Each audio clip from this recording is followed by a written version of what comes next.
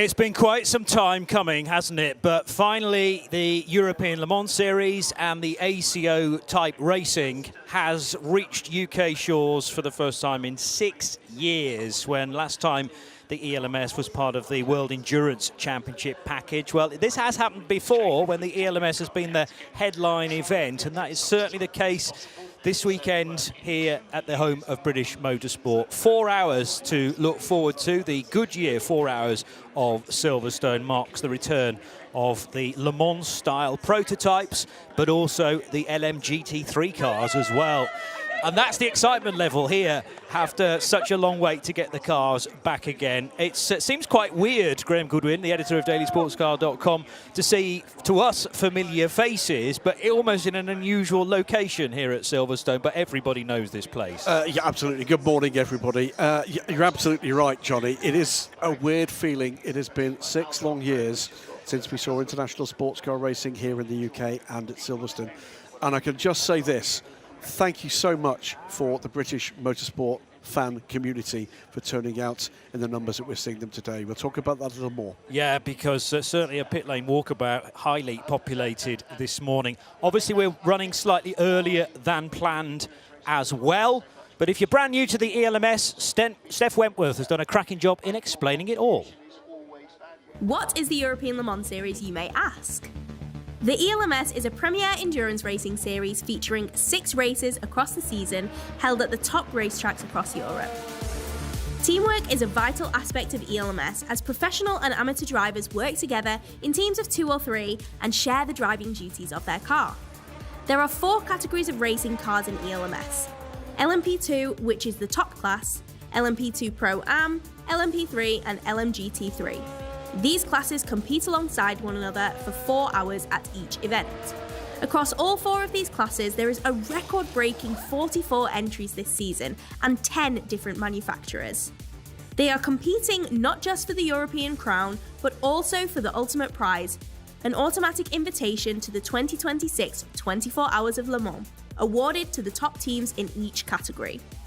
The absolute best part is that fans are at the forefront of the action, with affordable ticketing and incredible access across the weekend. And for those of you at home, you won't miss a thing, as you can catch all of the thrilling action live on our YouTube channel and FIAWEC.tv. We've been every step of the way so far, bringing you all of the coverage across the weekends in 2025. This is the 5.8 kilometre or 3.66 mile Silverstone Grand Prix circuit, with plenty of overtaking opportunity, but also so many of the drivers love it because it is fast. Maggots, Beckett's, Chappell, those names just reel off the tongue. So we're going to be at high fuel usage, you would think, and strategically, with the rain expected as well, it's going to be a fascinating afternoon. That's the reason why we're starting at 11 o'clock rather than the previously advertised midday. And qualifying yesterday was affected by wet weather running as well. The skies with a bit of cloud, but actually as the GTs went out, the LMGT3s, the track was still damp and therefore tyre selection very crucial. See how much moisture's being lifted there by Takeshi Kimura's car guy, Kessel Racing 57 Ferrari. He's 3rd fastest. 2nd quickest, Martin Berry. 3 pole positions already this year, but he couldn't match a blistering time from Celia Martin, the first of the season for the Iron Dames bronze racer. She'd chosen ideal tyres, really, even though still on the wets. That dry line was helping, and she managed not to overheat those tyres, much to the excitement of Sarah Bovey and Michelle Gatting, her teammates. LMP3 was next, and the track was almost dry. Certainly there was a dry line at this point. 17 cars won a lot of points this year, but they didn't win in Spa last time out, and they're going to be 3rd on this grid, courtesy of Theodore Jensen's time.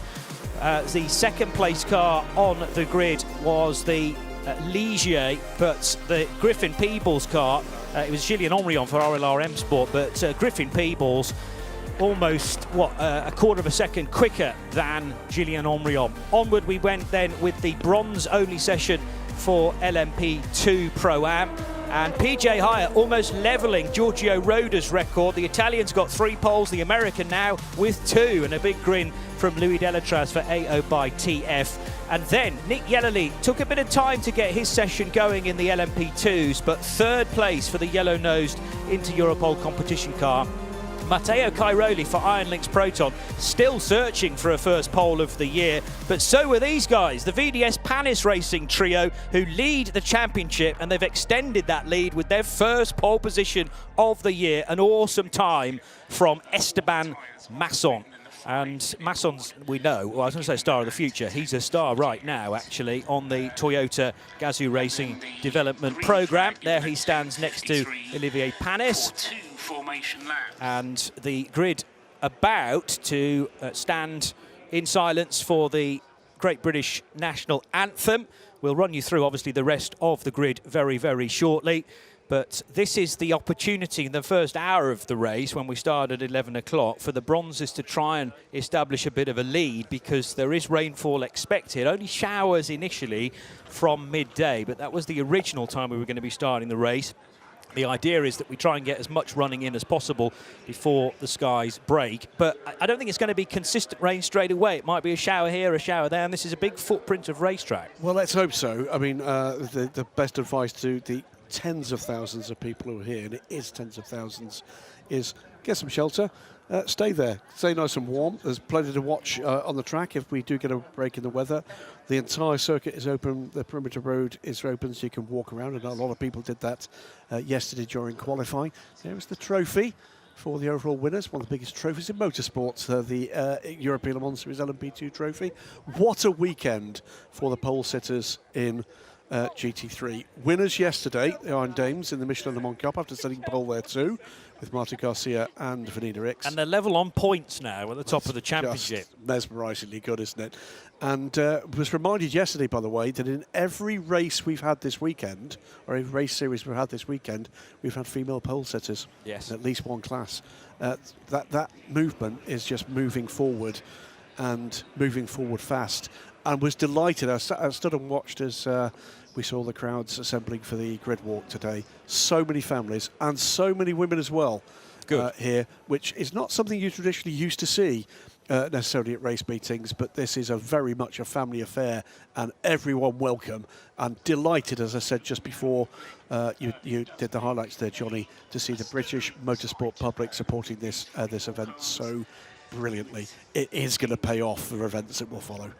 So we had Hamda Al-Kubaisi taking pole position in the second qualifying session for the Ligier European Series, daughter of Khaled Al-Kubaisi, who has raced here in the past, the Emirati family. Here is Zach Brown, though, who has already been out on the racetrack this morning, adorned with the United Autosports outfit. That can be exchanged later in the day, potentially for a McLaren Papaya, of course, but he was displaying a Jaguar Group C car earlier this morning. Jaguar XR8, part of his extensive collection. He's going to be giving the green flag for this race.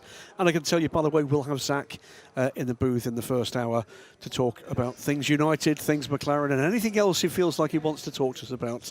It's a delight to see him. One of a number of special guests we hope to welcome during this broadcast. Great looking grid, packed paddock as always here for the European Le Mans Series.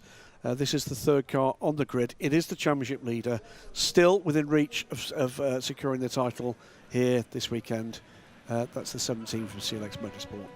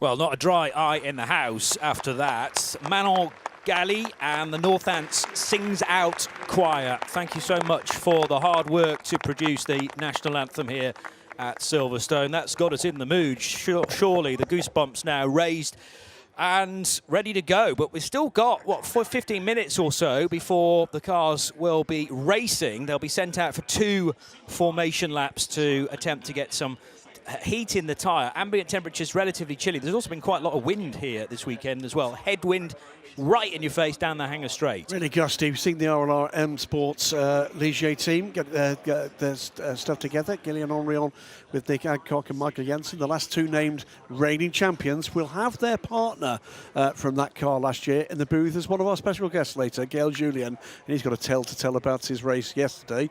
WTM by Rinaldi Racing, though, are on pole position for this race. Torsten Kratz will start the race.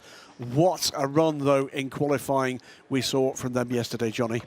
Tremendous lap from Griffin Peebles, a 1:53.0, which was 0.3 or so faster than anybody else in LMP3, and that category is renowned to be so close, but you have to stay tuned to it, perhaps more so yesterday than ever before, because again the track wasn't fully dry at the start of the session, but it got better and better, and therefore it paid you to stay out for as long as you could, but as long as the tyres weren't already spent. And Gillian Henrion, as we know, is no slouch, but he could only get to within just under 0.3 of the Peebles time, so it's a Duquesne out front of a load of Ligiers on the grid in LMP3.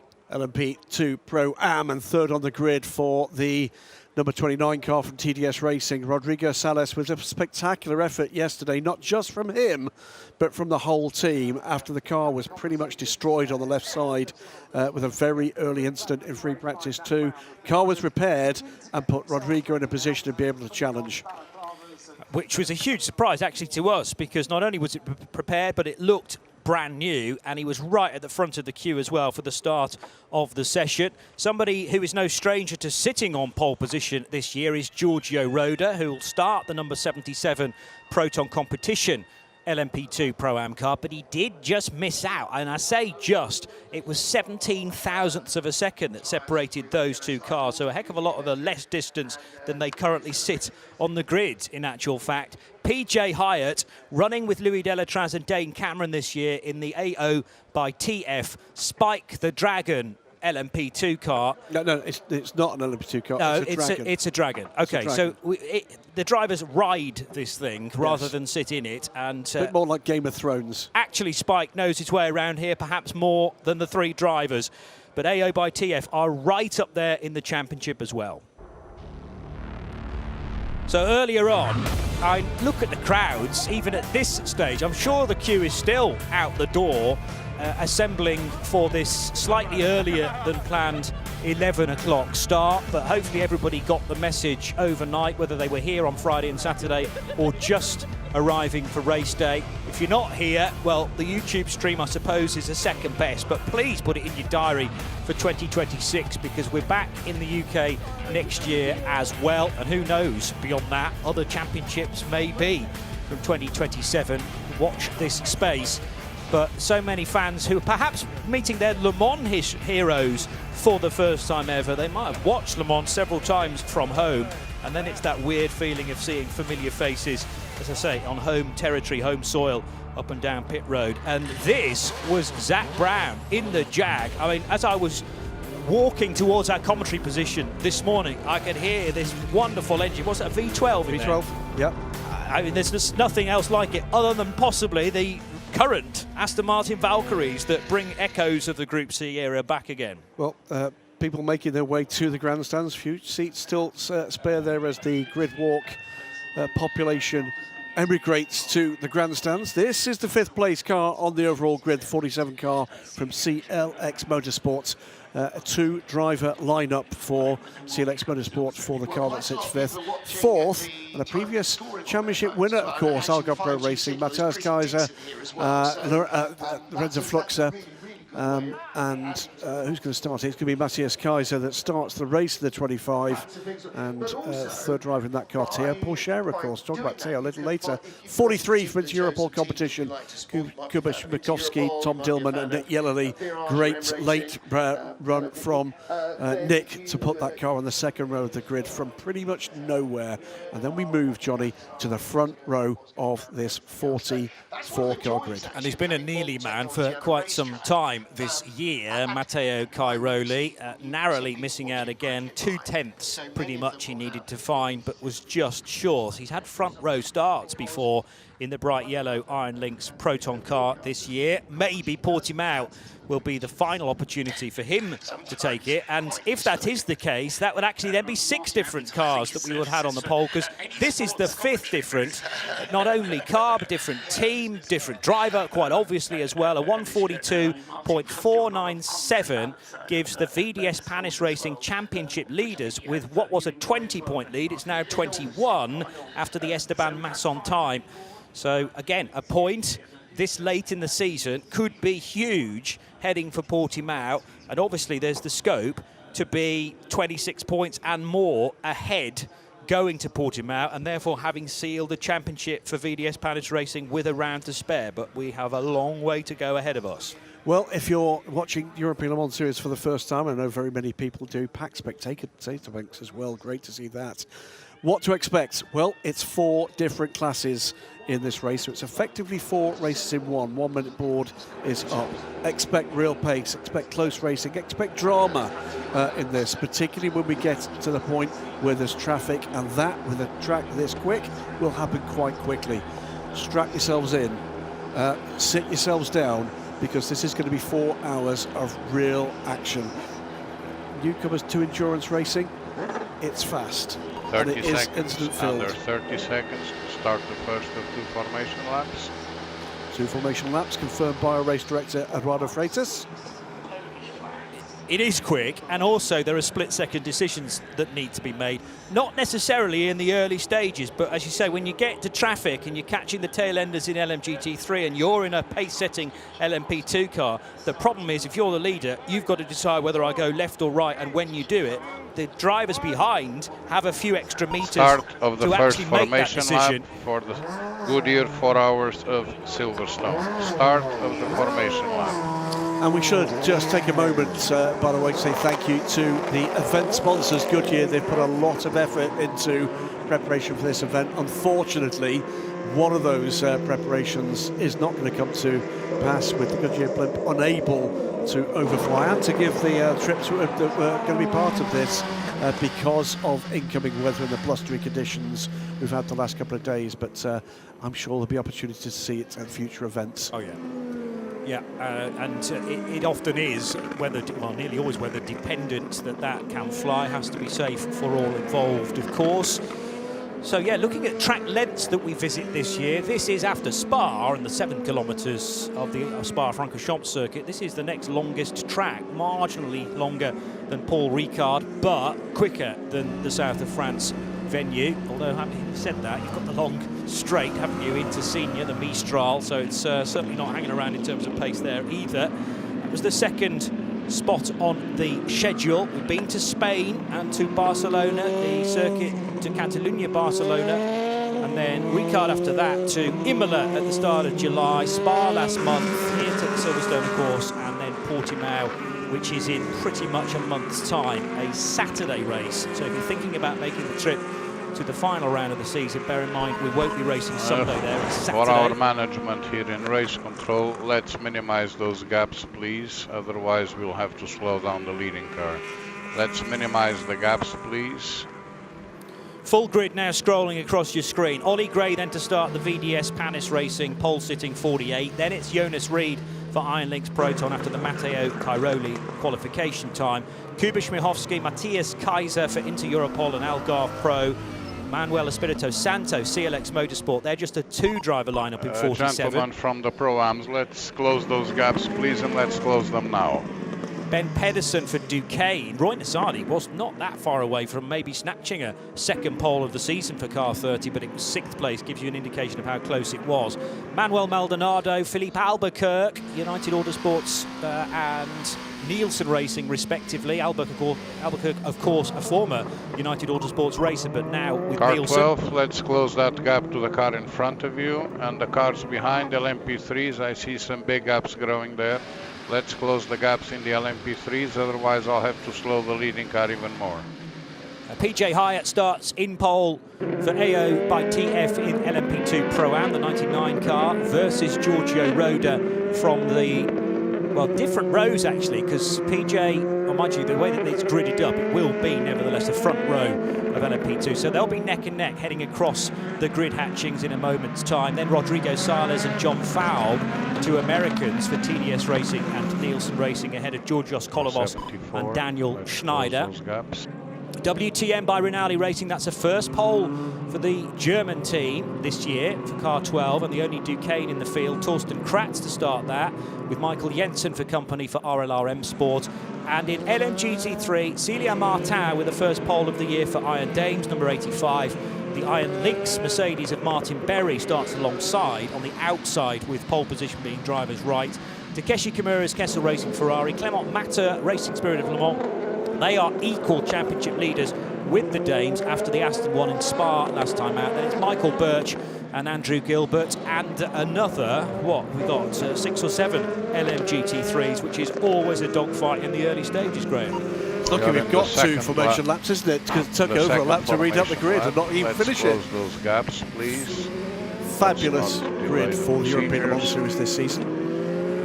Colourful grid of LMP2s, LMP2 Pro-Ams, the brand new Gen 3 LMP3 cars making their first appearances this weekend here in the UK, and LMGT3, another class for the first time here in any competition. And this, particularly for the overall, yes, there's some race favourites in amongst them, Johnny, but with weather likely to form a part of this, this is pretty much anybody's race. Well, expect some intervention of some kind, I would think. At the very least, a full course yellow here and there. Request to all the teams, let's take this moment to remind drivers, it's the lights and the line. 2 solid lines of cars crossing the start boxes painted on the grid. The start line is under the start lights. The start line is under the start lights. All of this will have been mentioned several times in the driver's briefing, but it gets reiterated on these rolling laps so that nobody can be in any confusion. And important, therefore, that the start is as orderly as possible. Yes, we're not going to be halting cars in the grid slots, but you have to be driving through them for a rolling start. And part of the reason for that is race clutches, but also so much mechanically can go wrong if you're trying to get a Le Mans type prototype car from a standing start. So it's always been a rolling start in the last few decades at least. All cars to assume grid positions exiting T15, please. All cars to assume grid position exiting T15, please. And they're just about in turn 13 now, so we should start to see the field forming up, those gaps closing, or else the World Operators will be reminded them, I think, quite bluntly. LMP2s, depending on how much green flag running we get, will be making probably 5 stops to do the race in 6 stints, 40 to 45 minutes. Obviously, the more rain we may get, the better fuel mileage you're going to get, but then you lack the aero grip because the cars can't go quite as quickly. And actually, the GTs end up having most of the advantage because they're almost 1.5 tons in some cases, so have lots of mechanical grip, as we call it.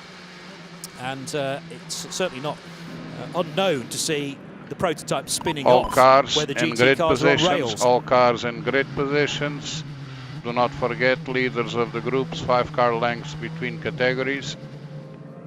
Into Brooklands. Let's close those gaps. Oliver Gray, Jonas Reed, side by side, in behind Kuba Śmiechowski for inter-Europol competition. Then Matthias Kaiser, Manuel Espirito Santo and Ben Pedersen These are the drivers that are looking to get their hour done as early as possible. If you're LMGT3 bronze runners, and they're all bronze to do this first stint, you've got to do an hour and a half, but not necessarily all together. And remember, a full course yellow locks you out of the pit lane, apart from for emergency service. Safety car, first 3 laps, you won't pit as well. You can't pit, but we might have a virtual safety car that does allow it. Stick with us, this is going to be a journey into the unknown, but we're back in the UK for the European Le Mans Series 2025. Under investigation. And down into Copse Corner we go for the first time. Oliver Gray leading the way, but no longer is Jonas Reed in second place because Kuba Śmiechowski's got the jump from the inside of the second row and is now ahead of the yellow Iron Lynx Proton car. Algarve Pro Racing's Matthias Kaiser fending everybody else off, it seems, after a good start for Benjamin Pedersen in the black and green Duquesne car. And now a chance to get desperate temperature into these tyres onto the hangar straight for the first time. Trouble, I think, for the number 3. That's yes. It's Georgios Kolovos, I think, has had it. There he is across the infield. But looked like a cracking start for the 43 car. Start is always under investigation, so I'll take a good look at that. But it did look like Kuba Śmiechowski had a real cracker. It's not just Kolovos who's in strife at Maggots Beckett's, because Rodrigo Sales could have been involved with that as well. So 2 LMP2 Pro-Am cars have not reached the end of the first segment, at least. We're now going past the wing, which is always very confusing because camera views can make it look like the start-finish straight. Not quite back there yet, because now dive bombing into Village goes the 24 car, which has been started by Philippe Albuquerque. Interesting that they put a pro in for the opening stint there rather than the silver. And Albuquerque's off on the grass though now and has lost a hatful of time as he goes through the Kinkard Aintree and onto the Wellington Straight. So back towards the complex, still cars weaving to try and get heat into the Goodyears. He's the only platinum driver to start the race, only platinum or gold driver to start the race in LMP2. Can tell you that both those delayed LMP2 Pro-Am cars are back underway, so we still at the moment have 44 cars running, but there's further woes at turn 14, which is the 37. left-hander at the loop. It's another P2 car. So what do you reckon? 37. 37. Okay, one of the CLX cars, and that is Alexander Malikin. And CLX Pure Racing car had started quite a bit further up in the order. 37 starting 9th place, and now the 31 Wolf car as well in trouble. Yes. Jacques Wolf in the gravel. This might be a very early intervention here, and as you can see, some LMP3 cars mixed in amongst the GT3s. That was Julien Gerby, and he's just passed Celia Martin for position, recovering that position. It is Celia Martin for the Iron Dames that leads. We are going to go to an immediate virtual safety car. So virtual safety car, 2, you can pit. 1. Virtual safety car. We are under virtual safety car. Be advised, we are picking debris at multiple places on track. We've got cars to recover also. We are under virtual safety car. Also into the pit lane, Daniel Schneider, who I didn't think was involved in the incident, which presumably did involve both Georgios Kolovos and Rodrigo Sales. Kolovos is in the pit lane as well in car 3 now. This is the DKR Engineering. So there's damage Orica. front right to that car. The front right wheel cover and lights fitment are damaged. But there's also one of the rear cheese wedges on the hangar straight, and I'm trying to work out which car that's come from. It's more likely to have fallen off an LMP3 car after contact, no doubt. Start again. So not a great getaway for Jonas Reed. He was jumped by Kuba Śmiechowski in the yellow-fronted into Europol competition car. So Śmiechowski now second, but a terrific run from the lights going out from Oliver Gray. We do know that the start is being looked at as well for fear of any jump starts or being out of position. The LMGT3 got stuck in very early on as well. It was a spin for Sales. Oh, and then a hit for Jacques. Is that the United car that's just been pitted? That was the United car. So Daniel Schneider then into the side of a spinning Kolovos. And PJ Hyatt's had contact on the opening lap as well. That was with Alex Malikin. So I think we may have seen, unseen by us, I think Daniel Schneider's had a front clip refitted because he did impact that spun car. And then it was a 3-way contact, 31, with the number 8 Team Virage car and the Iron Dames Porsche. So that will be investigated as well. It looked to me like looked to me like one of the LMP3 cars checked up and was then, it was basically ping-ponged. Rear damage, quite heavy rear damage to Alex Malikin's number 37 car. We can see that car going into the garage now. So just to recap, what's that, 3 separate incidents. There was contact between the 2 LMP2 Pro-Am cars we initially said, DKR Engineering and TDS. That looked to be the DKR car into the rear, I think, of the TDS car. Virtual safety car speeds for... where is the rest of the field? That gap is huge. Well, 80 kilometres per hour it should be for everybody, unless Kuba Śmiechowski's got a problem with his limiter, or unless he got the wrong message and was actually expecting a safety car around the corner at Copse. But yes, the gap is huge, and it can't now close, because if Ollie Gray's doing 80 kph, Śmiechowski can't go faster. But the safety car will come out. So the safety car will come out after 2 laps on the virtual safety car, but whether or not there may need to be a further investigation, we'll bring to you. So just to complete that first incident, it was the 2 cars spinning, in come a couple of the LMP3 cars, and my guess here, Johnny, is these cars will burn their long stops now. So we'll explain that in just a moment. The second phase of that incident was Daniel Schneider then hitting the rear of the sorry, separate incident, wasn't it? The 37 car. 37 car spun after contact with the 99, PJ Hyatt, and was then collected by Daniel Schneider. That was incident 2. Incident 3 involved the Team Virage car, number 8, the number 31 Racing Sprint Le Mans car, which ended up in the gravel, and Celia Martin in the LMGT3 leading 85. So to explain what we think is happening here with LMP3, RLRM Sport, Ultimate and Team Virage all on pit lane now. And each of these LMP3 teams has to do 2 timed stop, long stops. After that, any further stops can be done as quickly as they like. So this doesn't affect LMGT3s. However, it appears that Horst Felbermayer's got the nod to just top up the fuel, and this was happening last weekend at the Circuit of the Americas during the World Endurance Championship race as well, after a safety car period and a virtual safety car as well. You get the chance to almost for a free top-up, yes, which could be crucial later on, because what you're trying to do is inch your bronze driver through a 90-minute stint, and you can't do 90 minutes at green flag in one go in a GT car. It also potentially keeps you out of pits when they're busier. So it means that there's less opportunity for risk. In comes the 21 car again, with Daniel Schneider. By the way, the minimum pit stop time for LMP3 this weekend is 100 seconds. So we're looking for... The minimum long pit stop time. Yes. Yeah. So yeah, you've got to do 2 minimum long pit stops in LMP3.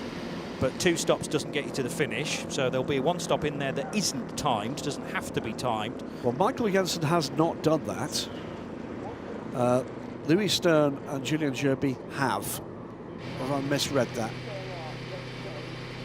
I think you have misread that. I have misread that. There's 2 cars above them. So all 3 of those cars have taken their minimum pit stop for 1 long stop. That may well pay off later in this race. It is one to watch, and it'll be interesting when the group comes round again.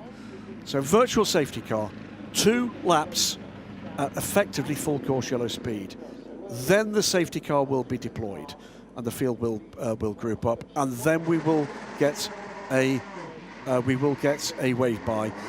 Happily, as you can see, the 37 car, after work on the rear left suspension, after that hit from Daniel Schneider, is now back out on track.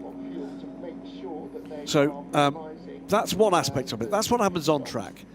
Off track, while we've got the cars under virtual safety car speed, the pit lane remains open.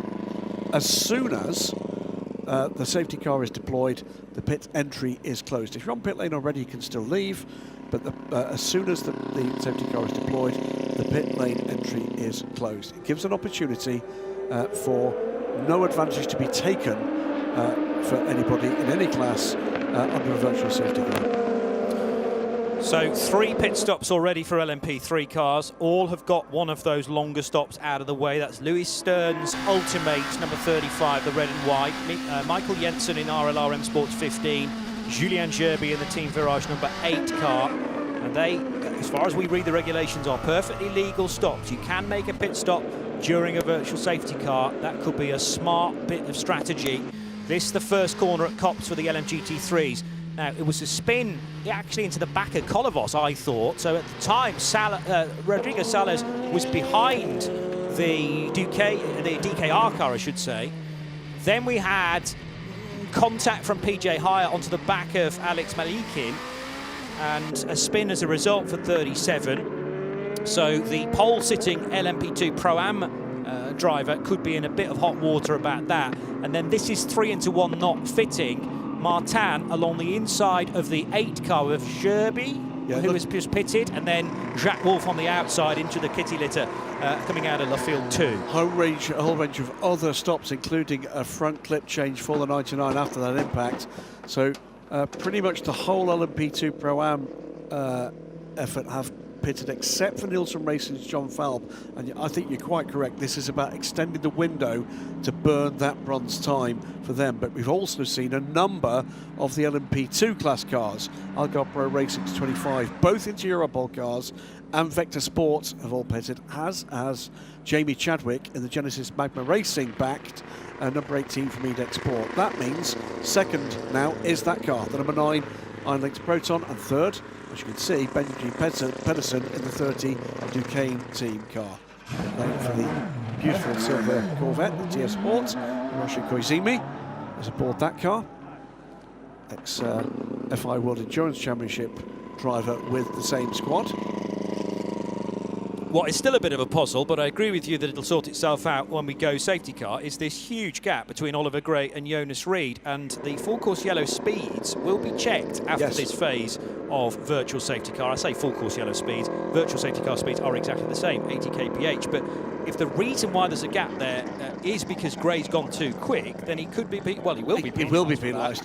If that's the problem, but it's a big if at this stage. Just wanted to make the call about that incident that involved the two LMP3 cars. Looked to me like Julien Gerby had a problem coming into that turn very squirrely. That allowed the Racing Spirit Le Mans car to the outside. I think he then moved in on Celia Martin in recovery. I think the initial impact looked to be Julien trying to recover from a bit of a moment. Perhaps got himself safety car deployed. Safety car deployed. Leader, keep the 80. Everyone to line up behind the safety car. Pit entry is now closed. Safety car procedure has been deployed.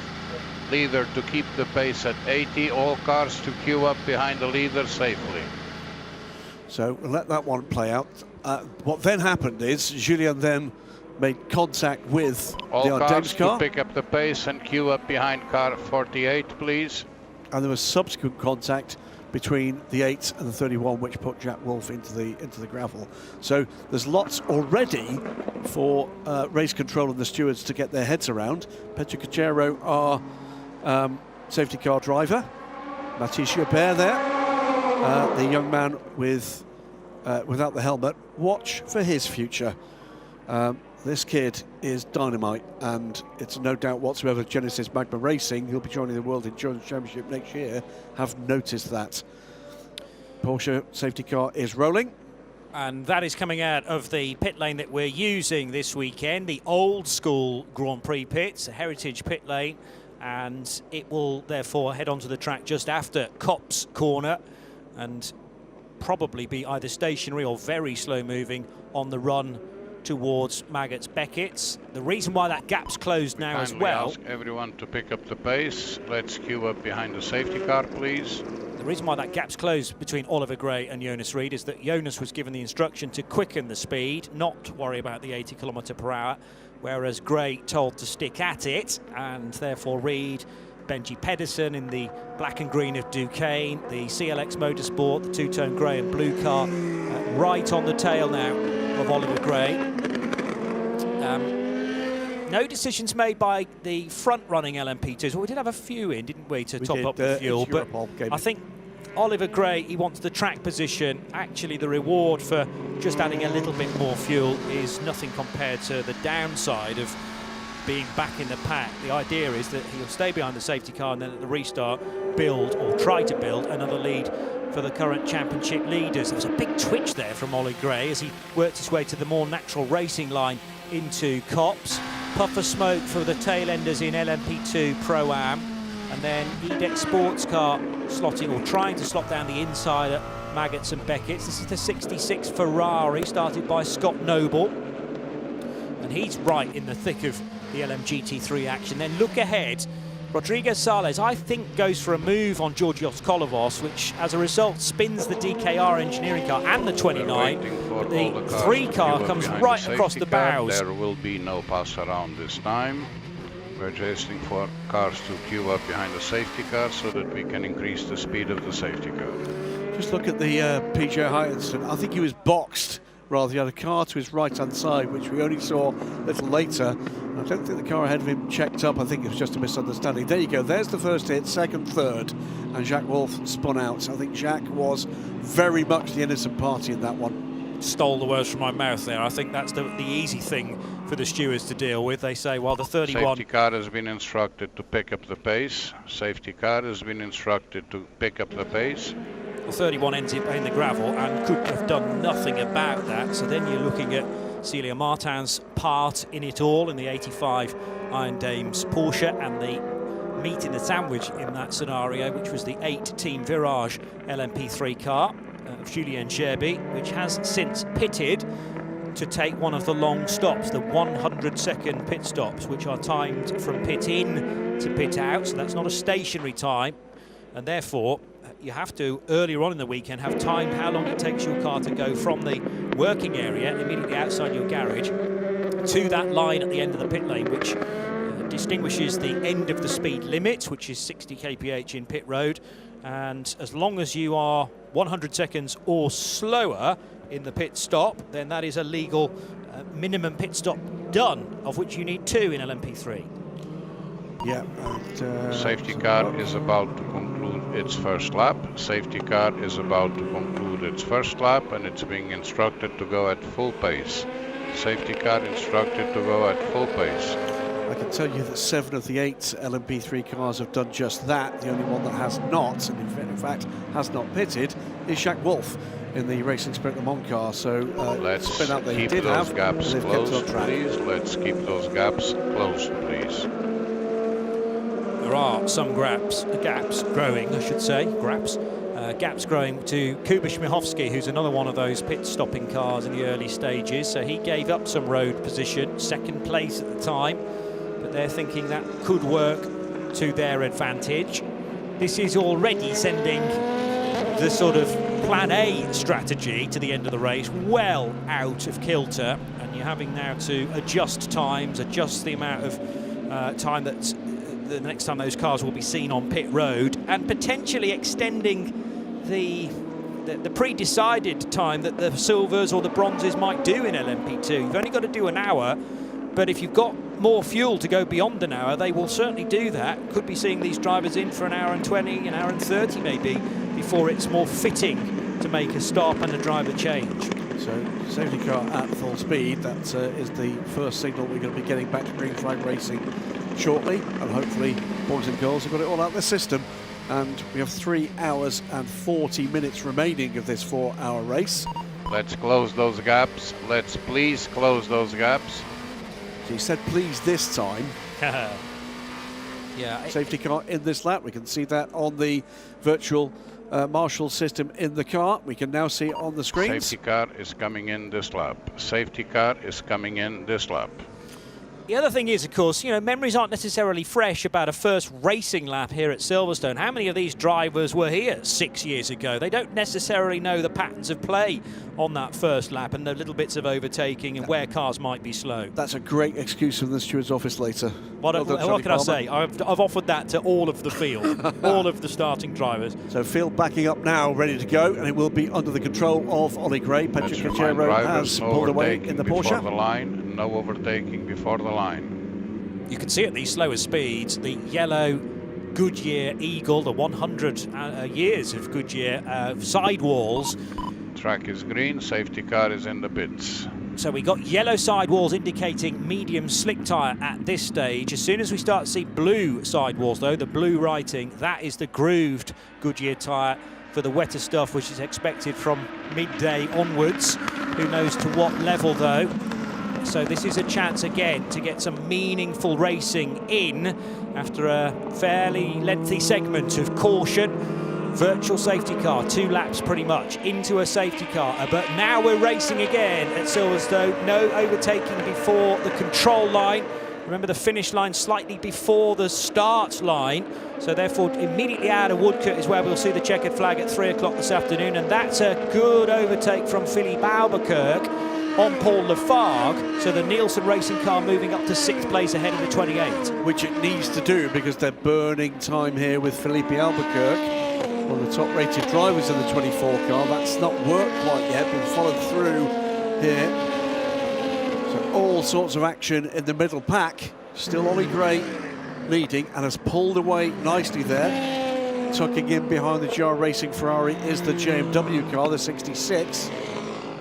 66 in the hands of Scott Noble. In comes number 3 again. Yeah, I can't understand that. Not sure what that's about, but Georgios Kolovos clearly not happy with the car. Is it carrying more damage than he thought? Has there now been discovered a slow puncture, perhaps? But Kolovos is in for DKR Engineering after his spin as a result of contact at Maggots Beckett. The 30 car that has been started by Benji Pedersen for Duquesne team, now turning right at Village. This is the loop. And Aintree, the left-hand kink, which is easily flat in one of these cars that takes you onto the Wellington Straight. And certainly giving a lot of attention to Jonas Ried is Benji Pedersen. The 30 car with Roy Nassani, the Israeli driver, to come later on. He was put in for qualifying. They've also got Jean-Baptiste Simonar, no, it's wrong car. They've also got Richard de Guiras, who's had a pole position already this year. Into Vale, oh, huge spin for the car that was on pole position in LMP3, and that was really well gathered up, in fairness. Oh. My word, Leo Weiss could have been in the gravel trap at Club.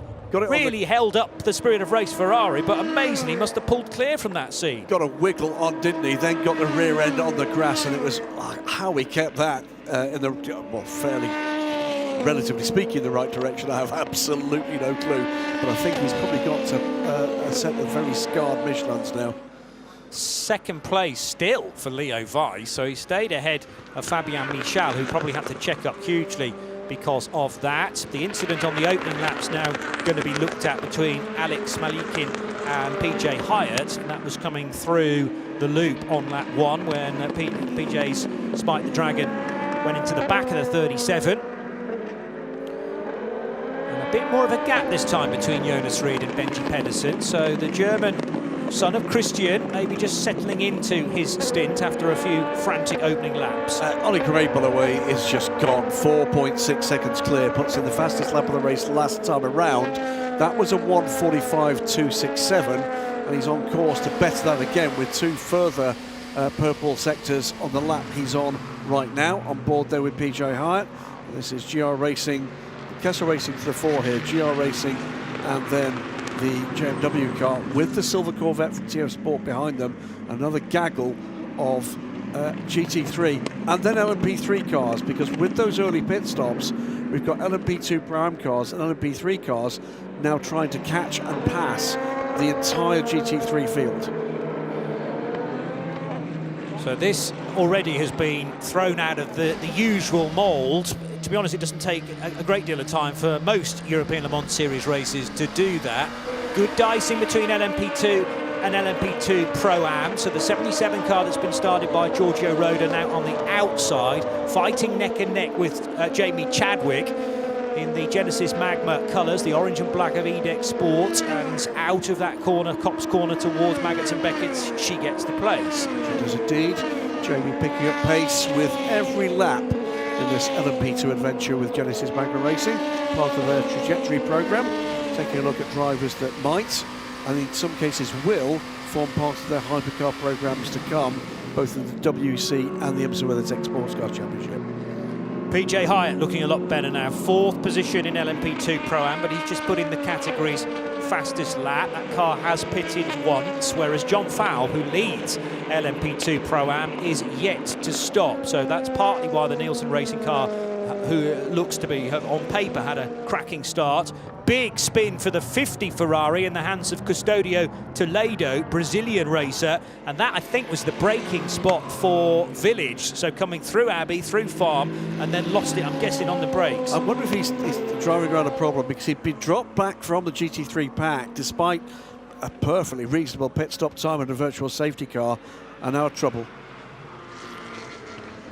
Toledo's pitted after that spin, by the way, so 50 car joins the number 3. Here is Toledo getting fuel, if nothing else. They look ready for tyres as well, actually. So the rear right, both right side tyres, they're trying to change, but the front right's not coming off, is it? No, and hearing as well, the issue for Georgios Kolovos is suspected damage to steering and suspension.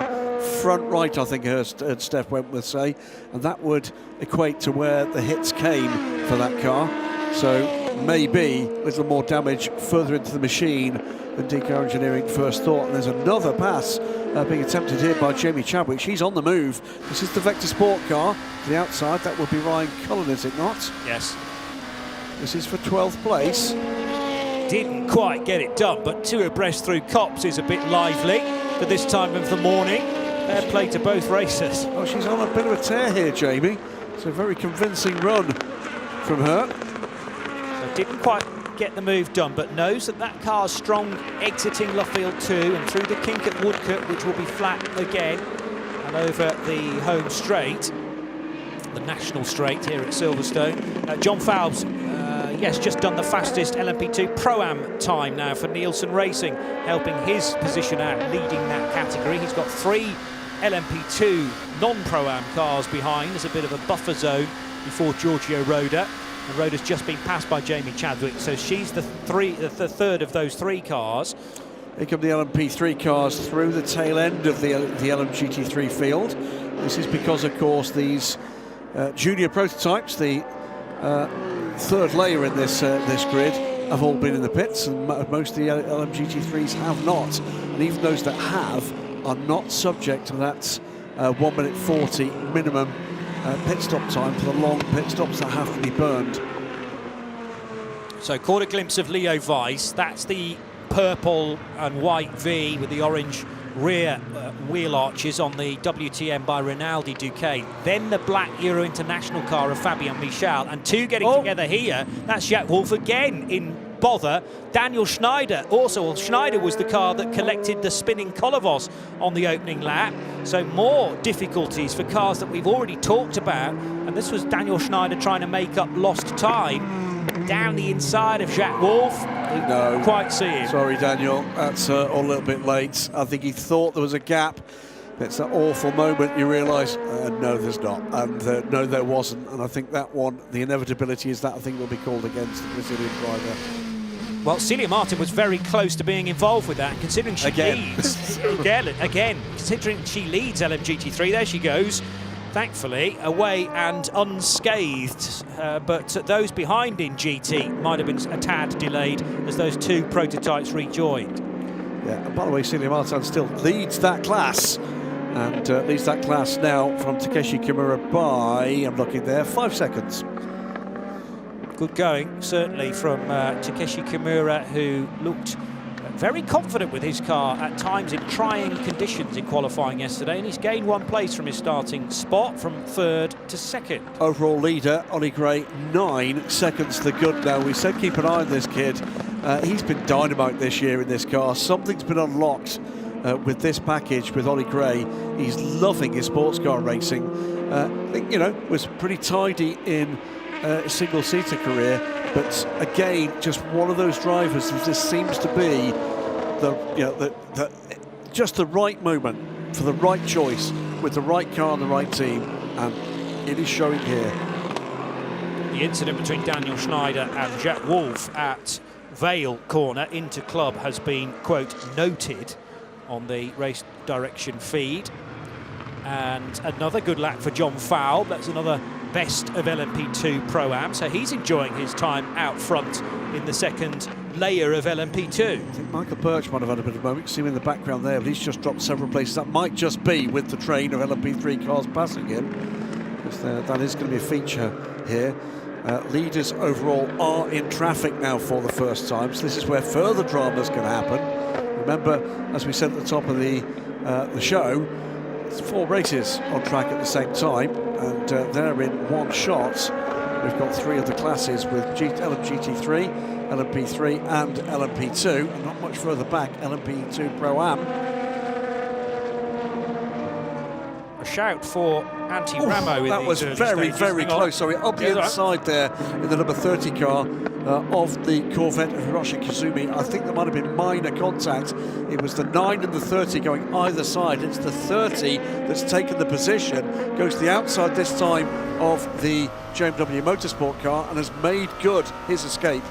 Scott Noble briefly getting his ears boxed there by the 2 that was swamping him, one to the left, one to the right, and gaining the ground. Benji Pedersen then on Jonas Reed. Pedersen now going to have to struggle a little bit through Luffield because he can't find the inside line. The faster car has to find its way through, and 2 wheels in the gravel will not have helped his optimum speed on the national straight either, because this is Jonas Reed's opportunity then to get, but now the road is blocked for him because the Ferrari up ahead of Andrew Gilbert needed to get out of the one, not get out of the way because Gilbert's in his own race, but for Jonas Reed, he had to get well off the throttle there despite having the advantage. Yeah, that was traffic giveth and traffic taketh away.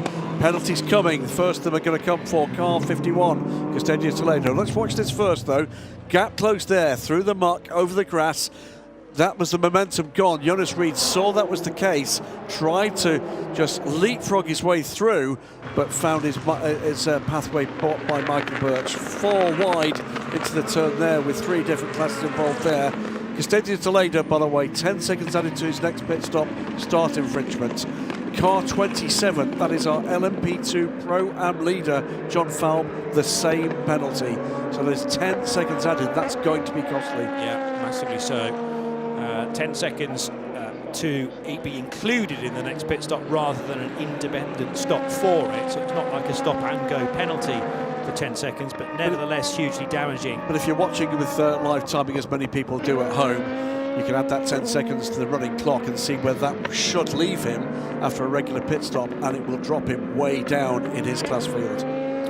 We haven't mentioned a huge amount about Antti Ramo so far, the 42-year-old Estonian racer, but he is a convincing leader at the moment in LMP3. Again, he's done the fastest lap in the category for DKR Engineering, leading Leo Weiss. But remember, Leo Weiss had a hatful of backward steering, rear steering into Vale and Club Corner that he needed to mop up. Amazingly, after that moment, stayed in second position. And we should mention, by the way, aboard the Ginetta, this is Felipe Albuquerque. He's toughing it out with Jonas Reed, goes out the inside, forces the German driver to the outside, did well to keep that in a straight line. Here's the 22 car as well of Manuel Maldonado. Brilliant battle here for 3rd place overall. And at the moment, that's gone the way of Felipe Albuquerque, trying to bully his way to the lead here, towards the leader. He's made good his escape for Jonas Reed, who's now under pressure, that puts traffic between him to himself and Manuel Maldonado. Jonas Reed rapidly losing love with the national straight, I would suggest, because he found himself out in the grass on the last couple of laps now and losing time. So Albuquerque giving Reed no opportunity to rejoin the track. Now Reed's got the option of pulling the throttle and then just ducking in behind. He did eventually do that, but then there was a bit of a sideways movement through Copse. But this was Albuquerque fully knowing the whereabouts of Jonas Reed. There might have been the merest hint of contact, perhaps on 2 separate occasions. Well, let's call it a kiss. I think. Yeah, okay. I don't know what the opposite of a kiss is, but I think that was the reality. Jonas Reed, though, has now come round again safely, gapping Manuel Maldonado through traffic, so good recovery from the young German driver, 3rd generation racer. And the Reed family, Gerald Reed, raced for many years with his son Christian, team principal at Proton Competition, who's allegedly retired but will race again, I think in Fuji next weekend. But now much effort is going into the progress for Jonas Reed. Again here, cars coming through traffic. That is Francois Perodo, there of course a car, running 3rd in LMP2 Pro-Am with the recovering PJ Hyatt and a slightly longer pit stop for that change of front clip after the contact earlier on. It will be, though, a drive-through penalty for PJ for the collision with car 37 we saw earlier in the race. And he's going to take that now, in fact. So just got the message coming out of Luffield and before Woodcourt. I think he'll have been expecting that. Yeah. He's done enough racing now to say whatever the other extenuating circumstances might have been, there was no other way I think they could reasonably have called that. Well, 9 times out of 10, it's the car behind that makes contact with the car in front's fault, because if the car in front then spins, regardless of whether you didn't mean it or not, you know, it was just a little bit of backing up of traffic, but the spin was caused by PJ Hyatt, who I think you're right will hold his hands up, and best to take the medicine as early as possible, put it out of your mind more than anything else, and he will rejoin at the moment in 5th place. He's lost a single place with that, so he's still in contact here with Crichton and Tudis, who's dropped back a little from Francois Perrodo. Long way to go. We've got more than half an hour, though, including that virtual safety car early in the race. Car number 3, that is DKR Engineering's car that is still on pit lane under investigation for virtual safety car infringement. Frankly, at this point, at least there worries. 20 seconds it takes for a drive-through penalty. The AO by TF car has just informed us of that. The 25 car briefly off the road, exiting the loop. That's the Algarve Pro Racing entered car. And does rejoin. So Matthias Kaiser with a little bit of time lost and a position as well, because he was fighting with Ryan Cullen. Cullen up to 9th. Yeah, Ryan's actually dropped Jamie Chadwick in the last lap or two. Jamie that's going to be trying now to get onto terms with Matthias Kaiser. It's another battle. There's not a battle here. This is lap being put on. That's Daniel Schneider, isn't it? Is it to the right? 23, I think. So I think it's 21. 21, okay. Yes, that would make sense. So we've got a 23 in the World Endurance Championship, haven't we? But anyway, I'm confusing things from previous years, potentially. 22 is one United Autosports car. That's the red-roofed car of Manuel Maldonado. And Daniel Schneider being lapped. I think there was a little bit of contact there as the LMP2 Pro cars came through. This is PJ Hyatt with... I think that might be another LMP2 car.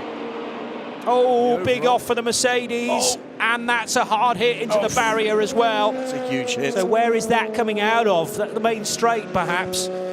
It's Martin Berry, who was in 8th position. How on earth did he end up there? There's damage, and it might well be, there you go, to the CLX Pure Racing car, and I do wonder whether or not that was cause and effect.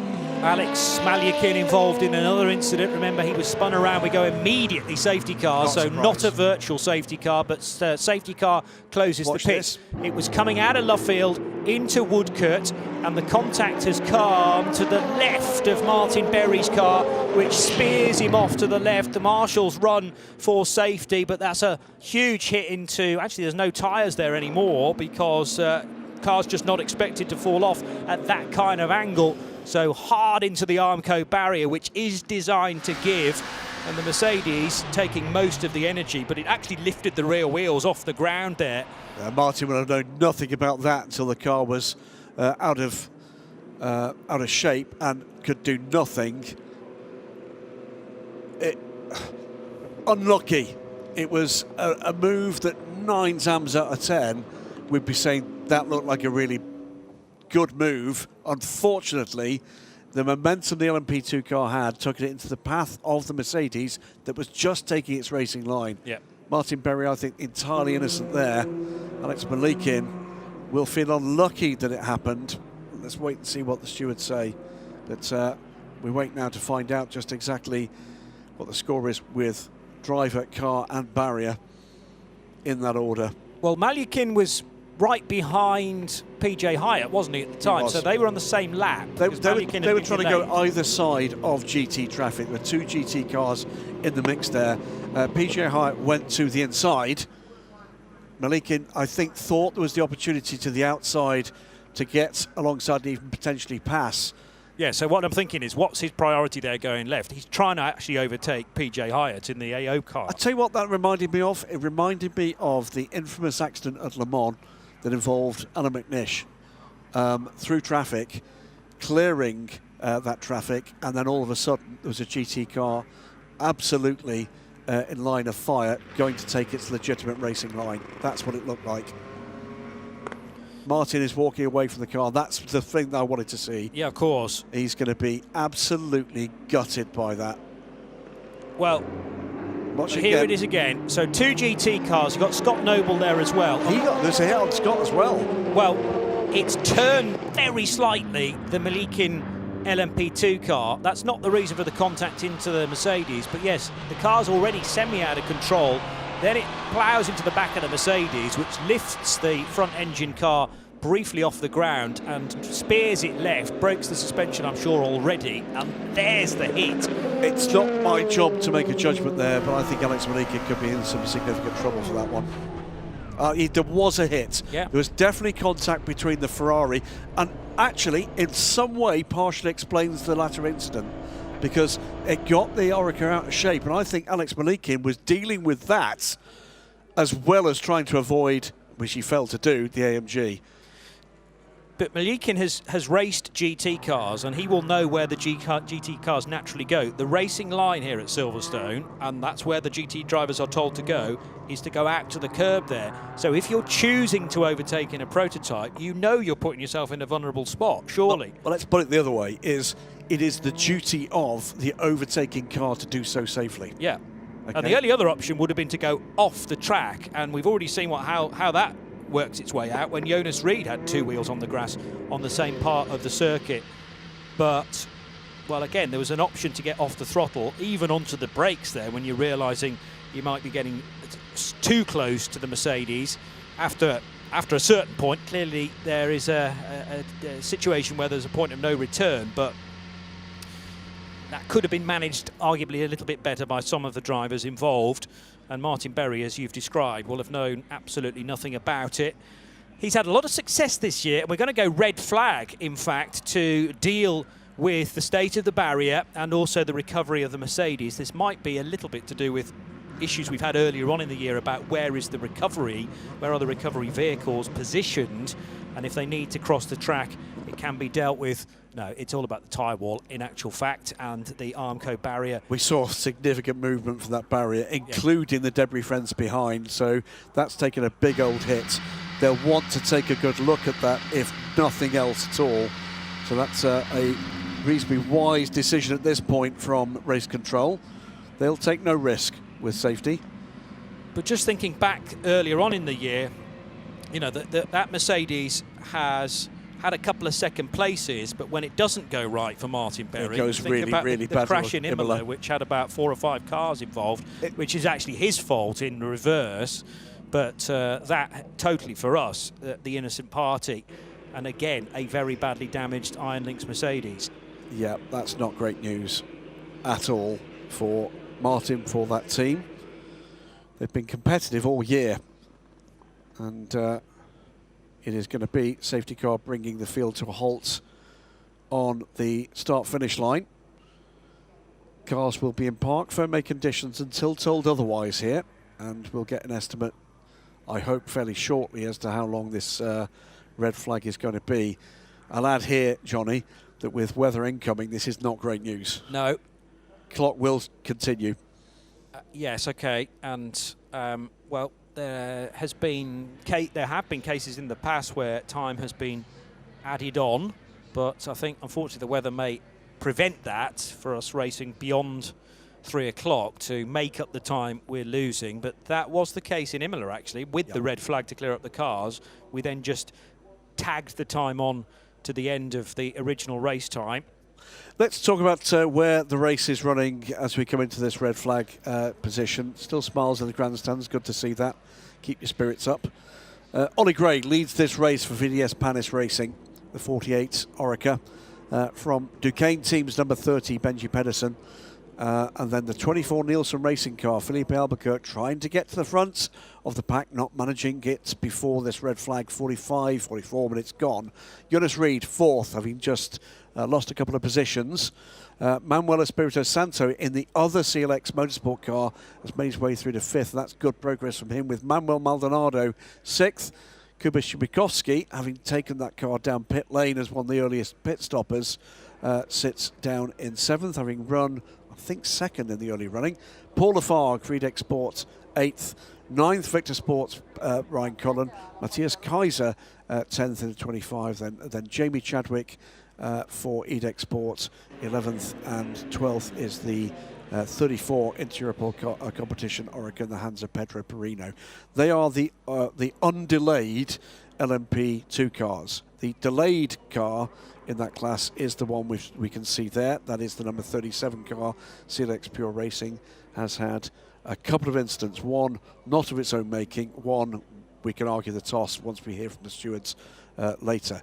LMP2 Pro-Am starts from 13th overall. That's in the hands of Nielsen Racing, John Falb, the only car in the class to have chosen not to pit under the virtual safety car, but has a 10-second penalty to add the next time he comes down pit lane, or the first time he comes down pit lane.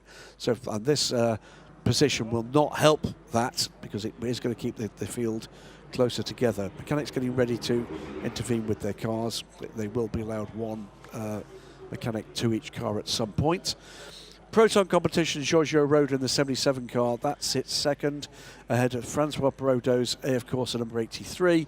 PJ Hyatt, the pole sitters, AO by TF number 99. That car has had a drive-through penalty. We're going to see this incident one more time, Johnny. So PJ Hyatt to the inside of Scott Noble, and Alex Malikin thinks I can get round the outside of one GT car. He actually struggled to do that, because there's the contact with the Ferrari, and then Martin Berry entirely helpless. Questions are, could the 37 have prevented that moment by either getting off the throttle or simply braking? But then that might have caused problems for Scott Noble in behind. And the Armco barrier takes the brunt of the energy. It did appear that the marshals got just about enough warning to scatter in time. This is Scott Noble's vantage point, so we can't see PJ Hyatt to his right, but Spike is definitely there. There's the tag on Alex Malikin's 37 CLX, and a much bigger hit into the rear of the Iron Lynx Mercedes for Martin Berry. The other factor, you've named it there, was Martin Berry will have seen PJ Hyatt to his right. He was staying out of the way of that. Could not see the 37, because what he was looking at was the 66, the Ferrari. Once again, whatever it's called, I saw that as an entirely innocent party in Martin Berry in the 63 AMG. I've already sought the regulations regarding how much race time we can actually put in today, and therefore how many points might be awarded. This is regulation 15.3.4 if the race is suspended, and full points will be awarded if the leader has completed more than 75% of the original race time.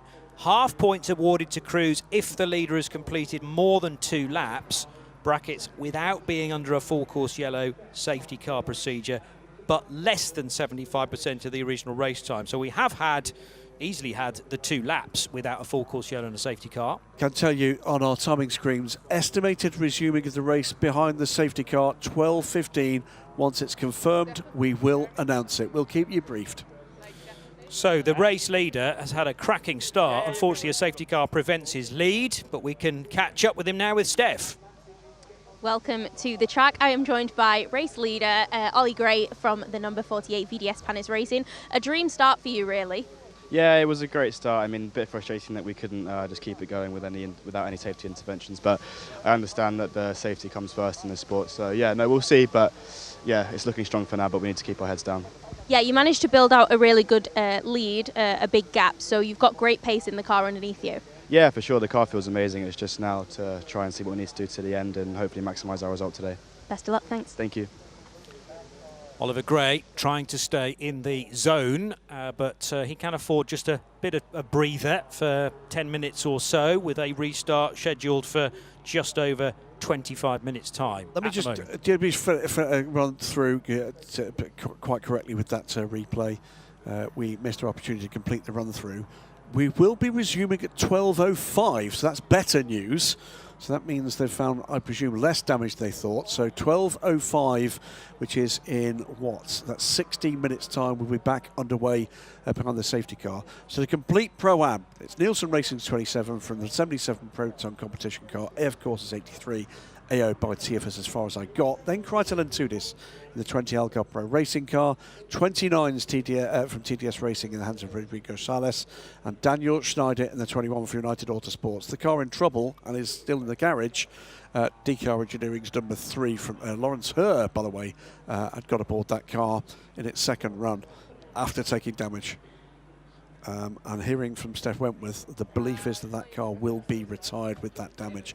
LMP3, so this is going to be topsy-turvy stuff here.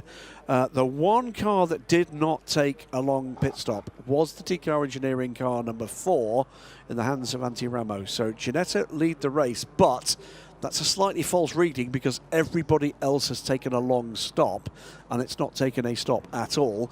Second, WTM by Rinaldi, Leo Weiss. We saw that car have real dramas with a real drift into turn down by the wing. The number 12 car sits second. The one Duquesne in the running. So Ginetta leads Duquesne. Then come the Ligiers. The first of those is Euro International, hands of Fabien Michel, the number 11 car. M Racing 68 car in the hands of Stefan Trebadini. CLX Motorsports Paul Lancher, the 17 car, looking to secure the title here today. Then we get into amongst the GT cars, but continuing the run through with the LMP3s, recovering through the GT order after those early stops. We've got the 88 car of Inter-Europol competition. That car in the hands of Tim Kresick. Julian Gerby in the hands in the Team Virage number 8. RRM Sport Michael Jensen aboard the 15 car. Ultimates 35 in the hands of Louis Stern. And then the luckless Jacques Wolf in the Racing Spirit Le Mans car 31 that's been turned around once and into the gravel on another occasion. LMGT3 is led 25th overall by Celia Martin in the Iron Dames Porsche. Kessel Racing's 57 in the hands of Takeshi Kimura sits second. That's the highlighter yellow car guy livery car. The 59 Racing Spirit Le Mans Aston Martin sits third. United Autosports McLaren, the 23, the papaya coloured United Autosports McLaren 720 SGT3 of Michael Birch sits in a fine 4th place. Then Kessel Racing 74, Andrew Gilbert. Mike Wainwright and his black with orange highlights, GR Racing 86 Ferrari. Then the all-silver TF Sport Corvette in the hands of Hiroshi Ashino. Sorry, my apologies, Hiroshi Kazumi. JMW's Ferrari, the 66 car that was tied up in the incident that's brought out this red flag, and Scott Noble. Duncan Cameron, Spirit of Race Ferrari, the British Racing green coloured car, the 55. That sits 9th. Rounding out the top 10, Charlie Samani in his 51 AF Corsa car. Horst Felbermeyer in the 50 Proton Competition Porsche. And then 2 cars that have been in trouble. The 50 Richard Mille Ferrari and the 63 Iron Lynx AMG, which is clearly out of the race. We're going to go down now to talk to LMGT3 leader Celia Martin, who's with Steph Wentworth. I am joined by LMGT3 leader Celia Martin, driver of the number 85 Iron Dames. A good start for you. I've just seen you inspecting the car. Does everything feel okay? Unfortunately, there was this LMP3 at the start going off, and you know, I just waited as much as I could to choose a line, but I knew it would be complicated, so it's very tricky for us behind. You know, I'm very aware of what they have with the P3, and you know, we also have a race to do, and this is a bit what's at that moment was complicated, but I hope everything else went okay. Yeah, obviously I have a bit of mark on the car, but so far it's okay. So yeah, it's for me it's a race incident. I was completely on the inside, just staying there, and yeah, I'm sorry for what happened. And yeah, chaotic start, but still P1, so finger crossed. Fingers crossed, anything can happen. Thank you. Thank you. Well, that's certainly the case so far. Anything can happen, and actually has so far today. But Celia Martin keeping the powder dry. We've just had information from the organisers of today's race that, yes, we're going to try and add this lost time under the red flag to the end of the race, because bear in mind we started an hour earlier anyway to try and avoid the weather. So the idea now is, how long has this red flag been? 10-15 minutes. We bolt that on at the end and theoretically still have 4 hours worth of racing. Yes, we've had a bit of safety car. We've had a bit of full course yellow and virtual safety car as well. But continuing to add this time on, which is exciting, Graham. And, you know, when we can do it, it's a great thing to do. We've got a huge crowd here that come along to watch the European Le Mans Series. They want to see 4 hours of racing, and congratulations to the race organisers for that decision on their behalf. Whether or not we can get that far with the weather, we'll wait and see, but every intention that that's what we're going to do. So good to hear that we're going to crack on. We are 10 minutes from the estimated restart time, so we should see the cars being prepped again pretty soon. Just saw one of the United Autosports cars being pushed out of line there. Not quite sure what that's about. By the way, the running clock on the red flag is just more than 13 minutes now, so 23 or so minutes of a red flag. Therefore, roughly speaking, 3:25 to end the race. But as you say, it's very much weather dependent as well, and how heavy the showers are, if indeed they arrive. I think there will be a shower at some stage, but it depends how heavy it's going to be. Yeah, the 21 car's been pushed out of the main lineup, hasn't it? It looks like. So that's the car that has been in strife at times with Daniel Schneider, running 7th in LMP2 Pro-Am. Let's stick there, actually, LMP2 Pro-Am, and head back to Steph on the main straight. I'm joined by Giorgio Roda, driver of the number 77 Proton competition. Running quite well. It's very competitive in Pro-Am at the minute, and every point counts. Yeah, we're running P2 at the moment, managing the pace and traffic as well, because it's a bit crazy with GT and LMP3. At the moment, I'm happy with the pace. We're fighting for P1 with the Nielsen car. So it's still a long way. Now it's a red flag, and when we go again green, it's going to be cold tires, cold brakes, so we need to start again from zero, and that's the tricky part for this. But I understand why there was a red flag, because the barriers was quite destroyed, but it is what it is, and then let's try to have a safe race for the rest. How are you feeling? Because Silverstone is a new track to ELMS. How are you getting used to the high-speed, challenging track?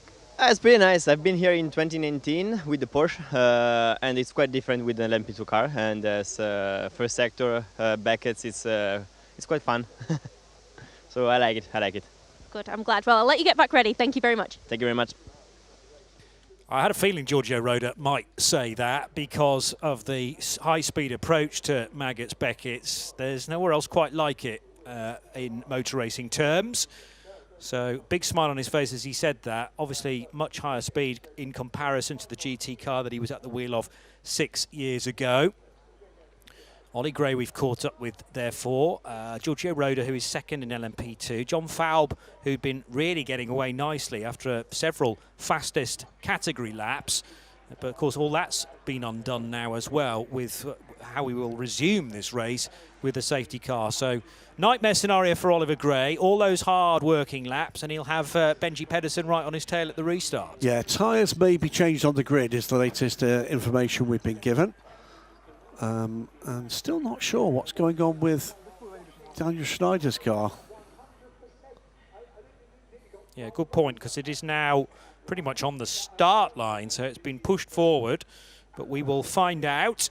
So we've had a good portion of green flag running, a total of, as we got underway at 11 o'clock, green flag running totaling just more than 20 minutes, but this red flag has now been for 16 minutes. There was a puff of smoke that I was trying to identify from, I think, the 20 Algarve Pro Racing Pro-Am car for Crichton Lentudis, but there were bigger incidents in behind.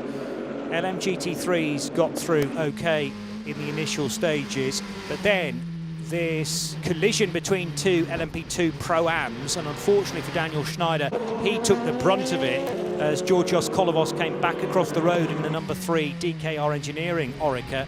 Then this slight tap on the rear of Alexander Malikin, and it was actually a double tap as well on the rear left corner of the number 37 car. So that spun and spun again the CLX Motorsport Pro-Am machine, non-Pro-Am machine. Then 3 into 1 just does not fit into Luffield 2. Celia Martin on the inside in the Porsche. In the middle was the Team Virage car of Julien Gerby, and sadly Jacques Wolf with no luck at all That was the first of a couple of incidents that he couldn't have really done a great deal about. Nose change for the PJ Hyatt car. How about this for a bit of car control from Leo Weiss, though, in the WTM by Rinaldi Racing car from pole position in LMP3, very nearly into the club corner gravel. And then Jack Wolf getting dive bombed by a recovering Daniel Schneider in his United Autosports car, but unfortunately the two met at the apex of the corner, and Jack Wolf again, as I say, in two incidents, it looked like he couldn't have done a great deal about. Incredible that Benji Pedersen got through that gap. Graham called it at the time, but right underneath the TF Sport Corvette, just wide enough for an Oreca 07. Then Jonas Reed, two wheels in the gravel, being given no track space whatsoever by Philippe Albuquerque. He was marginally ahead, in fairness, and two wheels then further on the grass on the approach to Copse Corner. But Jonas Reed controlled it well into that high-speed approach and managed to continue to survive. And then this horrible incident that involved Martin Berry's Mercedes, Alexander Malikin, who thought he could go around the outside of Scott Noble's Ferrari. Well, that kind of worked, but then the Mercedes in front, ploughing into the back of that, lifting the rear wheels off the ground, and the Mercedes spearing off at high speed to the left, doing significant damage to the tyre barrier, the Armco barrier here at Silverstone, and that's the reason why we've had nearly 20 minutes of red flag for here at Silverstone, but we are going to get that time added on at the end, we're hearing, so running through till 3:20, 3:25. There are several cars, I'm afraid to say, in a sorry state of repair, including Malikin's, who made it back to the Parc Fermé conditions, almost Parc Fermé conditions. You can change tyres, and we've actually only had 17 laps of racing. What did I say? 20 minutes of green flag, pretty much. And a VDS Panis Racing, Ollie Gray leads the way. They lead the championship as well by 21 points. But he's got to do it all again, Graham Goodwin, to create that gap. Yeah, it's been a bit messy, I'm afraid, for the first part of this race. We're going to be joined in just a few moments by a very special guest who's already been on track this morning. He can tell us a little bit what it's like here at Silverstone. Is also, I think, the man here with the most guests, because it's quite a special day for his team. Welcoming to the booth, Johnny, Zach Brown. Zach from McLaren, in this case United Autosports. Special day for the team. Great day for the team. Great to see all the family and friends out here. You know, our team members, like all racing teams, live on the road, and we just want to appreciate their friends and family, because we know that's the support system that allows us to go what we do around the world most weekends. I've been told all your boys and girls on the team, teams plural, have been allowed to invite multiple friends and family here, and there's a barn of a hospitality effort here. Pretty much F1 standard that I was looking at earlier this weekend. Congratulations for doing that, because it's brought yet more eyes on this. Zach, you're used to obviously the Formula One paddock, the WEC paddock. There's an extraordinary crowd here for the European Le Mans Series race. Yeah, it's fantastic. I'm so happy to see sports car racing back at Silverstone. Obviously, it's been announced on the WEC schedule as well. I don't think you can have a world championship and not be. It's not, but I'm glad to hear that. I thought it was. We got an exclusive. No, I don't think they've done it yet, but I think it's every reason, every likelihood that it's going to be. But that's fine. I just announced it. There you go. There's going to be better make it happen. It's going to be an extra race in 2027. They said it's going to be in Europe. It's got to be here, right? Well, look at that. I mean, my view would be, thank you to everybody who's turned up in what's been potentially sketchy weather conditions later today, because they've made the case. Yeah, for sure. No, I think it's been sketchy all week. United, over the past decade, have formed a really important part of what's been a big part of sports car racing success story, and that's the ladder. You guys have been at pretty much every part of that. And, you know, I've been along to your astonishing headquarters. That's helped you and Richard Dean and all the boys and girls up in Wakefield now to build something rather special. Yeah, it's amazing how old the team is now, and what started off as a Audi R8 GT3 car for Richard and I to go race, to see him build up what's one of the biggest and best sports car teams in today's racing. We won our first LMP3 race, I believe it was here at Silverstone, if I'm not mistaken, with Alex Brundle leading the charge. So where's he now? I mean, yeah, exactly. Hanging out with Pops, Formula One circuits, and so it's been a lot of race wins. A lot of Le Mans, Daytona. We've team's done a great job, Richard and Max and the whole team.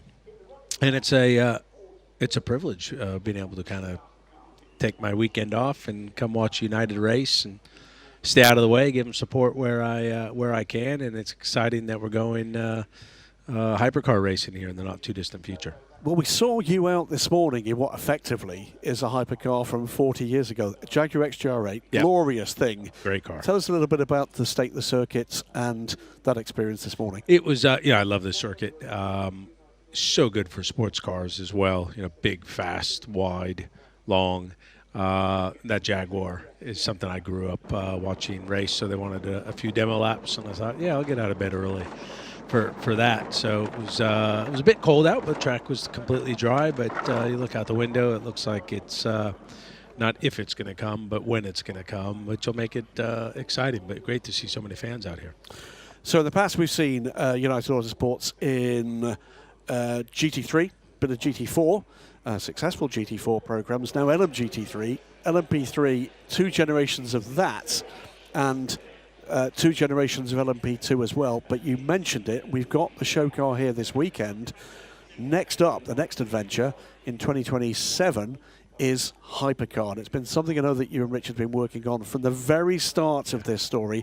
There must be relief that actually you've got that over the line from both sides of your... Yeah, I mean, if you look at, as hypercars come in and been massively successful, it's a lot of the top LMP2 teams have come to arrangements, and, no one's won more races than United, so they deserve it. And then, of course, McLaren, it was something I was been working on for some time, and just like I did on IndyCar, and you need to kind of have the right momentum, be at the right place at the right time, and so we landed there, and it's great to do it with United.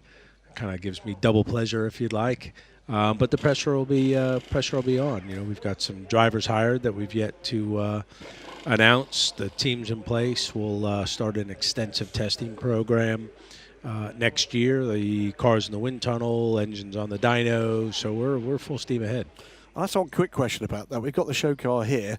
Is that what we'll see? Is that the look of the car? It's close. It's close. As it lives in the wind tunnel, we're tweaking this, tweaking that, but I think you'll be able to put the two side by side and go, it looks pretty close. It's 2 cars for the FIA World Endurance Championship confirmed, but that's not the only hypercar we're going to be seeing out of McLaren, because with information we've been getting from your team, you've taken some cues from what Ferrari have been successful with. We're going to see, is it 30 of those cars, track cars, to selected customers? Yeah, and so sales are going very well there. It's it's a big boy car, so and the people that want to see what it's like to drive a real Le Mans race car, they're going to have an opportunity, and the whole experience that comes along with it, hanging out with the team and seeing the car in the development and joining us at Le Mans, etc. And then we've actually sold the race cars as well, and we sold the first 6 and about 7 phone calls. So, wow. The demand. I'm sorry, that was the 7th. I couldn't afford it.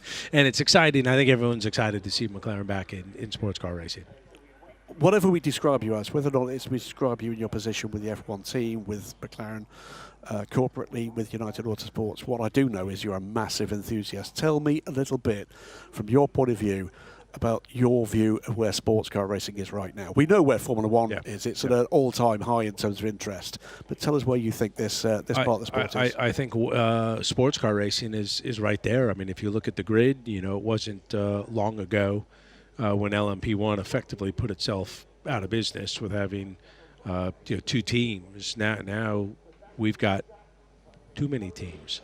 I mean, no such thing, but the grid's packed, and I know we would like to run a 3rd car at Le Mans, but there's no room on the grid. So it's the next big. It's huge. Well, 1 second. Cars eligible for the pass around. You may start moving in 7, 6, 5, 4, 3, 2, 1.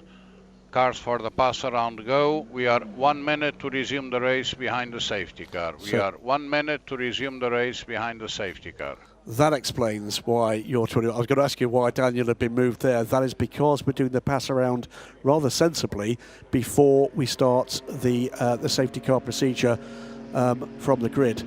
I guess that's the next big challenge to sports car racing and GT racing. It's the same everywhere with this massive amount of interest. Is how do you accommodate people that want to spend that money? 30 seconds to resume behind the safety car. I think reality is the best teams need to be on the grid, and if that means you've got to buy an entry or earn it through winning another championship, I think that's what you want. This is the top level of motorsports, and we are resuming the race behind the safety car. Brutal about 5, it, but this 4, isn't Little League 3, where everyone just gets a participation 2, trophy. 1. We are under safety car. Race has been resumed behind the safety car. We are under safety car.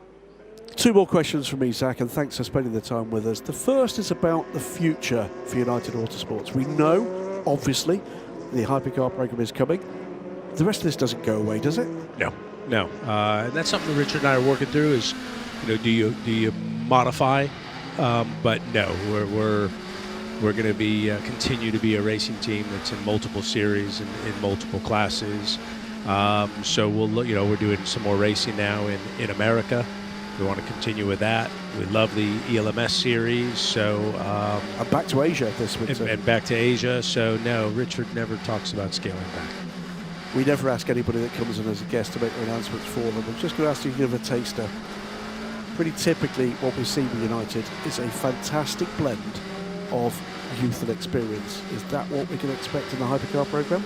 Yeah, experience for sure, youth and experience. But yeah, we have a couple of drivers signed that we obviously haven't announced yet. We're close on the others, and I think we're going to go with a formula of 2 drivers and then bring in a third for Le Mans and Qatar and maybe a reserve. But in watching and speaking with the drivers for some of these shorter races, which is the majority of them, we think a 2-car driver lineup is the way to go. Obviously, that's not the case in Le Mans. You have to have 3. Qatar's 10 hours, but I think at these other races, you could see us with the 2-car lineup. That's one cheeky question you always expect when you come to these booths, which is, there's the option at Le Mans of a 3rd car. You've got a couple of guys hanging around doing other things in the McLaren stable. I've talked to him about it. Won't that be an option? Down the road, it'd definitely be an option. Fantastic. For now, we can let you go. You've got a lot of guests here. You've got a lot of race cars to look over. There's a lot of people in this booth who want to say hello. Remind you, pit entry is still closed. Pit entry is still closed. We can say thanks for spending the time at a time when we've got nothing happening on track. But Zach Brown, for now, keep doing what you're doing. Keep doing more of it. We love to see the news that comes out of both Wakefield and from Woking. And we'll speak to you again soon. Sounds good. Let's go racing. Yeah, we hope so. Thank you, Zach, for taking the time. It was perfectly timed as well to get us through the red flag. What do we have? 28 minutes of it or so. And we are running again officially, so this is adding to the race distance. And remember, those 28 minutes will be added to the end of the race. So we'll be racing to at least 3:28 this afternoon, call it 3:30, with the other categories needing to cross the line. It's very dependent on where the race leader is at the time that the checkered flag will wait for. Information to pit lane, information to pit lane. Remaining time on the monitors is now the correct remaining time of race. So 3 hours and 15 minutes on our display, and indeed yours, top left of the picture, and that is counting down to the end of the race. Yes, so at 3:28, 29 or so. So the extra time, the 28 minutes or so under red flag, is now part of the time still to elapse in this race. But remember, that doesn't really help Oliver Gray in this instance, because he now has Benji Pedersen totally there in the door mirrors. Gone is his significant lead that he was able to build up in the segment of green that we had of 20 minutes. So yeah, we've only had 20 minutes of green flag running, despite now having started the race an hour and 15 or so ago. Dare I say, no sign just yet of different weather conditions. Still dry here at Silverstone, with showers expected somewhere between now and 1 o'clock, but there's nothing to say they don't go around us, of course. So we wait and see on that respect. We've heard from Celia Martin as she was parked up on the grid. with Steph Wentworth, and Martin then leads LMGT3. Ahead of Takeshi Kimura's Kessel Racing 57 Ferrari. Clement Matter, who is equal championship leader with the 85 Dames. They're all now on 46 points after the point yesterday for the Frenchwoman after a very good qualifying time. Neatly judged in changeable conditions. You've just been away, Graham, but just to tell you that the race time still to go is now timed until 3:30-ish. That has been corrected, which means we don't have to do too much calculation in our minds. Well, I'll thank on behalf of the fans here and the fans watching at home, race organisers, for doing that. It gives us the opportunity to get a full race in. That's good news. The number 3 car looks set to rejoin the race. Does so now after repairs following that incident earlier. Safety car in this lap. Safety car in this lap. And the good news just keeps coming. It does. The pit entry remains closed. Pit entry remains closed until the last car on track has passed the line. So when the safety car phase began, that effectively is a new safety car phase, i.e. it closes the pit lane for a maximum of 3 laps. Please remind drivers, no overtaking before the line. Because we'll be racing before we have opportunity to do that. So Oliver Gray will be dictating the pace coming through the loop and Aintree in just a tick. He's got Benji Pedersen in the black and green for Duquesne team in behind. Then Philippe Albuquerque, who, as we thought, has made good progress from the qualifying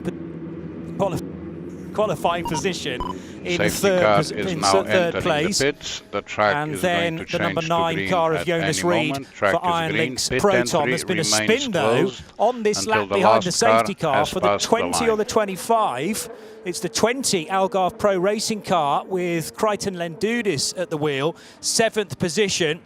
And here we go, here's the old tricks. Ollie Gray backing the field up. He'll decide when he goes, but when he does go, he has to be full-blooded in that decision. Down the Wellington straight, safety car nowhere now. It'll probably be back in the pit lane already. When does Ollie hit the loud pedal? There's more weaving back in the pack, Graham. He's been pretty faultless at this so far, hasn't he? The one thing we're not sure of is that first run into the virtual safety car, but that's a wait and see for later. Ollie Gray has been emerging as one of the real stars this season. He gets to decide, and there he goes. And will Benji Pedersen match that? He's already gapped him, so he's done it again. A good restart again from Ollie Gray. Yeah, that was right at Brooklands, right on the apex, and he has left Benji Pedersen 3 or 4 car lengths in behind. It's about the same distance to Philippe Albuquerque, though, as well. So the Portuguese either didn't react or sort of chose not to, probably thinking, I can catch these guys anyway once I get back up to speed. The difficulty was in behind because the Ginetta that is in LMP3, the race-leading LMP3 car, was preventing the 9 that is 4th, Jonas Reed in the Iron Links car, from overtaking, because you can't do that until you get to the finish line, the control line. Jonas judged that pretty well. Realised that was going to be a problem. Pit entry is now open. Pit entry is now open. So that's after the last car in the train would have passed the pit entry. He realised he couldn't do that before the line, just hung back a little, then launched it and pretty much got by him as quickly as he possibly could, taking the CLX racing car with him. Joining the booth, I think quite briefly, we thought we'd get an average fan who'd come along with the family to the European Le Mans Series, for the first time. Well, who are you, sir? Where are you from? And are you enjoying your day at the European Le Mans Series and Davidson? Absolutely loving it. Yeah, great to be here at Silverstone. I live just down the road and my son wanted to come here to watch the ELMS, so here we are. Well, it's been eventful so far. Indeed. It's a bit more there, side to side, with, oddly enough, contact between the 2 E-Tech Sport cars. Jimmy Chadwick there taking a bit of a nerf from Paul Lafargue. That might be an interesting one over a cup of coffee a little bit later. Oh, 29 is off the road now as well from 5th position in LMP2 Pro-Am. That's Rodrigo Sales. Did look like he could rejoin quite quickly. I'm trying to work out where that was. But anyway, don't think there was another car involved. Now, from a long way back, that's Clement Matter trying to pick off Takeshi Kimura for 2nd in GT. Didn't quite work at the village. Yeah, we'll get a moment to speak about Davidson when people stop hitting each other. I think that was in the club, wasn't it? Yeah, I think you're right. The spin, yeah. Yeah, okay. And you tell us you come along from the BRDC Grandstand, and that's where it was. Was that contact, I think, maybe with the Corvette of Hiroshi Kozimi? Pretty full down there, I gather. It is very full, yeah. It's actually quite surprising. It's not far off of what you'd expect in terms of crowd base when you come here for the F1 race. So it's no, it's great that people in the grandstand fully loving sports cars here at Silverstone. I keep telling you, sports cars is where it's at. Formula One was yesterday. Yeah, absolutely. Great to see at Silverstone the return of sports car racing for the first time in 6 years. 37 down pit lane in hands of Alex Malikin. That's the car that's carrying damage, isn't it, from the incident with the AMG. So he's managed to get it back to the garage. Car 21 is a drive-through penalty and 1 penalty point for causing a collision. That is Daniel Schneider. This is Alex Malikin's car. As we zoom, that's already had the front clip replaced. He's had a rotten start to this race, that included him being the victim of contact, and then unfortunately, well, we'll wait and see what stewards decide, but I think we pretty much feel that the incident with the AMG may well be at his door. Yeah, I saw that one unfold actually. I thought it was in a desperate attempt to half overtake, like half off the track around the GT car, and then wanted to slice in the middle of them and just misunderstood the difference in speed between himself and the GT in front. Clipped him, so I think they'll come down heavily on him for that one. Double contact. He impacted first with the 66 car, exactly, and then heavily with the AMG. So the problem is for him that he couldn't obviously pit before the red flag came out to get enough fuel in the car. So I think that's what they're just doing now. Now it's all very well if you're enjoying this as a dad and as a as a sports car regular, but what's the family think about it? What does young Rowan think about the European Le Mans Series and the event today? Well, I mean, first of all, any kind of racing that takes part at Silverstone is always full of action. So that was that was part of the reason for coming here today. But also, having watched me race in sports cars before, he fully understands that, and the whole family does. And so we were sitting in this grandstand here, just around Brooklands and Luffield, as you see the action continue on in the GT3 category. And this track always offers up a good amount of close racing, particularly on this part of the circuit. Great stuff, and we're going to let you get on with your family day. I don't like dragging you into the hard labour of commentary from when you should be actually relaxing with like the family. Like a busman's holiday, isn't it? It is absolutely busman's holiday, but I'm loving it. I'm going to go back into the grandstands now and leave you pros to it. Thanks very much indeed, and you can go and listen there to Check's notes, Martin Haven. Joy of joys. Yes. The two of you could commentate. Go up to Beckett's and you could do a WEC, reunion, perhaps, for a weekend off. Thanks very much, Ant Davison, by the way, for giving us just a few minutes there. Always good to hear from Ant. But yeah, Ant makes a great point about that. Yes, it provides great racing here at Silverstone, but because it is so quick, I just wonder whether the closing speeds, the speed differential, are even further amplified or brought into sharp focus at a quick track like this, because we've had way more incident than I had expected in the hour that is dry, therefore should provide the opportunity for everyone to race this afternoon. And we've had, way more incident than we needed with, 25 minutes or so of actual green flag running. Into the pits for Benji Pedersen from second place in the number 30 Duquesne team car. 2 more penalties to bring to you. 29 TDS Racing will get a drive-through penalty plus 1 penalty point for causing a collision. Car 68 M Racing in LMP3 will be getting 5 seconds added to their next pit stop. So they're beginning to get through the in-tray, Johnny. I think it's quite deep, the in-tray, in the early part of this race. There's been, I'll describe it as, a little bit too much indiscipline on track. But we mentioned it on the rolling laps that so much of these early stints for, in a lot of cases, the non-pros, there will be some split-second decisions that need to be made. And it's very easy in a 50-50 to be on the wrong side of that. It doesn't mean you're not going to be punished, of course. Benji Pedersen, who was second place for a long time, and of course second place car when they were lined up on the start-finish under the red flag, has just made a stop. So that's dropped the Duquesne team car briefly out of the fight at the head of the order.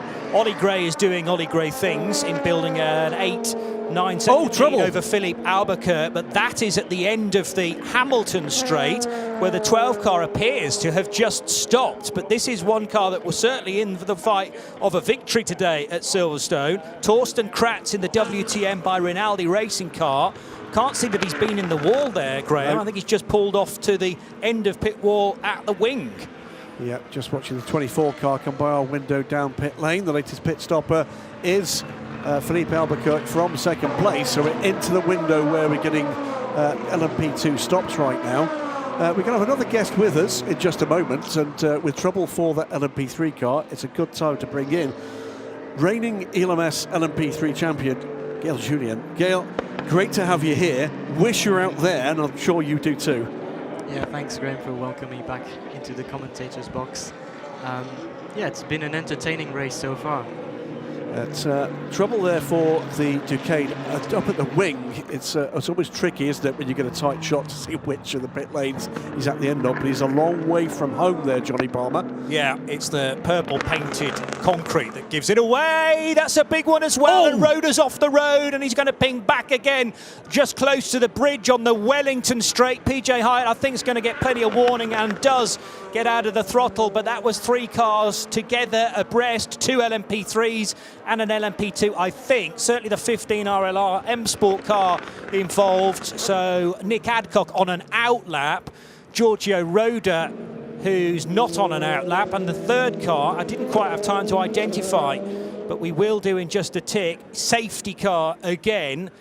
And of course, we still needed to collect the 12 car that was stranded at the end of the wing pit lane. So it's not another LMP3 car. Francois Perrodo's car was involved in close proximity there. They go either side then of Adcock. So Francois, that was right. What happened there? Francois was over the curbs trying to avoid the moving. It's a really weird one there. Looking from that angle, it looked that Francois was moving over on Nick. Looking from the other angle, it looked like it was the 15 that made the move. And PJ Hyatt, as I mentioned at the time, has to then pick his way through the debris field, which litters that straight. And the Roda family just cannot understand what has gone on there. Well, whatever else that is, race over for the 77 car, and we wait. There will need to be an intervention here. That was a big hit for the 77. Gail, you watch that. That's your car from last year and your teammate from last year. Not what you like to see as the race leader, or the original race leader, comes out. Here comes the safety car, and I think we'll pick up the 48. Although it's 48, it's technically not the race leader right now. I'm not going to ask you to be judge and jury about it, but you don't like to see that. No, it's never good to see. Hopefully everyone's okay in that crash, but yeah, just the closing speeds of the LMP2 cars when you're driving the LMP3, they come really fast at you in the mirrors, so it's difficult to judge, but yeah, hopefully everyone's all right. There looked to be Giorgio Roda and Francois Roda trying to get by Nick Adcock, and again we've seen, Johnny, not for the first time in this race, LMP2 cars trying to go either side of slower traffic, and it's not come off. No, but there is so much time to gain, isn't there, coming out of Chapel. I think I misidentified the straight because the framing of the camera was quite tight. It's actually the hangar straight where this has all happened, as far as I can tell. Total Energies banner over the vehicle bridge there, and nevertheless the Armco barrier very close to actually both left and right there, but as Roda left the road, I knew that was going to be a big hit for him.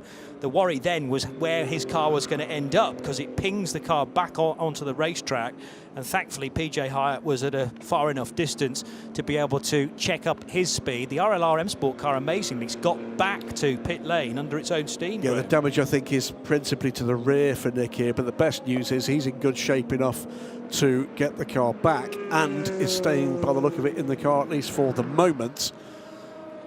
From a team perspective, Gail Julien, one, you hate to see it, but you're going to see it again here. So pinches the 83 to the inside. It's this angle, comes off the curb, and it was the move from Francois into the Ligier, wasn't it, that caused the issue here.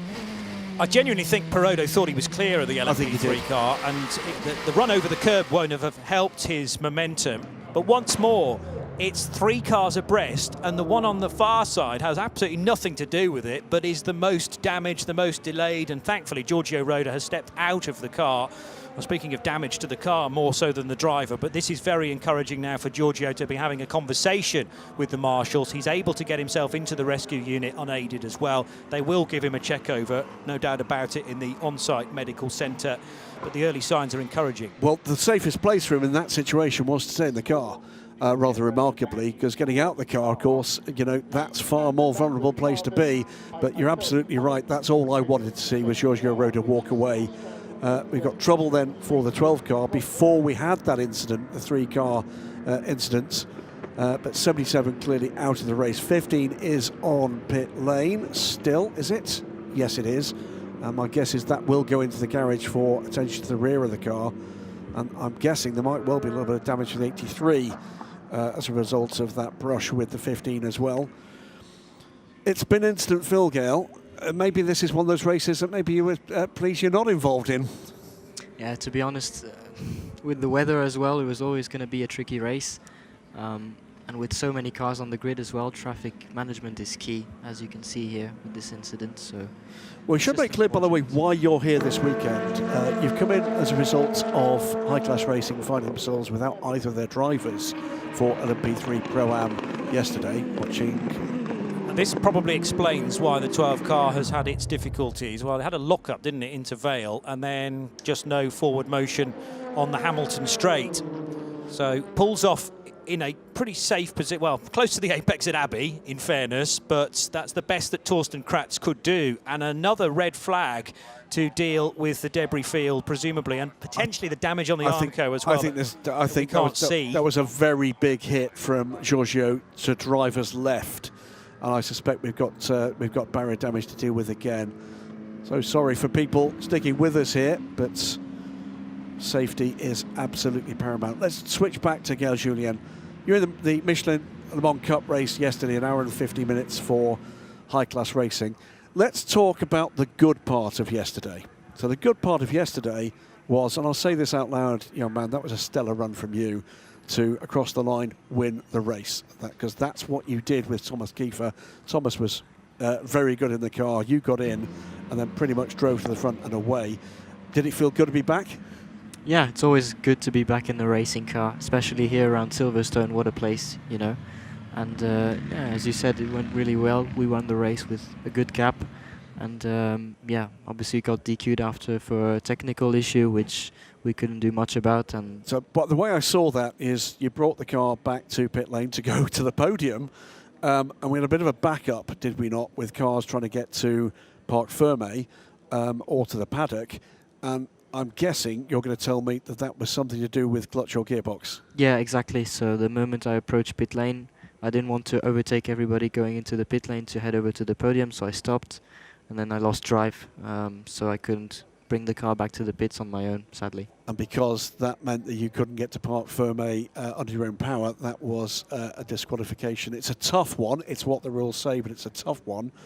I'll say I'm very sorry, because I think the performance on track was pretty epic. I will say, by the way, congratulations to the 23 events team who inherited that win with Terence Woodward, who himself, by the way, has had absolutely zero luck to this point this year, and James Winslow. So well done to you boys taking that win yesterday that you won't have seen on screen because that decision was made later. But Gail, LMP3, talk to us a little bit about this formula. Young driver coming in and doing something that most young drivers don't, which is you've got two jobs. Job number one is go out there and be awesome. Job number two is to bring with you and to help to coach to often more experienced but much older drivers of significantly less speed and ability than you actually have. How easy did you find that transition? That's right. I think being a young LMP3 driver, you're on a stepping stone towards Le Mans. And as you said, two different separate roles. You've got the fact that you qualify the car and you have to do a good job in your own stint, but more importantly, you have to be driver coach for your bronze drivers. And yeah, obviously they get less track time as you as well in the weekends, so it's very important to make the most of it, and then off the track as well, keep their head in the game on data, on videos, and optimize everything we can with them, because ultimately they start the race and determine how the race will go in the beginning. So yeah, it's important to focus on yourself and your stints, but also know when to focus on your team and play the long game. I'll just remind anybody that's confused by what might appear to be a bit of deja vu. We're under a second red flag here at Silverstone. This is after an incident that involved 3 cars, the 83 AF Corsa Oreca of Francois Perraudot, the 15 Ligier of Nick Adcock, the RLR M Sport car, and the 77 Proton Competition Oreca of Giorgio Roda. Roda is out of the race after heavy contact with the barrier, after something of a kind of knock-on effect of an impact between the other 2 cars, which cannoned the Ligier into Roda's car. He's made impact with the barriers. We are under red flag for what we presume at the moment is an investigation into need for barrier repairs on the straight. This is the RLR M Sports crew, guys that you'll be familiar with from last season. Tell us a little bit about this outfit. They've moved along now. There's new ownership. They've moved a couple of times in the last couple of years, but they've been known for a very high standard of car preparation, Gail. Yeah, I'm gutted for them that they can't be able to show what they're capable of today, but definitely yesterday as well. Great qualifying from Gillian, and yeah, it's sad to see that they don't have the opportunity to show their pace today. Now, one of the reasons I've invited you into the booth today is, to be blunt, to show people you're still around and still kicking. Very talented young man. Present yourself absolutely wonderfully with us in the media, but it's a tough marketplace to get back into if you've not got that big check to hand over to a team. Yeah, that's right. I think obviously endurance racing is booming right now. Many young drivers are considering making a living out of this right now, so you have to sort of do things differently. You can't just be a talented driver and that's it. So you have to bring more to the table, whether that's driver coaching qualities or media qualities. So I'm doing the best I can to sort of work on myself and offer a complete package as a professional driver. And anything you could tell us at the moment about where we might see you next, or is it work in progress? Not at the moment. Obviously, having won the ELMS, I'm considering other options as well to sort of bring diversity onto my CV, but obviously I wouldn't mind making a comeback as well into the championship, and who knows, maybe in a different category as well. So for those that might be interested, where's home? France. In France? Yeah. But as you can tell, Gail's English absolutely impeccable. I can tell you there's multiple people in this paddock persuading me and others to take an interest in the future for Gail. Gail, stick with us because there's more to come today. We're beginning to hear potential news about restarts, and there'll be more guests in the booth. One's just walked in. We won't tell you who he is, but he's tall and he's British and he's got some success both sides of the pond in big yellow GT cars, amongst other things. And I think Gail is probably quite keen to meet him. We are still under red flag. Mechanics been allowed to the cars, and we'll bring you news of those barrier repairs, if that's what this is, as soon as we possibly can. Johnny, meanwhile, bit frustrating day really here for the European Le Mans Series and our listeners and viewers. Particularly because this is the window before the weather arrives as well. So there was the hope to get plenty of racing in before the afternoon kind of goes a bit south. Although, interestingly, 12:37, 38, we haven't actually had any rain yet. So therefore, the tyres that are being offered to the cars again are from the slick allocation. But bear in mind, the 28 minutes of red flag that we've already had has now been added to by a further 7.5 minutes. And what we don't yet know is, does this secondary portion of red flag also get added on to the end of the race, or will 3:30-ish be the cut-off? I don't think that there's any suggestion that we can't get to 75% at this stage of the day. And the latest information about the restart of the race is that it'll be 10 to the hour. So 12:50, 10 to 1, 12 minutes to go before the cars are rolling again behind the safety car, but not yet racing again. And it'll be a similar situation about the pass around as well, made easier by the cars all being stopped. So 1 or 2 cars might be selected for the pass around. How long did we have in terms of racing? We had... Not long. We had 6.5 minutes of safety car, then going to green for about 6-7 minutes, then back into the safety car because of the Hangar Straight crash, and we're now almost 10 minutes into this second red flag. Need to have a quick look at where they're sitting in the order. There might be the odd one that maybe came down pit lane that might be out of position, unable to benefit from a pass around. But we saw how Eduardo Freitas and his team dealt with that. I thought that was highly intelligent. Get the pass around done effectively from the red flag grid, as it were. So at the moment, the only 2 cars we're being told are on pit lane are the 50, is that the 51 AF Corsa? 83, my apologies. So Francois Perodo made it back round to the pits, and the RLRM Sport number 15. Tyre changes are being allowed on the effective dummy grid, if you like, and some of the teams, including the 99 team, are doing exactly that. PJ Hyatt. You'd never know where he came from, would you, with that helmet? And not alone either in so many drivers coming across the pond to race this weekend in the UK, yes, but it's a journey and a half, 6 times a year to take part in the European Le Mans Series, so it's quite some investment, Graham. It's been a bit of a movement, I think since COVID in particular, that we've got not just gentleman drivers, but also a number of pro drivers coming over. We had Nolan Siegel from IndyCar yesterday in the Michelin Le Mans Cup. You're going to be seeing Dane Cameron later in the number 99 car that we've just seen PJ aboard. Car 48, who has been our long-time leader in this race, under investigation, pit lane red light. Oh, ouch.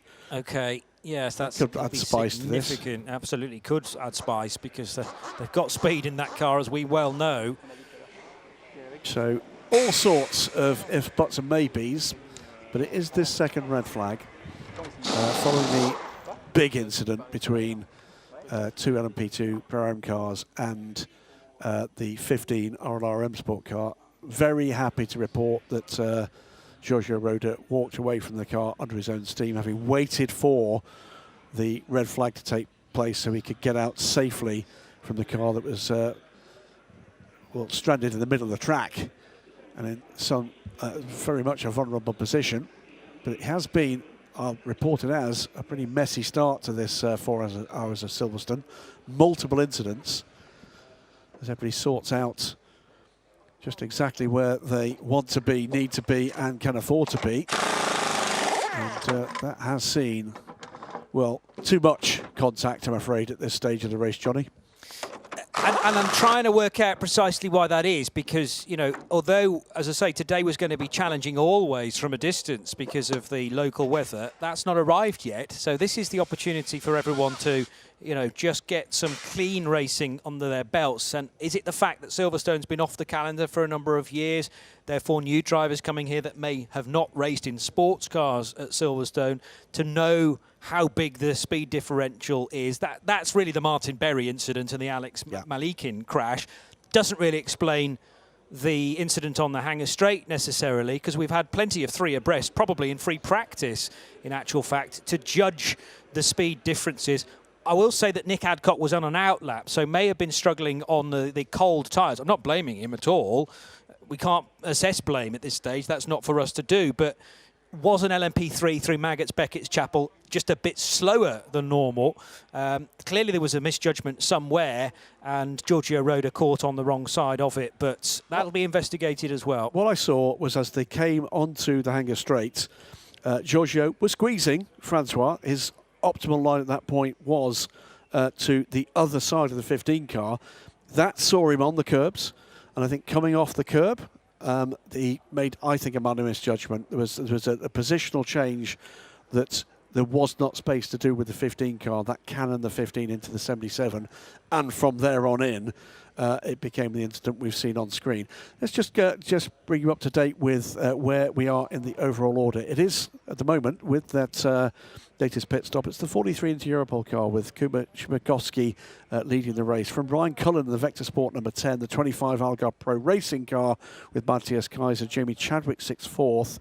In the 18, we were pretty much in the middle of a pit stop cycle for LMP2 as all this was happening. In P2 Pro-Am, cycling back round to the lead is the AO by TF car with PJ Hyatt, and one of his principal competitors, of course, the 77 is now out of the race. Second place, but on pit lane, and may well have a little bit of damage. There, of course, are number 83 of Francois Perraudot. And a little further back, those two cars, by the way, 8th and 9th overall. A little further back in the order with P2 cars between them because of that current pit stop cycle. Third in LMP2 Pro-Am is the 20 Algarve Pro car. Nielsen Racing's 27. That's Crichton and Tudis, by the way. And Nielsen Racing's 27 in the hands of John Falb sits 4th. LMP3, it is still the Ginetta leading, the number 4 car. That car still has not pitted. It's the only LMP3 car that's not pitted, and perhaps worse for them at this stage, it's the only LMP3 car that's not had a long pit stop. Your International's 11, Ligier, that's Anti-Ramo, by the way. Fabien Michel sits 2nd. M Racing's Ligier, Stéphane Trebordini sits 3rd.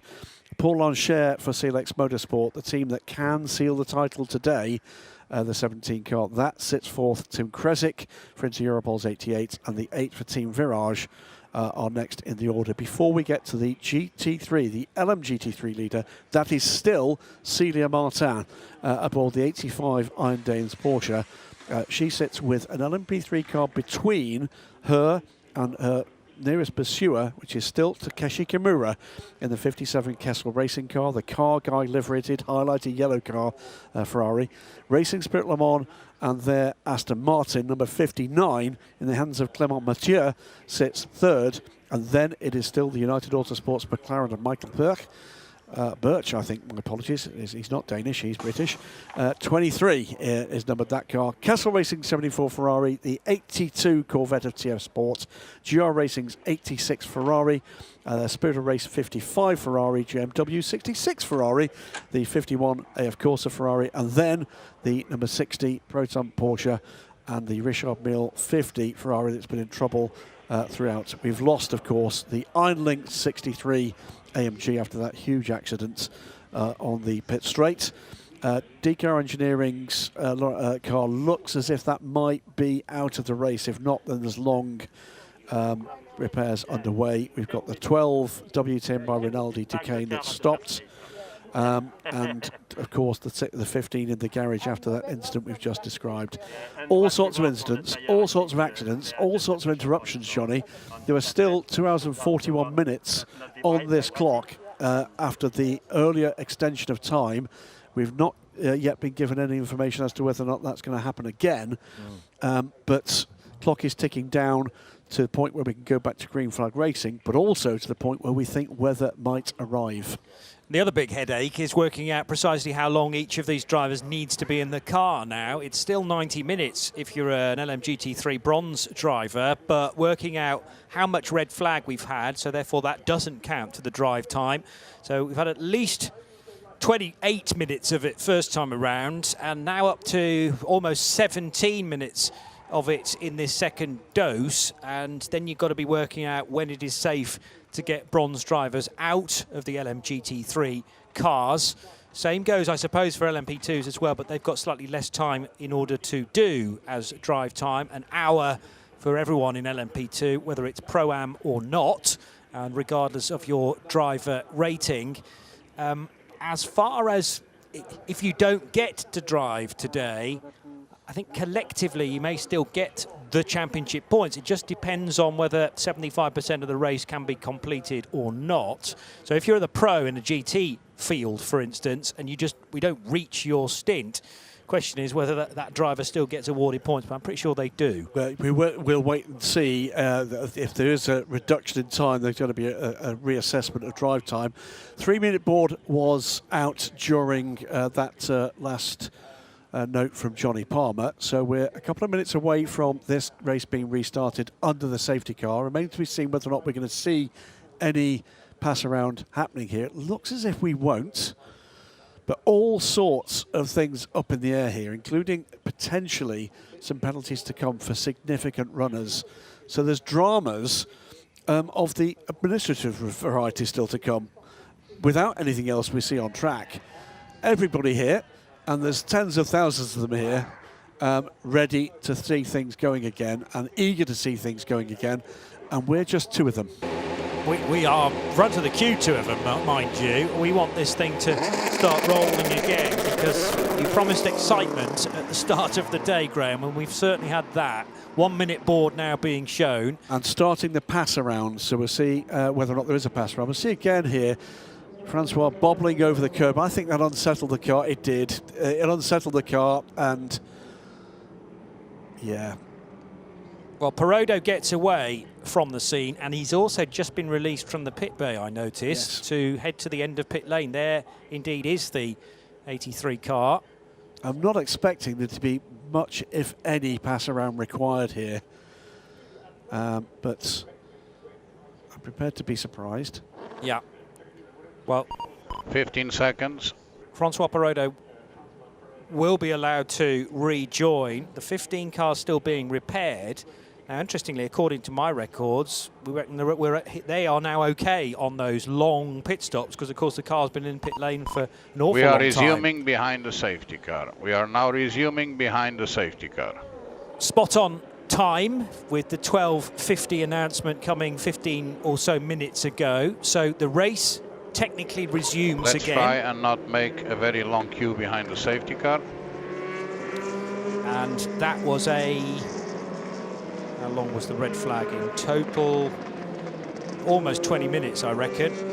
So we've now had a total of 48 minutes or so of red flag. Remember that the race was originally scheduled to finish at 4 o'clock, so we're still within the bounds of that extra hour. We'll say, by the way, Johnny, the way this has actually panned out, this race has swung dramatically towards Inter-Europol competition's number 43 car. We've got the 48 car with an investigation underway. Kubish and Bukowski should be able to go a little longer than most because I think Inter-Europol pitted both their cars, didn't they, under the first virtual safety car. So they should be able to go a little longer. So Mathis Joubert looks like he's getting ready to get aboard the number 28 car. This is the young gun. A star in one-make Porsche racing. He was absolutely epic in the first race of the season for the European Le Mans Series, where the 28 crew finished second overall to the LMP2 Pro-Am winner, and then they won the second race before some bad luck has hit them. All sorts of ebb and flow this season. We've had some dominant performances. That's a green light at the end of pit lane for Francois. Away he goes. He'll be able to join the queue. Yeah. You mentioned those cars that stopped in the initial full course yellow. Well, no, it was a safety car, won't it? So Kubish Mihovci came in, Ryan Cullen came in, Matthias Kaiser, Jamie Chadwick and Pedro Perino. So 43, 10, 43 into Europol, 10 Vector Sport, the 25 Algarve Pro, the 18 EDEC Sport, and the safety car 34 into Europol car. Safety car instructed to pick up the pace. They all pitted during the virtual safety car and therefore are out of rhythm compared to a number of other LMP2s. But bear in mind also that now the 48 VDS racing car has pitted. Ollie Gray stayed on board, but did it go through a red light? It's under investigation. Jonas Reed has also pitted. That was a 23-lap stint and pitted just before 12:30, so 20 or so minutes ago before the red flag. And the time is still ticking down, 2:55. Now we've got 51 Ferrari off the road and into the gravel, and that is at Club Corner. So grid hatching's not the start-finish straight that we're using this weekend. Charlie Samani, who was in 10th position, I reckon, he's dropping down positions as we speak, Graham. They may have, because we're under the safety car, may have time to do that, and get to that car. It's not that far away from hard standing. We're going to be joined very shortly by another guest. It's been great to see so many faces cycling through here. I'm glad you booked so many people, Graham, because this is one of those races where we need lots of chatter. I fancied just a bit of a change. Most guests, you're grateful to see them come in. They come in, they offer something really worthwhile and scything comment, and then you get others. And then he arrives. Then, yeah. Welcome back, Ollie Gavin.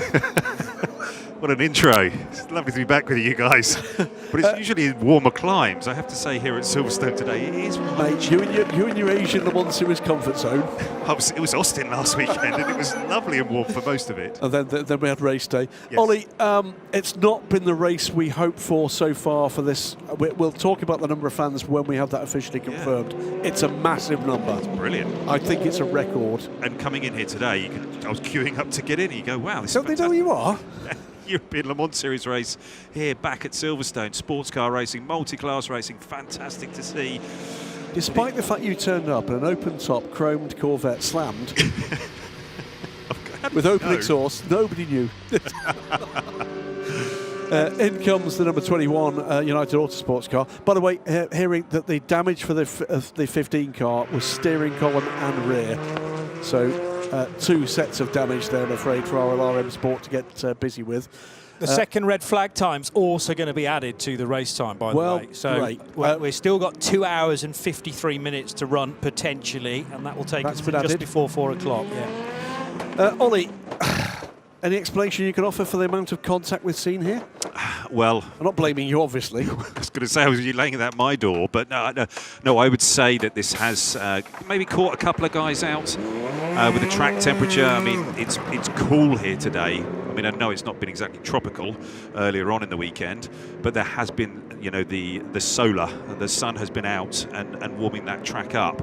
And it has been overcast and really chilly here today. I've just been out talking to a couple of people, and it's, you stand there in the wind, and it is going to be a very chilly day. So I think that has really caught out a couple of the guys, and some of the incidents that we've seen here today have been, well, frankly, really, really daft, stupid. I mean, I could come up with some other words that are stronger than that, but hugely damaging.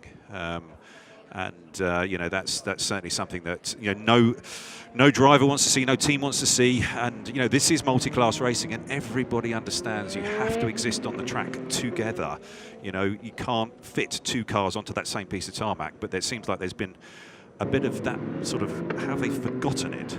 One of the key words you didn't use there was avoidable. By the sounds of things, you're suggesting most of the stuff we've seen today could have been avoided. Completely, and it's just stuff that you sort of go, okay, guys, come on. I actually spoke to one of the team owners. R29, if you don't close the gaps, we will be reporting you to the stewards. Yeah, I spoke to one of the team owners earlier, and he said if this was a kart race, the race director would have had them all out of their karts at the front of the grid and give them all of them a really stern talking to, and just to go, come on, guys. Let's please close the gaps behind the safety car. It's not going that fast that you can't keep up the pace on a track which is dry. Just to report, here we go, Steph Wentworth retirement in the pits for the number 37 car. That's the CLX Pure Racing car that's been in all sorts of woes so far. So that's bad news for them. They've had a really horrible season.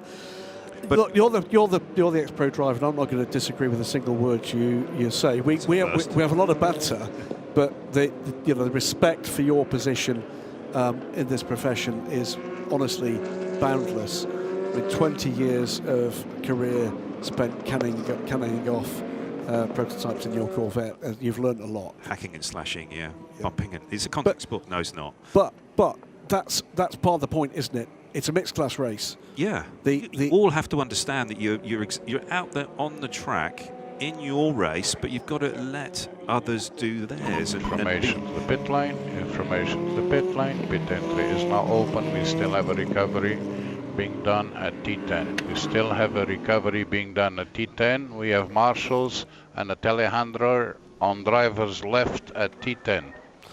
Just to add a little bit to this, to explain that, 3 laps completed under the safety car, pit lane then opens. Sorry to complete your point. Yeah, no, I was just going to say that it's about intelligence and using that intelligence in the car, not getting caught up in the moment, really understanding where you're at in the race. You know, this is not the final 20 minutes.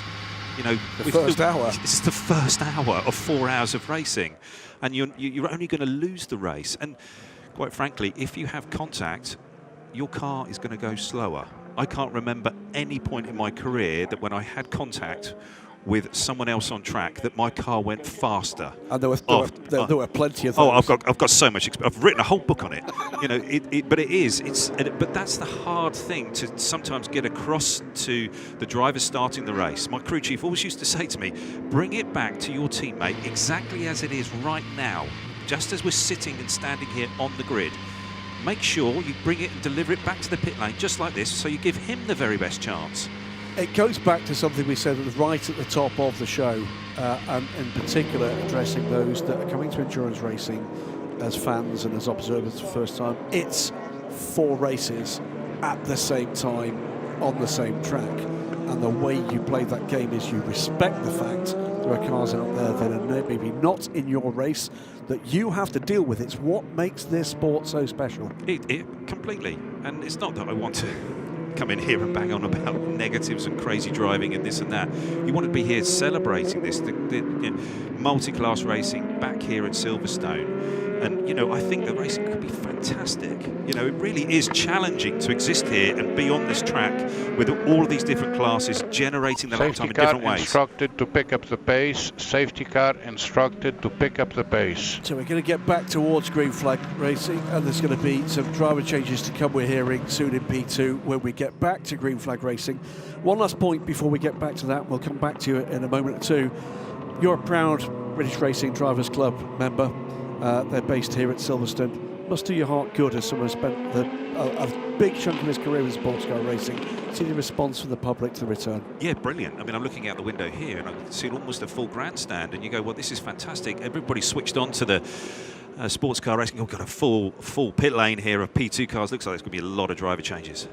Yeah, I think we're at that point now, and this is the point at which it becomes, again, what we love about this. It's a team sport. This is about how quickly these teams can turn the cars around. No time limits on pit stops for the P2 cars. And yes, drivers galore diving out the cars through P3 cars in the middle there. Antirama brings the Ginetta in from the lead, and there's limited damage for the Ginetta crew in doing this. My guess is they may well burn their long stop at this stage. You can see GT cars at the back there too. There is the little Ginetta, fuel going in. You can see the GT leader as well, Celia Martin in the background. Trouble there for your international, their 11 Ligier. That was a trouble call for, do I come down the pit lane or don't I? And obviously came very, very late.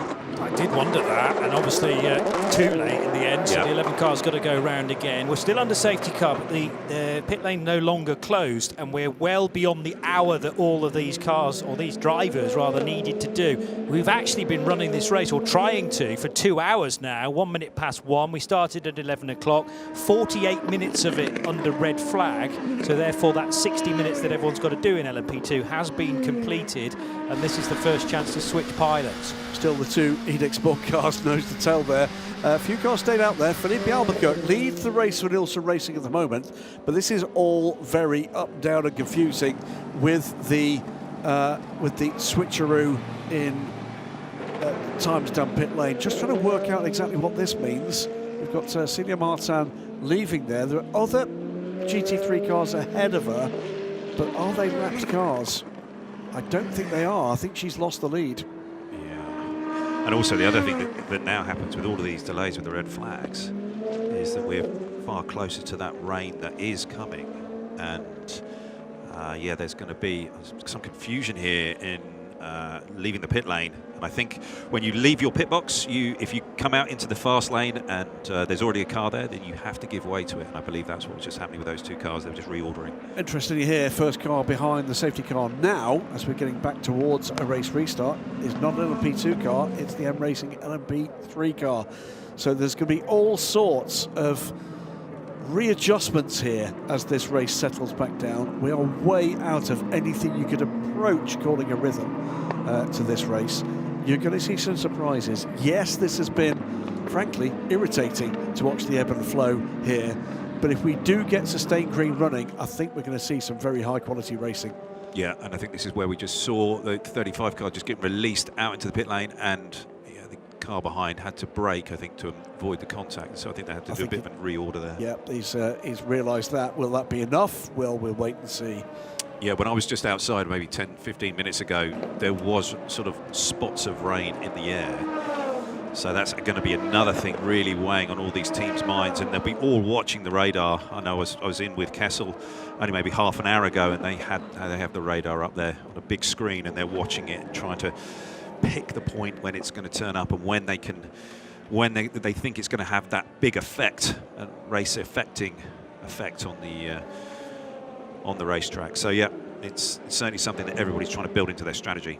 The whole reason why the LMP2 GT3s aren't pitting yet for driver changes, we are getting some fuel stops, but again, not got to the 90 minutes yet that the bronzes have to do. Not that far away from it, probably another 10 minutes or so. But then again, if you're pitting under a safety car and you're pitting at sort of the wrong time, then you'll see a red light at the end of pit lane, because that's where the safety car is due to sweep through copse. If it's crossed safety car line 1, and was that for the McLaren, number 23, through a red light? Red light. And that had been the race leader. That's a big mistake, I'm afraid. That's really sad.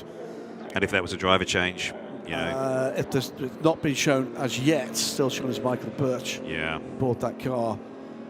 It's more tricky when you've got a garage right at the end of pit lane, sort of. I mean, it's not probably a very great excuse. It would stand up when you're explaining this to the stewards, but, you know... Yeah, the stewards will say, how did you manage to miss that? Safety car is going to go at full speed. Safety car instructed to go at full speed. How did you manage to miss that great big red light? Right, you know where when you're rejoining from your garage, you know where it is, you know where to look to make sure that it's safe to leave. There's really no excuse. That was the 55 car, by the way, struggling to get going. Has done so, by the way, unseen by us. A bit of delay to the car stuck behind it in that queue, but that shouldn't cause too much of a problem if they can catch the safety car queue. That was, I think, the number 3 DKR car behind. The lights are still on. Yeah, safety car. Yeah, this does build a certain problem here for the race directors. Is that temperatures are dropping, or all the time there, or sort of low and not really in the window. And so yes, picking this pace up at the safety car is super important to try and give these guys a chance of getting the car somewhat. All of these cars operate at a very, very specific small window of operation, and if they're out of it, they are going off the track again, and then we have another safety car, another stoppage. You've had the choice post your professional race driver career to do a whole range of things. You're doing a lot of that. You're doing driver management. You've got the events side of things. There's the work you do with Corvettes here in the UK and across Europe with their road cars. All sorts of other sort of TV commentary with us, of course. Ever fancy working in race control? I mean, you've done the safety car for Formula 1. I'm guessing the answer's no. I mean, it is such a difficult job. I mean, Eduardo and the team really, put an amazing team and of people together and work super hard at this. But it is a very, very difficult job to do, and certainly not something that I would like to put my hand up for. No. You've worked under multiple racetracks, including Eduardo Freitas, within your time. How would you rate his profile, his performance in terms of the way that he makes himself understood? Yeah, he is very, very clear in what he's saying and how he's going about it, and that's certainly one of the things I think the lights are out on the safety car. The safety car lights are off. Safety car is coming in at the end of this lap. And there we go, some very clear instruction again from Eduardo, and that's one of the things that every driver is looking for. They're wanting that clear and very definite advice and guidance, and you want it to know where your boundaries are, and I think with Eduardo he's very good with that. Watching Stefan Trebardini, who by the way does lead LMP3. He's got Paul Lancher in the Select Motorsport car behind him, and Tim Kresick not far behind that with another LMP2 car there, and he's backing up the field. I like to see that LMP3 car, plucky, going through exactly the same process that you would see if there's an LMP2 car. Why? Because he's in a direct class battle. Yeah, he is. Here we go then. Let's hope that we can get some sustained running. We've still got to have another 10 minutes, I reckon, of GT bronze time. 2 hours and 18 minutes, about the sort of point where the GTs will pit. Is in the pits. Track is green. No overtaking before the line, please. The exception to that, of course, is that if you've got a full load of fuel, maybe the bronzes will stay in for a little bit longer. Predominantly, we've had changes in LMP2 because the 1 hour completed, although Philippe Albuquerque stays at the wheel of the 24 Nielsen racing car. On to lap 32 we go, and quickly he's got to clear these 2 LMP3s, one done already at Copse, but he couldn't begin that overtaking before the control line. And now powers his way out of Copse towards Maggots and Beckett, with Manuel Espirito Santo running in second position, less than a second between those two. Manuel Maldonado in the red-roofed United Autosports car, there he is, working his way through Beckett's now as well, and past the crash site where Giorgio Roda at high speed left the road, and there was concern about the Armco barrier. All that's been sorted out, but another 20 minutes of red flag in order to do so. Then we had a safety car as the race restarted, and plenty of the LMP2s have had a chance to take fuel and potentially tyres as well. Here's the championship leading VDS Panis racing car with Esteban Masson taking charge. So Ollie Gray did his part, he built that gap, then he watched it disappear very quickly. And actually the rest of his stint was very easy behind the safety car, Graham. Yes, indeed it was. And going to this settles down, then we're going to bring you some utterly extraordinary news from here at Silverstone. So watch out for that. History made here today. But let's hope we get some sustained green flag running. It does seem as if people are giving maybe a little bit wider a berth in this phase of the race.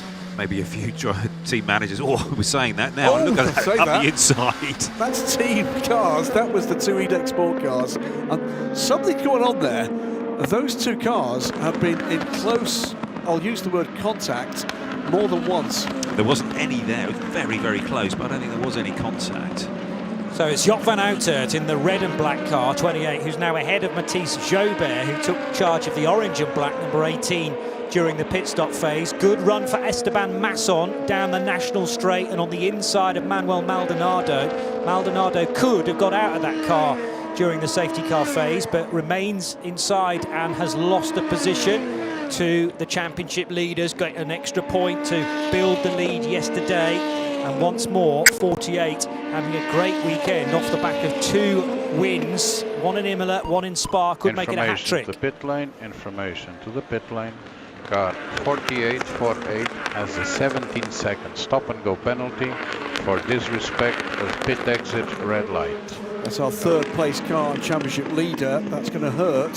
Frankly, could have been worse for that car. While we get a moment just to that, let me just say thank you to Silverstone Circuit, to LMP2 and the European Le Mans Series, to every single person here at Silverstone. The number of attendees over the 3 days of this meeting, 110,000 people have come through the gates over these 3 days. That is an amazing number. It is an absolute record number, I'm certain, for the European Le Mans Series. And that goes a long way to determining, there you go, and it was the garage at the end again. I think he was over the line before he realised. It goes a long way to determining this circuit's future in sports car racing. So anybody and everybody here that chose to come here for any of those days, thank you so much. You and I over breakfast were trying to guess that figure before it was announced. Got nowhere close to that. So fabulous. Congratulations, everybody. 110,000, and what a thing that is to build on when this championship returns to Silverstone in 2026. It's the equivalent weekend, isn't it, next year? Second weekend of September. Yes. And round 5. That was a place change, by the way, for Nick Yellerly in the Inter-Europol competition car, who's now got ahead of Manuel Maldonado as well. Are United starting to regret not changing their driver? Trouble for the JMW car. Scott Noble still can't get out of that car yet because he's not done his 90 minutes. Was there contact? Just maybe a tiny tick there from the Ryan Dames. Yeah, but just picking up the throttle there just a bit too quickly, and just a bit of a contact and a help around. Between Village and the loop, turns 13 and 14, that happened, and unfortunately Scott Noble's loop was rather larger than everybody else's, but he was able to rejoin, having lost a handful of places, down to 11th position now. Sorry, no, a bit further than that, 9th position for Scott Noble in JMW Motorsports Ferrari, ahead of Andrew Gilbert. And here is the Mike Wainwright Ferrari, number 86, 6th position. doing battle with the Aston Martin of Clement Matter. Question is, are we going to see this flurry of GT cars to pit road in about 5 minutes' time to get the bronzes out? This was earlier on, by the way. We've had a decision regarding this incident, Graham. Yeah, that's a drive-through penalty for Francois Perraudot. It's been called against him. I think that is correct for causing the collision. 1 penalty point on drive-through penalty. Also got the 23 car. Well, that was the McLaren. We saw pretty clearly do it under investigation. Red flag. As Clement Matter makes the move on Mike Wainwright for 5th place. Yeah, Mike's not looked that comfortable in the car, and the Ferraris are struggling a bit here. A lot of weight in the car this weekend for the BOP, and I think that's having quite an effect on how the car's handling. The wind as well is something that it seems that's really affecting all of the Ferrari runners here.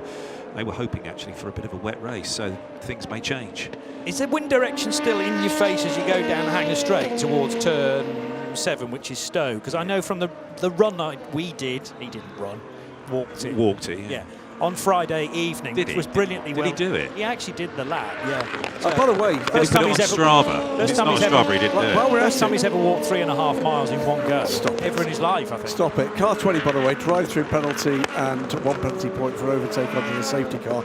Again, congratulations to the 700 plus people from this paddock and from the fans present took part in that Tour de Force for Chris Hoy's Cancer Charities. And Chris released news yesterday that was a contribution to a total of over £2.4 million raised to his cancer charities with this effort. What an amazing guy. Yeah, he is fantastic. Yeah, just back to the point of the wind direction, if you can get in the toe of somebody else down Hanger Straight, then that will, a huge compound effect, yeah. Mile per hour, yeah. APH advantage, and that looked to me to be how the Aston got ahead, although the Aston now is getting roughed up, coming out of Luffield and off onto the grass, and Clement Matter surely lost positions. Yes, he has, 2 of them as a result of that. I just think, what was the P3 car thinking there? How did he think it was just going to evaporate, disappear? Come on. There speaks a man who's raced GTs for so many years, flying the flag. Somebody's got to, come on! We'll say, by the way, another review for passing that red light. This time it is United Autosports. This will be the penalty being taken by the 48 car. So we'll see where this will leave the championship leading squad. 17 seconds, I think we were told it would stop and hold. This seems an eternity as a driver when you're sat there. I mean, the way I do it is with 2 people, one with... I've never actually got a penalty. I've always just been serving my teammates penalties. That's what's I've always experienced. I'm just hearing from all of your teammates. All on the line, as one. So who was in the car when it went through the red light? Was that Maxwell having just taken over, or was that still Ollie? It was. Okay, so his first... No, we need to check on that officially. Yeah. But like you say, it could very easily be a scenario where somebody else has done the infringement. And you're serving it. Your first job as your opening stint is, to sit in the pit lane for 17 seconds. Well, we'll see where that leaves him in time terms as he passes the next timing beam. But I'll tell you, in terms of track position, drops him to the bottom of the LMP2 and LMP2 Pro-Am order, down to 18th place. And we'll see the actual. Is really piling the pressure on Mike Wainwright around the outside. But just the rear just gave up, and she had to breathe it there, get completely out the throttle. And I think that's just shows you that the track temperature here really is challenging for everybody. You get onto that really loaded outside shoulder on the left rear, and it just started to give up. Watch this again. Nice move there, just to try and get it off. That was a lot of curb, took there the apex. Well, Matters almost started that. The Aston went for a move on the Porsche, and then when that wasn't going to happen, then Celia had a go at Mike Wainwright's Ferrari. There was some good understanding between them all, but yes, through the rough on the inside of Vale Corner for Celia Martat, and therefore the tyres not in their best condition immediately after that. McLaren's got a penalty. Has it served that yet? No, but it's passed for second. Okay. At this stage of the race, with again this mix and match strategy that we're seeing fall into place here. It's messy. Actually, I'll correct that. The McLaren's not got a penalty yet, but will be under investigation. That might be a hotline and sinker job. But obviously, you can't preemptively serve a drive-through. It has to be assessed first of all. It was from Steph that the number 20 car has now served its drive-through penalty. And that, by the way, will be the next target for the recovery, we presume, Esteban Masson. 5 seconds up the road, Ollie Caldwell. And Ollie will not be an easy guy to pass. Big lunge there from the 42. Oh, CLX.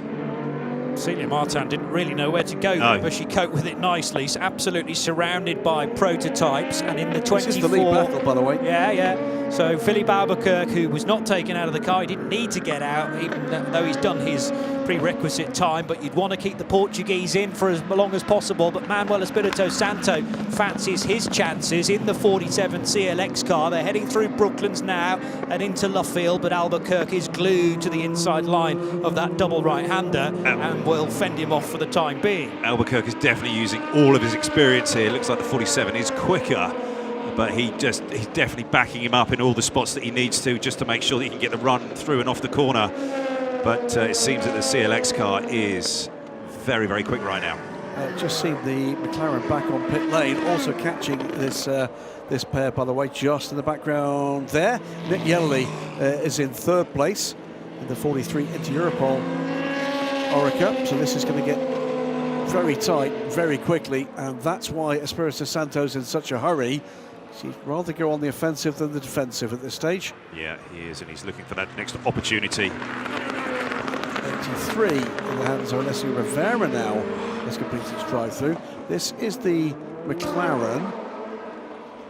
These are extra seconds to be served in the next pit stop, but these will be driver changes now. I'd written down 2 hours and 18 minutes into the race, but remember 48 minutes of that was red flag. So this does bring us to the end of the bronze drive time at 90 minutes. So switching generally to silvers, I'm going to guess. Maybe 1 or 2 exceptions. For the moment, Hiroshi Koizumi in the lead of GT stays out, though, in the 82 TF Sport Corvette, after a great race at Imola earlier in the year for that car. Yeah, it'll be another phase now in the GT race. Ollie, you know, you'll be keeping a close eye on this. He's just coming through Stone. Oh, so close, and there was some contact there. We cut away from that shot, and I was thinking, where are those 2 cars going to go? Because you could just see the body language and where it's all going to end up, and they're going to be parked on the exit curb together. An amazing job for everybody to sort of get out of that one without any big contact. Great shot as well that showed what happens when the car is loaded up and there's even a minor contact. Oh, it's huge. It's just a pendulum almost, the rear end of that Orica. Meanwhile, by the way, the Ferrari just stone cold. Well, yeah, but I think that Kimura was definitely did all he could to try and avoid bigger contact there.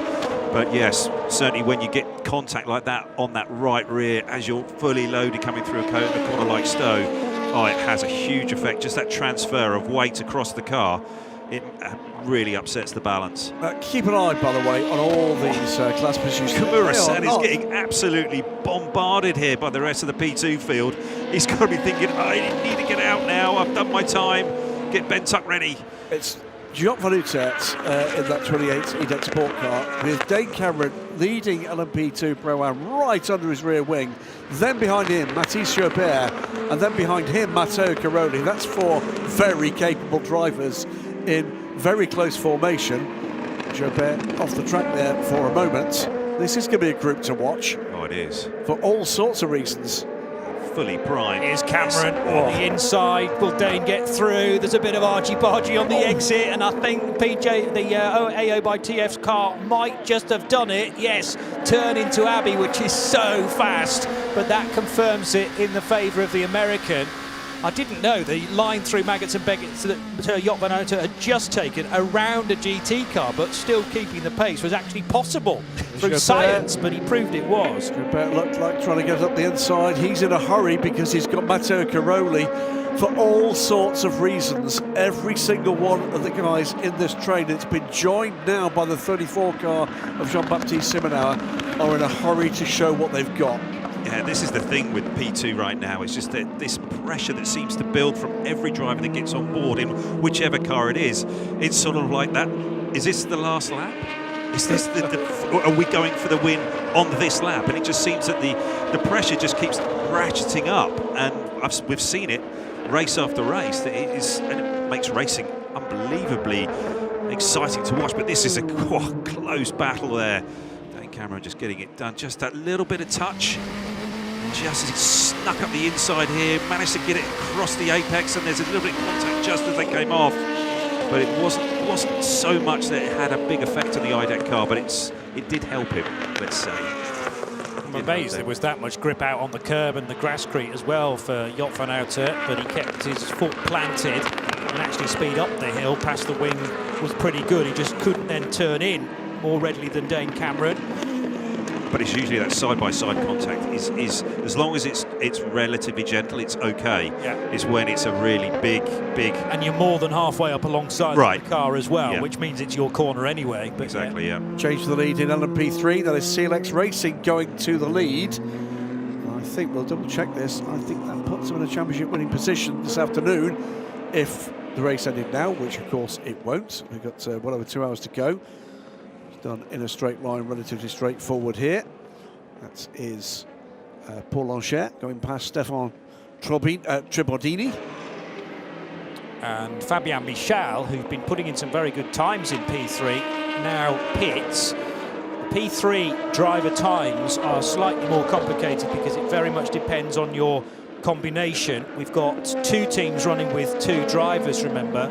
So best to do it on a point-by-point basis, but Michal probably thinks he can pit now in the number 11 car. Bronze and silver they are. So let's just check. It's going to be no minimum or maximum drive time, just for the bronze. I think it's 50 minutes. So easily that has been served now by Fabian Michal. No, slightly longer big pardon for bronze and silver. So 1 hour and 45 that he needed to do. 1 hour and a half for the GT bronze drivers. So we're more or less there now for Fabian Michal. What's quite tricky at the moment is you've got these clusters of P2 cars together, all squabbling over first, second, third, and then you've got another cluster all squabbling over sort of 7th, 8th, 9th, 10th, 11th. And as those cars are travelling around the track, they come across some GT battles. And as a GT driver, you're then getting bombarded by P2 cars all together, and it's left, right, centre, everybody's going which way, because you generate your lap time here in a P2 car by really carrying your momentum, and you cannot breathe it through some of these quicker corners like Cops as we're coming up to here, turn 1, where the JMW car's coming up to.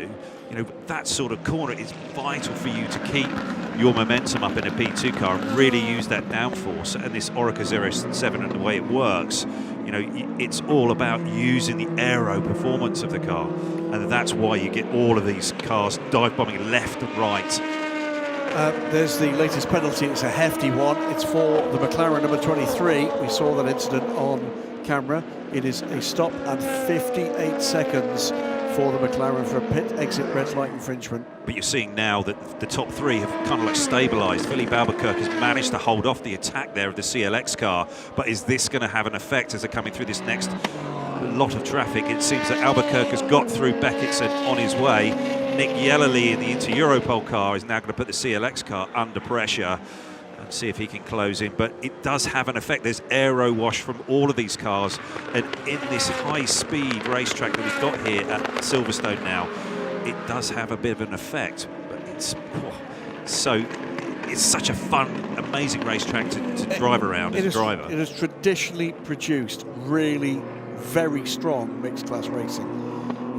It's unusual for it to be as interrupted as we've seen in this European Le Mans Series race. I like your theory that actually track temperature has got a big part to play in this, that actually some of the guys and girls are finding there's not the grip they expect to find at various parts of the track in situations where they're putting the car at risk. Yeah, but now we've got going, you know, we've got everybody in the rhythm. We're now, everything's up to temp, everything's going on the inside. Oh, that was a nice move in the end, but it looked like Scott Noble was going to sort of try and squeeze the Spirit of Race car right across the apex. We gave him just enough room. While we're watching these two cars, we'll say we're watching the lead trio going to war. Felipe Albuquerque has been in that car from the very start. So one of the things to remember is that Nielsen Racing have still got silver time to use, whereas most of the cars behind burned that at the start of this race. They did, yes. They've got silver time, yes, but they also have to put in their other driver for an hour too. So you've got Jem Bollock-Bashi, who's the silver, you've got Ferdinand Habsburg, who's gold, and if they don't do the 60 minutes of drive time, and that's, you can't spend time in the pits doing that, so bear in mind it's a pit stop, new driver in, they've got to be in the car for an hour, and then the same again, otherwise you don't get a result. It's not a question of not getting points, you've got to do 60 minutes, all three of them. Was sizing him up as he was coming down the inside into Brooklands and got it done, but Scott saw him at the last minute. But Scott's actually got a couple of spotters at every track he goes to, and he would have been being called that by one of those spotters. It's a very American way that he goes about his racing, but he wants to have those spotters just to help him work and race on every racetrack he goes to around the world. He smuggled one of them into the BRDC clubhouse, because that would have been the perfect viewpoint, wouldn't it, of that corner?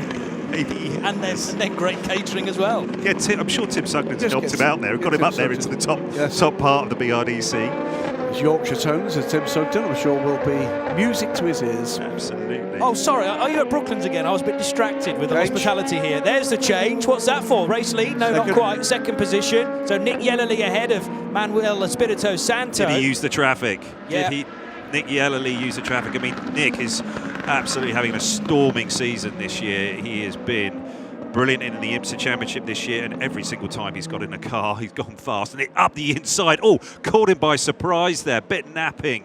Nicely done. It was a strong move, but he had absolutely confidence in his car and just delivered it to the apex and surprised him. Very similar sort of move as we get at Lucasile, for instance, into that final corner. You can leave your braking very, very late into the tight right-hander that takes you back onto the main straight in the south of France. So a dive bomb manoeuvre, and Yellerly to second. He's only 1.2 seconds away from Philippe Albuquerque, our race leader.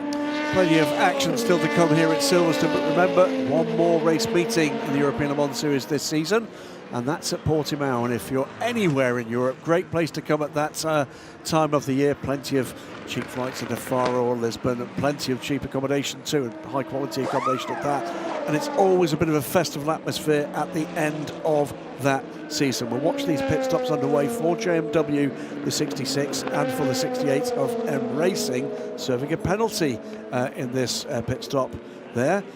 Looked like a 5-second penalty to me. Car 66, by the way, is under investigation for track limits. Also want to say here, obviously WEC very much at the top of a lot of people's racing bucket lists as attendance.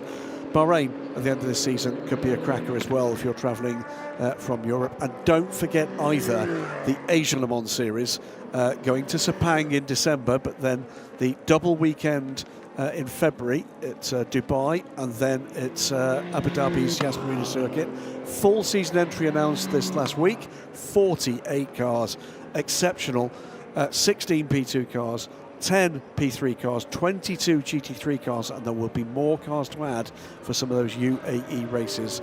If you're looking for a bit of winter sun, there's far worse things you can do than that adventure to Bahrain, and it is an adventure, or indeed the UAE in February, when the weather in most of Europe will be, how can we put it, somewhat more temperate.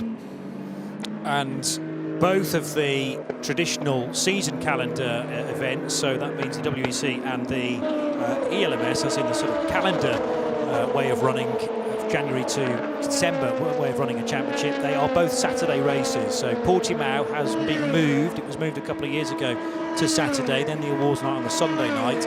Bahrain has always been a Saturday race from memory, but that's a longer one as well, isn't it? 8 hours, the final race of the season in the WEC. Points and a half. More points as well, points and a half indeed. So 2 hours, 15 minutes to go. A lot of these LMP2 teams still have to cycle through 2 drivers, but a chance to catch up with a GT driver now with Steph. I am joined by Scott Noble, driver of the number 66 at JMW Motorsport. That was quite a long stint for you, but of course it was filled with the interventions, and only now you've just let the brakes loose and gone out. Yeah, I must have had some magnetic field around me to where everybody wanted to crash in front of me or right behind me or into me. So it was certainly an exciting 2 stints. I think everybody saw that, a couple red flags. we're giving it our all. Had a lot of fun out there racing with my teammates out there. Unfortunately, the Iron Dames got into us in one corner and spun us. But we got back in it, and hopefully the pros can make it up. But a lot of fun out there. What a race, what a great race. It was very tight for a long, long time. A little incident cost us to move back, but then I was still out there racing against Andrew and a few others. I was like, here we go again. You got a massive smile on your face. Did you enjoy racing in Silverstone out there? I did. That was a lot of chaos, and I was like, man, you are juggling a lot right now. So that's probably as much mayhem that I've ever seen around me in the last 5 races. But it certainly made it interesting, and it's all Silverstone. That's kind of what it hands you. And we're lucky to have dry weather because I'm not as good in the wet, so I had to start at the back. But yeah, a lot of fun being out there with all the teammates, and hopefully Jimmy Bruni, the legend's in the car right now. Hopefully he can make some time up, and then we'll finish with Jason Hart, my long-term pro coach, and we'll see what we can do. Brilliant. Thanks, Scott. Thank you. One of so many Americans who've come then across the pond to experience British racing, I suppose. You did it in reverse, Ollie, for so many years, and now we've got together GT cars, a good run through the loop and village for the 60 Porsche, which is now in the hands of Forst Felbermeyer, fighting with Erwin Bastard in his Racing Spirit of Le Mans Aston Martin. There was a touch for sure there. A little bit of a touch there, a little bit of a tap just to say, here I am. Just wanted to say while you're watching that, on pit lane now is Felipe Albuquerque from the lead. That's dropped him back all the way back to 18th place because the cars are still so closely together. The top 17 cars separated by 46 seconds as the field recovers from the earlier red flag process. I was speaking earlier on about Fabian Michel, and the pit stop might have been a driving change. Then I realised actually there's even more time that he needed to do, which he should now be at the end of. So 1 hour and 45 minutes for a bronze and silver combination, but it's not necessarily going to fit into their fuel window. So Euro International may choose to hit that number 11 car out on the racetrack for a little longer. They're running in 5th place. Paul Lancher taking the lead in LMP3. A few laps back after Antti Ramo had that really good start for DKR Engineering's Ginetta. Actually, he's just gone by the Ginetta. And this is... Oh, has that literally just happened? Just happened. Okay, I didn't have a memory of it. But Antti, I think, has only had the 1 stop to everybody else's 2. That is the adjustment. Car 85, by the way. That is the Iron Dames, and Celia Martin is going to get a drive-through penalty. We saw that incident, didn't we, with the other GT car. This is the switch. Antti Ramo trying to drive the 17 car to the pit wall, defended it there, but not for much longer. Still battling away these 2 Edex Sport cars. Yeah. A bit of needle here, I think, this weekend between these 2. Definitely. It's just the body language of the cars. It's not. Yeah, and they're side by side now, coming down into Stoke. Cars ahead. Which way are they going to go around the JMW car? Joe Baer to the high side, and he might pick them all off. He does. Brilliant at Stowe corner. That was 3 in 1. Superb. And Jan van Houten, rather red face, going, well, I didn't think of that. And now he locks up into Vale. There you go. That's something that happens with drivers regularly. They make a mistake, they're frustrated in the car, and then they're just a bit late on the brakes, trying to get all that time lost back there on the brakes, locks up and disappears wide, and it compounds his error. At that moment, though, I have to say, it looked like it was Job that had made the right choice of line. But it's just amazing how it sometimes opens up in front of you, and you've chosen the wrong route. And yeah, it just compounds, and then you've then just got to go, okay, reset now. Get it all back together. Scott Noble, by the way, is going to be a little less happy than he was on Mike, because it's a drive-through penalty for track limits for the car 66 JMW Motorsport. And there is the confirmation of the penalty for the Iron Dames. Still not done this. Jean Parutet still defending, this time against the 9 car of Matteo Caroli, another fired-up driver. Yeah, he is. All sorts going on. He's trying to find his opportunity here and pounce, because you can see Job van Houten is unsettled. Maybe he's got a little bit of pickup on the tyre. He can't quite, the car's not quite in the rhythm, and Caroli's trying to pounce here, particularly with a P3 car in front here. Is he going to be able to use that as a pick? And here comes Caroli. He's got the better run. And is he going to go to the outside? Does he come down into Beckers? This is side by side. Oh, Caroli just breathed it there. Thought, no, it's still 2 hours to go here, using that intelligence that we've been talking about. And that's the kind of duck out of what would have been a low percentage move that maybe we needed to see more of in the early hour. Maybe you can see Christian Reed's face. Holographic on the windscreen. Oh, without a doubt. Oh. Here's some more side-by-side action, and this is for the lead in LMGT3. Celia Martin, Takeshi Kimura. The teams in both cases here have decided to keep the bronzes in. Kimura actually got the judgment, I think, through the last split, so over the control line he was marginally ahead, but didn't necessarily have track position then leaving Copse, because Martin still theoretically, well, definitely leads. But she has the penalty to serve, is that what you were saying? I didn't mention the penalty because I'd kind of forgotten about it, but yes, the penalty as well, that's as a result of the 66 contact. Right. But I think that these cars are going to be running for about another 9-10 minutes. And I think they'll be pitting. That would be my calculation. But Cairoli is still piling the pressure on Jean Van Open. Coming down here into Brooklands, he's going to lunge up the inside. A little bit telegraphed there. Is he going to then be able to get the run through the tighter line there at Luffield? This slingshot off, it's a little bit tight, and the car's twitching on the power as he comes off the corner, uses all of the exit curb through Woodcote here, down into Copse for another lap. He's trying to just keep in that slipstream. Is he going to be able to get through Beckett's complex this close and be able to get that run down Hanger Straight into Stowe as we cut away into couple of cars coming into Stowe here. For the lead of LMP3, so Paul Lancher and Stefan Tribordini. I did think Tribordini had got by Anti-Ramo, and he's quite a bit further down the road now, so they are able to lap significantly quicker than the Estonian. And nose to tail between the leaders in LMP3 and a bit of a runaway leader in the championship, the 17 car, although they had a Spa-Francorchamps to forget. First time they hadn't scored maximum points through the course of the year. Also a chance for some LMP2 cars to make stops, including Manuel Espirito Santo, who was second for a long time in behind. And in fact, the pit stop's been done, and the 47 car is back into the race. Now they're going to be doing fewer driver changes in car 47 because they've only got the two drivers. So Manuel Espirito Santo will stay on board for a little while longer, unless Enzo Fittipaldi did get in that car, and they've not adjusted the driver ID yet. We will wait and see on this outlap. And what I need to check now is the driver times regarding two drivers, because they are very slightly different in LMP2. I thought it was still an hour actually. 1 hour minimum, 1 hour minimum, yeah, so you can still do an hour. So quite why they've not put Fittipaldi in as the gold is a bit of a mystery, but he may yet be revealed as the new driver. We'll give that a couple of seconds. Just looking at the timing screen here, and you've got Jobert and Cameron, and they've got green sectors, so best so far for their car in these last couple of laps, and it seems that they are really switched on. Yeah, they're trying to drag themselves back into the fight for top three, and we've already seen LMP2 Pro-Am car win a race overall in the opening race of the season. I think AO by TF fancy a bit of a crack at that. As we're seeing there on the radar, this weather is coming. It's the weather that's been talked about all weekend. Yeah. And I think it is going to have an effect on this race. Maybe some of the teams are looking, is that rain going to arrive before we do that next pit stop, or we coordinate it around that so that we just make that one tyre change.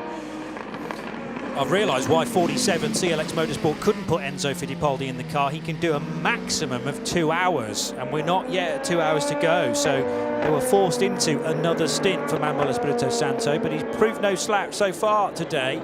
Earlier on, taking the fight to a number at the sharp end, has fallen down the order now, but of course that car's now done an additional stop, and we're waiting for the equivalent stops from Nick Yellerly and the like. Seeing the provisional points here, and it's very convincingly in the hands of CLX Motorsport. They had an absolutely terrible latter part of the race last time out in Spa. Could have sealed it with 2 races to go. Don't intend to make that error again. 27, we're hearing, is in the garage with brake issues, and that is the Nielsen Racing Pro-Am car that led for the first few, well, for a number of opening minutes. I'm just spotting raindrops on the cameras at Brooklands and Luffield. So is this the first light shower that there was 95% chance of actually between 2 and 3 o'clock, but it may have arrived slightly early. Van Oaks just dived in the pit lane. Yeah. And or was it the it was 68 and Racing Ligier also there. Vector Sport on pit lane. 99's on pit lane from Dane Cameron, so we're in that phase again. There's another battling pack of LMP2s, all Pro-Am cars, 2 Pro-Am cars and 1 of the Inter-Europol cars involved here. I think DKO just come out of the pits, haven't they? We're seeing the stop here of the IDEC car. Yeah. Driver just taking on some fluid, AO just fueling. This will be second stint for Dane Cameron, and there is the 68 car. Previous class leader, and the United car behind with the new unpainted nose after the issues earlier on for Daniel Schneider. Your international car under investigation now. Was that the pit stop that sort of half was, half wasn't, and then in the end was aborted? I think that's exactly what it was. It was it a late call, wasn't it? Erratic driving at pit entry we've got here, but under investigation. Track is now declared wet. So what does that mean? It doesn't mean that it's undrivable. It doesn't mean that it's yet raining everywhere, but it does mean that you can, from this point forward, select wet weather tyres should you choose to do so. That option not available until the race director decides that's the case. Into pit lane comes our race leader, Nick Yellerly. Good run to the front from Nick. And I'm sure he'll be kept in this car for another stint. He may offer up tyres depending on how they're doing for the allocation. Do you take the risk of using slightly more slick tyres than you would ordinarily in a dry ELMS race, with firm confidence that there'll be rain later, and the wet weather tyre doesn't count, of course, to the number of tyres you use? Let's head to the land of Nielsen Racing with Steph. I am joined in the pit lane here by Philippe Albuquerque, driver of the number 24 Nielsen Racing. You've just jumped out of the car. A fairly long stint for you, but it was plagued by interventions. Yeah, it's been a really crazy race. A lot happened from the start, going front and then going back, you know, battling a lot. Some slight contacts as well with me, but I managed to go to the lead, and obviously there's some strategies going on. And then in the end, we decided to keep me in the car because we were gambling for the rain. It was supposed to be in the middle of my stint. Unfortunately, I ran out of fuel, so I had to driver change. And it's just interesting because everyone now is on that path. So just fingers crossed that we are on the right strategy, because we're missing a bit to some cars there, 2 cars there that are a bit faster, but the strategy will dictate everything. Of course, and it does seem like we may have little spots of rain coming about now. How do you think the car is set up for the rainy conditions? How are you dealing with the cooler conditions of Silverstone? Yeah, so we know that in the dry we are not as competitive. I think in the rain we become a bit more competitive. Actually, a good proof of that is that Ferdy did his first pole position in Spa in the rain. So we kind of want some rain as well, but as well we want to be on the right strategy. So again, we don't know, but I think with the rain we can even up the pace. Best of luck, thank you. Thank you, enjoy it. Yeah, well, they've approached it in the reverse of the norm, I suppose. Now we're delving into a good scrap for second and third between Celia Martin and Rui Andrade, who's the silver racer. So he's got the place now on the Frenchwoman. She's staying out because they're trying to stick this to the fuel strategy rather than the amount of time that Celia has to serve, because that was well in the past. And also, I think, just playing it back to what Philippe Albuquerque was just saying there, I think all of these teams are looking at when's the rain coming. Yeah. Can we do that driver change when that's arrived, and so that we can get the wet tyres on and the new driver in? At the same time, yeah. Has Celia served her penalty yet? I don't think she has. She has, no. It feels like she should have done, because it was It was a drive-through, wasn't it? Yeah, yeah. And the announcement of that came, well, it feels like a good time ago, 10 minutes yes, ago. she has. I'm just looking. Right, yeah. There's a 20-second stop against her, so she has. So that's clear to go. This is actually where she is in the running order right now. That's been impressive stuff from Celia Martin, again in the European Le Mans Series. So spots of rain, and I did notice that Club Corner turn 10 was announced as being, well, light rain, but no further information about that, suggesting that maybe it was just the very edge of a weather pattern. There's a bit more maybe on the approach down the Vale and into Club Corner. But again, because of this circuit being a relatively large footprint, we may well have rain in a few corners and then dry in others. And you've got to be confident when you make the switch to wet weather tyres that it's the right decision and enough of the track is wet. Yeah.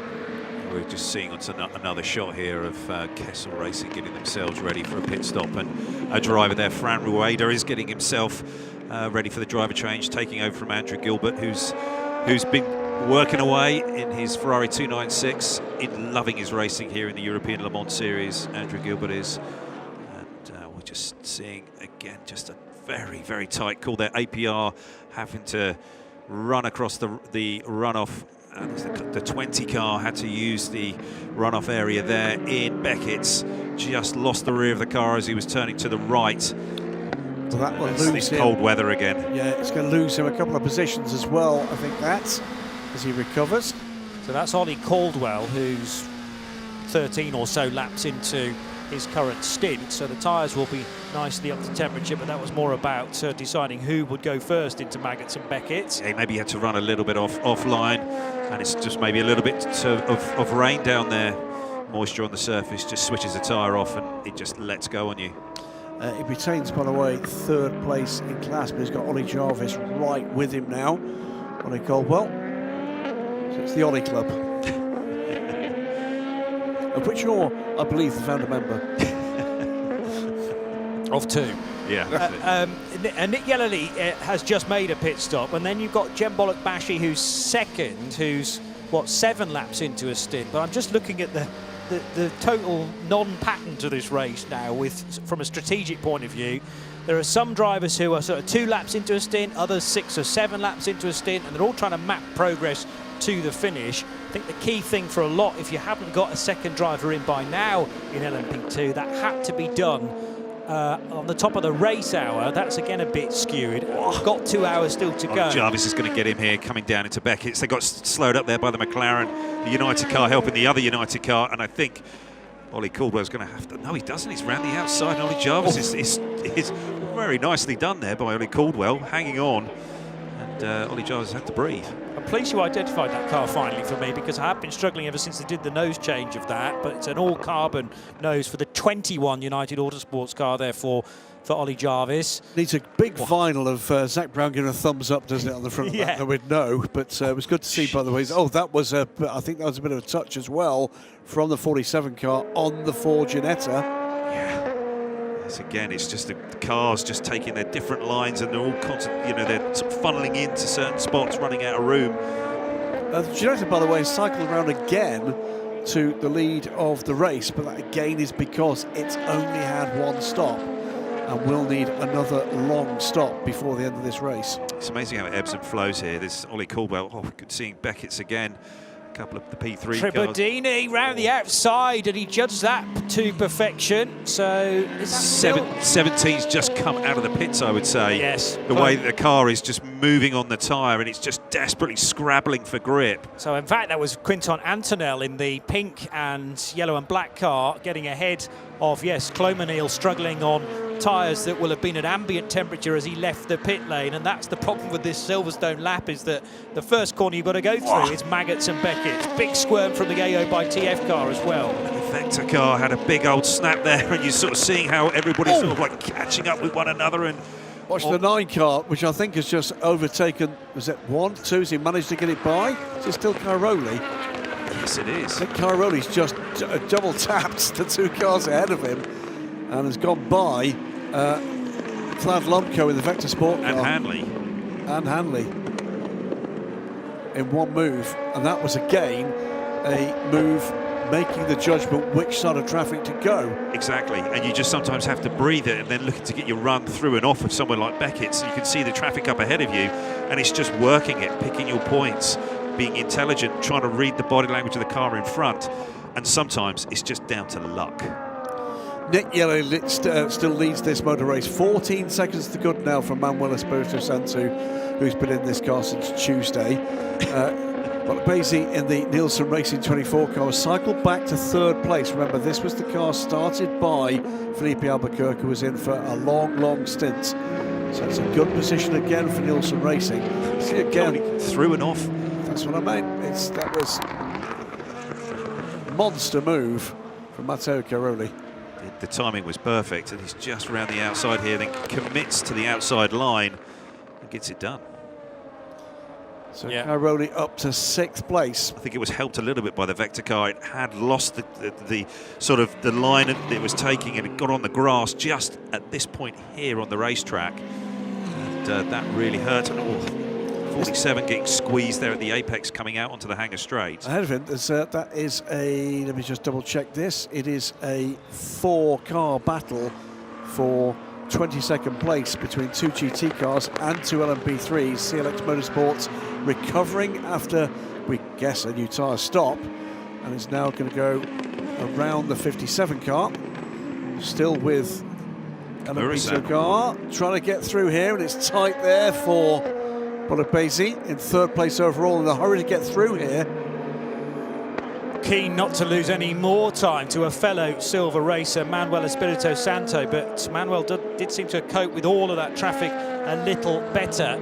So Jem Bolognesi licking his wounds to a certain extent and caught the traffic into Vale and Club just at the wrong point, but kept his nose clean and stays in 3rd position, but I'm sure was caught by Lorenzo Fluxa in the Algarve Pro Racing car. Meanwhile, in LMGT3, that is a lead change. Corvette ahead of Ferrari. Yeah, that just happened as they were coming down there into that complex just for the Wellington Straight. It was just that I think that Kimura-san was sort of kind of caught out with the faster P-car traffic up behind him, and Rui Andrade just pounced and got the deal done. Watching on board here with Dane Cameron, he's on a bit of a tear at the moment. He's got Lorenzo Fluxa within reach, but needs to clear this traffic quickly and safely. If he does so, I think we could be looking at a battle for 4th overall here, as Cameron is closing down the Algarve Pro car, albeit he's now under threat from Matteo Caroli, who's got all the body language that suggests he wants a big result here this afternoon. Just saw the 57 car go in pit lane there, so they're on pit lane. Kimura-san will be jumping out, Ben Tuck will be jumping in the 57 car. So again, Kimura's done way more than he needed to do, but this is all about trying to get the car to the finish with as few stops as possible. Absolutely. And bearing in mind the minimum and maximum drive times as well. But watch this pair, Johnny, because yet again, magnetically attached, it seems, the 2 EDEX Sport cars. 28 car there with a bit of tail wag.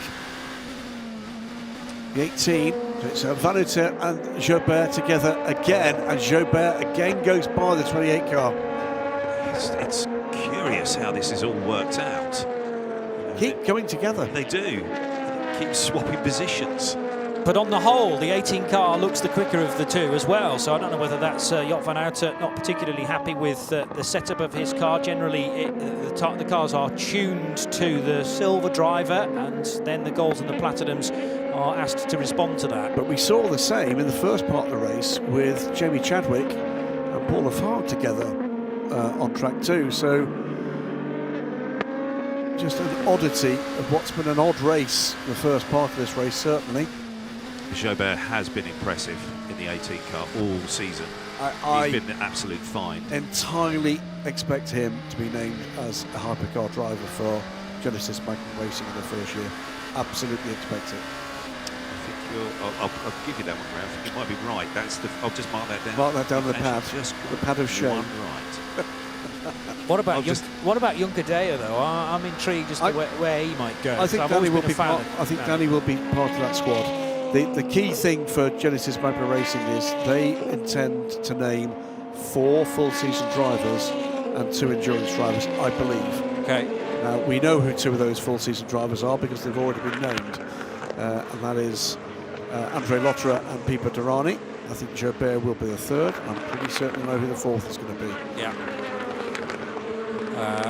You just need to do a little bit of reading around there as to another driver that might not complete the season with his current manufacturer.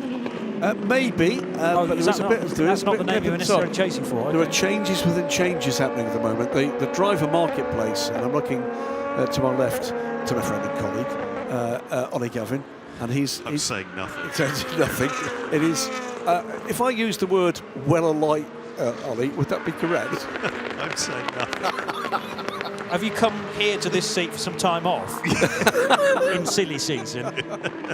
It is busy, let me tell you that. It is very busy right now. Well, you know, there's going to be all sorts of news breaking in the next days, and I mean that literally, weeks and indeed months, on all sorts of fronts. Anybody who makes their living as a sports car journalist, there goes quiet as he says it, is going to have a very busy few weeks. Very busy indeed. Slippery surface flags being shown at turns 8, 9 right now. Which is kind of the area where the rain was last time as well. We'd heard that the track was suffering from some rain at turn 10, which is Club, 8 and 9 is Vale. So that end of the circuit, the Buckinghamshire end of this Silverstone racetrack that spans 2 English counties, but at the same time, Steph's reporting some rain in the pit lane as well. We're also seeing some pictures from inside an AF course garage, and they're really focused on the pressures that they're putting in the tyres, and that tyre pressure is all important, particularly in these conditions. And they're making those final adjustments for, I think it's the Duncan Cameron car. No, I think it is going to be coming on pit lane. The big battle at the moment underway is for, well, let's call it for third almost, just a couple of seconds back from that Lorenzo Fluxa, a couple of seconds back from that Dane Cameron, then Matteo Caroni, Vlad Lomko, Ben Hanley, Mathieu Chaubert, all less than a second apart, with Joop Bonucci just 1.7 back from there, Matthias Besch. That's the train. Car 11, meanwhile, your internationals Ligier is going to get a drive-through penalty and 1 point, erratic driving at pit entry, which we think, but we don't know, was maybe a misunderstood call or a late call to come to pit lane. We're also seeing cars now with wipers on, which is always a bit of a guide, isn't it? Yep, down the inside is going to attempt to pass Tom Fleming on Riccardo Agostini.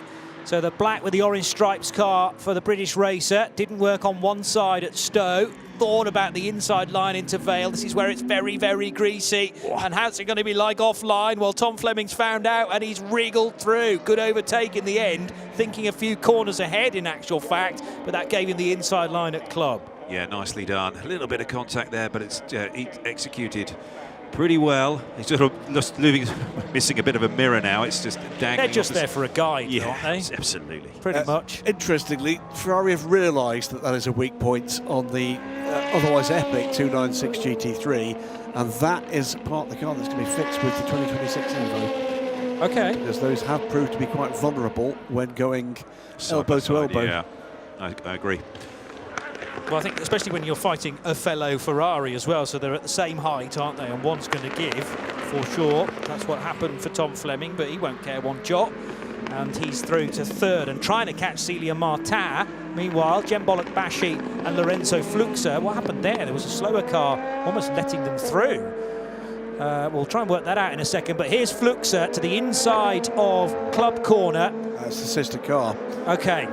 I did wonder that, so actually doing Bolek Bashi a favour, and he stays ahead, the Turkish racer, up against Lorenzo Fluxa of Mallorca. Yeah, Sergio Setikamara, as that car's been delayed, there's no point in getting away of a significant battle. This will be the driver change coming for the Iron Dames. Sarah Bovier will be to take over from Celia Martin. With the exception of that miscue that saw the drive-through, it's been another exceptional opening stint from Celia Martin. Oh, it has. And now they're in this tricky window where it's which tyre do you take? You clearly want to stay on the slick if you can, but the rain is just slowly falling, and is it going to be enough for people to start? Ready. Yeah, so maybe it's another set of slicks that are slightly pressured. It's just not wet enough at the moment, and you could gamble on more rain arriving, sure, but I just think you're going to lose far too much time. Absolutely, yeah. In the first 15 minutes of the next stint. And you know, at this point, they must be going, we just wanted to do one or the other. Of course. Lest we forget, by the way, here's our leader, Nick Yellerly, 27 seconds up the road. This has been an epic stint from Nick Yellerly. Yeah, and he's... Yeah, so into Europol competition, swinging through Club and past the wing halfway around this current lap, but Nick Yellerly leads by almost half a minute. And we got things underway earlier than planned to try and miss the worst of the weather this Sunday morning, actually, and into the afternoon. But an 11 o'clock start for round 5 of the 2025 season in the European Le Mans Series. And yes, the EDEC Sport cars were together on that opening lap of the race. Then, unfortunately, this get-together between 2 LMP2 Pro-Ams and a third car of Daniel Schneider, who could have done nothing about that, as Sales swung across the road. PJ Hyatt into the back of the Alexander Malikin car as well, spinning the 37, and the American would later be penalised for that. Hip and shoulder with 3 cars, Celia Martin down the inside, the Team Virage number 8 car, and then eventually Jacques Wolf, an innocent Jacques Wolf, spinning into the gravel trap just before Woodcote Corner. Side by side between LMP2s. This was Jonas Reed, shown none of the racing line by Philippe Albuquerque. Of course, Jonas Reed had the option all the way down the National Straight to get off the throttle. And the same goes for Alexander Malikin, who, unfortunately, after a misjudgment, caught the back of the Martin Berry-driven Mercedes. I say caught the back, it was a big biff which lifted the rear wheels off the ground, and look at that for an impact into the Armco barrier as the Mercedes spins left at very high speed on the main start finish straight, and the clear-up process required the first of a couple of red flags. The first, in fact, would last for 28 minutes. That was the sorry state of Alexander Malikin's car after the incident as well. Then Torsten Kratz in what would have been a strong car today, the Duquesne from WTM by Rinaldi Racing, stopping on the straight past the wing. This was a 3-into-1 not going as well. A mistake from Perodo, whose car maybe just wriggled, squirmed to the left after he caught a bit too much curb, but into the RLR LMP3 car, and the biggest problem for Giorgio Roda. Huge impact for car 77 into the Armco barrier to driver's right just before the bridge on the Hangar Straight, and a second red flag. This one for slightly shorter, but as we got underway, the championship leader made a pit stop, then did not see the red light at the end of pit road as Esteban Masson rejoined. He'd be penalised a 17-second stop and go penalty for that. More scrapping at the Village, the Loop and Aintree complex, and onto the Wellington Straight, and good dicing within LMP3 as well between CLX and M Racing. A very late overtake at the Loop by Nick Yellerly, catching the CLX LMP2 car napping a touch. And again, LMP3s, where you could throw a blanket over them, the championship leaders, the runaway championship leaders, CLX, are having a good one to this point. Rui Andrade took the TF Sport Corvette over in the previous stop, and he managed to overtake Celia Martin, who had just served a drive-through penalty. And then this nose-to-tail action again between LMP3s with a slight break of traction, and that allowed the M Racing car around the outside of Quinton Antonel. Terrific move around the outside at Stowe for Matteo Cairoli in his number 9 Iron Lynx car. Lots of runs actually round the outside in what is well known to be a 2-lane corner at Stowe. You can often make the high side work, and a number of them have been doing that today. Unconventional, maybe even karting lines might be required over the next 30 minutes of racing as the rain decides on whether it's going to properly arrive. We've got certain corners that have been flagged as slippery surface down at the far end of the circuit, so into the Vale and Club, which is here, and the spots of rain on the camera lens again prove that it is trying and testing conditions, because it might be one level of grip this time you go through, and entirely different in another 3 and a bit miles. Yeah, busy up there, isn't it, still? But Nick Yellerly still piling on the pressure at the front. More evidence of raindrops on the cameras, getting a little more damp, and more evidence too of cars needing the windscreen wiper at other parts of the circuit. 28 seconds is the gap, Nick Yellerly to Ken Bullock-Basie. Manuel Espirito Santo right with the second place car, then Lorenzo Flux are closing. Dane Cameron just about 3.5 seconds back and heading a train of P2 cars. Then we've got all sorts of battles in all the classes, 17 and 68, again side by side. This is Adrien Clomenil and Quentin Antonel. They are debating the immediate future of 4th place. TF Sports Corvette leads LMGT3 from the number 50 Richard Mille AF Corsa car. So all sorts of battles, all sorts of possibilities. 100 minutes to go in what was a fractious first half of this race, with those 2 red flags described to you by Johnny Palmer. But since then, we've had some good green flag racing in all 4 classes. And Riccardo Agostini is certainly under pressure again from Tom Fleming. So Fleming, having made the move on the number 50 car, was then repassed by the blue and white car, I assume. And Tom Fleming with a door mirror now missing. Has that broken entirely off the car? Looks like it has. Yeah, it was just flapping initially. So the 86 threads its way through Vale and Club. They're about to have a couple of LMP3s arrive on the scene as well, though, including the race-leading Ginetta in that category for Anti-Ramo. Well, this pair welded together for second place, but what is that, 30 seconds back? 20 seconds back for Rui Andrade. 10 seconds added, meanwhile, to the next pit stop for overtaking off track for TDS Racing's number 29 car, currently in the hands of Matthias Besch. That 10 seconds would not quite drop it out of position in class, but would drop it behind several LMP2 class cars. All sorts of options still available here, and all sorts of driver combinations, because that was all mixed up as well in the switcheroo between early race guesses really on strategy. This weather is sort of here, but nothing like what we expected to hit at this point yet, Johnny.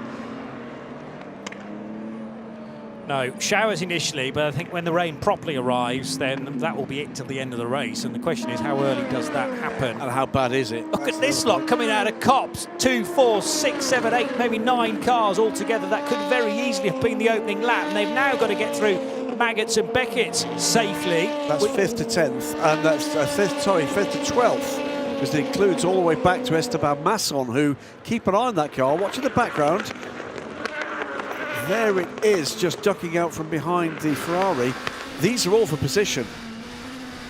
This phenomenal is stuff. Dane Cameron, Ben Hanley, Matteo Caroni, Mati Schubert, Vlad Lomko, Matthias Besch, Job van Utten and Esteban Masson in line astern coming through traffic. If you're here at Silverstone, this is what you want to watch. This is cracking stuff. And hopefully the small amount of rain we've got at the moment, I say it's small amount of rain, we are indoors, so I can't necessarily gauge it, but hopefully it's bearable for those that are maybe watching our feed, but also here at the racetrack. Got some very well-known endurance commentator voices here, even just for the PA commentary, in Paul Truswell and Martin Haven. Never heard of him? No, never heard of him. Alan Hyde, who's a bit of a hero of mine as well after all his years in the British Touring Car Championship. The crowd here, and let's remind viewers, across the 3 days, the barely believable 110,000 have been through the gates here at Silverstone, and they're being well served by that trio of absolute legends. This was the second attempt of Tom Fleming getting through. There was a little bit of a touch, similar really to the previous occasion. Riccardo Agostini in the blue and white Ferrari, and Tom Fleming in the black and orange. They appear to be very evenly matched and still separated by just 0.4 of a second, with Fleming in behind in 3rd position. Let's not forget about Rui Andrade, who leads LMGT3 in the TF Sport Corvette. He's quite a bit further up the road now. Potential for a really good result here for the Corvette, haven't we? It's another team, by the way, adding the Asia Le Mans Series to their agenda this year. 2 cars from TF Sport heading to Asia, and by the way, 2 new Corvettes heading to TF Sport right now across the Atlantic to bring their total fleet to 5 cars. That is alongside, that's Rui Andrade alongside the 85 car. So is that a full lap back at this stage? 85 is now in the hands of Sarah Bovey, yeah. That's a lap. Wow, yeah. But that, yeah, a pit stop of 1 minute and 21, and plus the time it takes you to come into pit lane and back out again. They had the penalty to serve, didn't they, before it, so that's damaging too. And it's the ebb and flow of this. Yeah. Things will swing back for sure. not something we do often on the European Le Mans Series broadcast, but special moment. So I'll say happy birthday to Colin McHattie, who's sitting watching at Brooklyn for the BRDC stand at the moment. 70 years. Oh, trouble! Trouble. Where? I missed that. It was right ahead of the... It's Cairoli. Cairoli went off pretty much in a straight line, and now struggling on what is increasingly damp grass to get back on track. And then rejoins right in the path of a couple of cars as well. That's going to be looked at surely. There's Jonas Reed, who did the opening stint. So did he lose it on the curb? Was he on the curb? So he goes through. He caught the curb at Aintree, and it was the car either grounding out or there's just too much moisture there.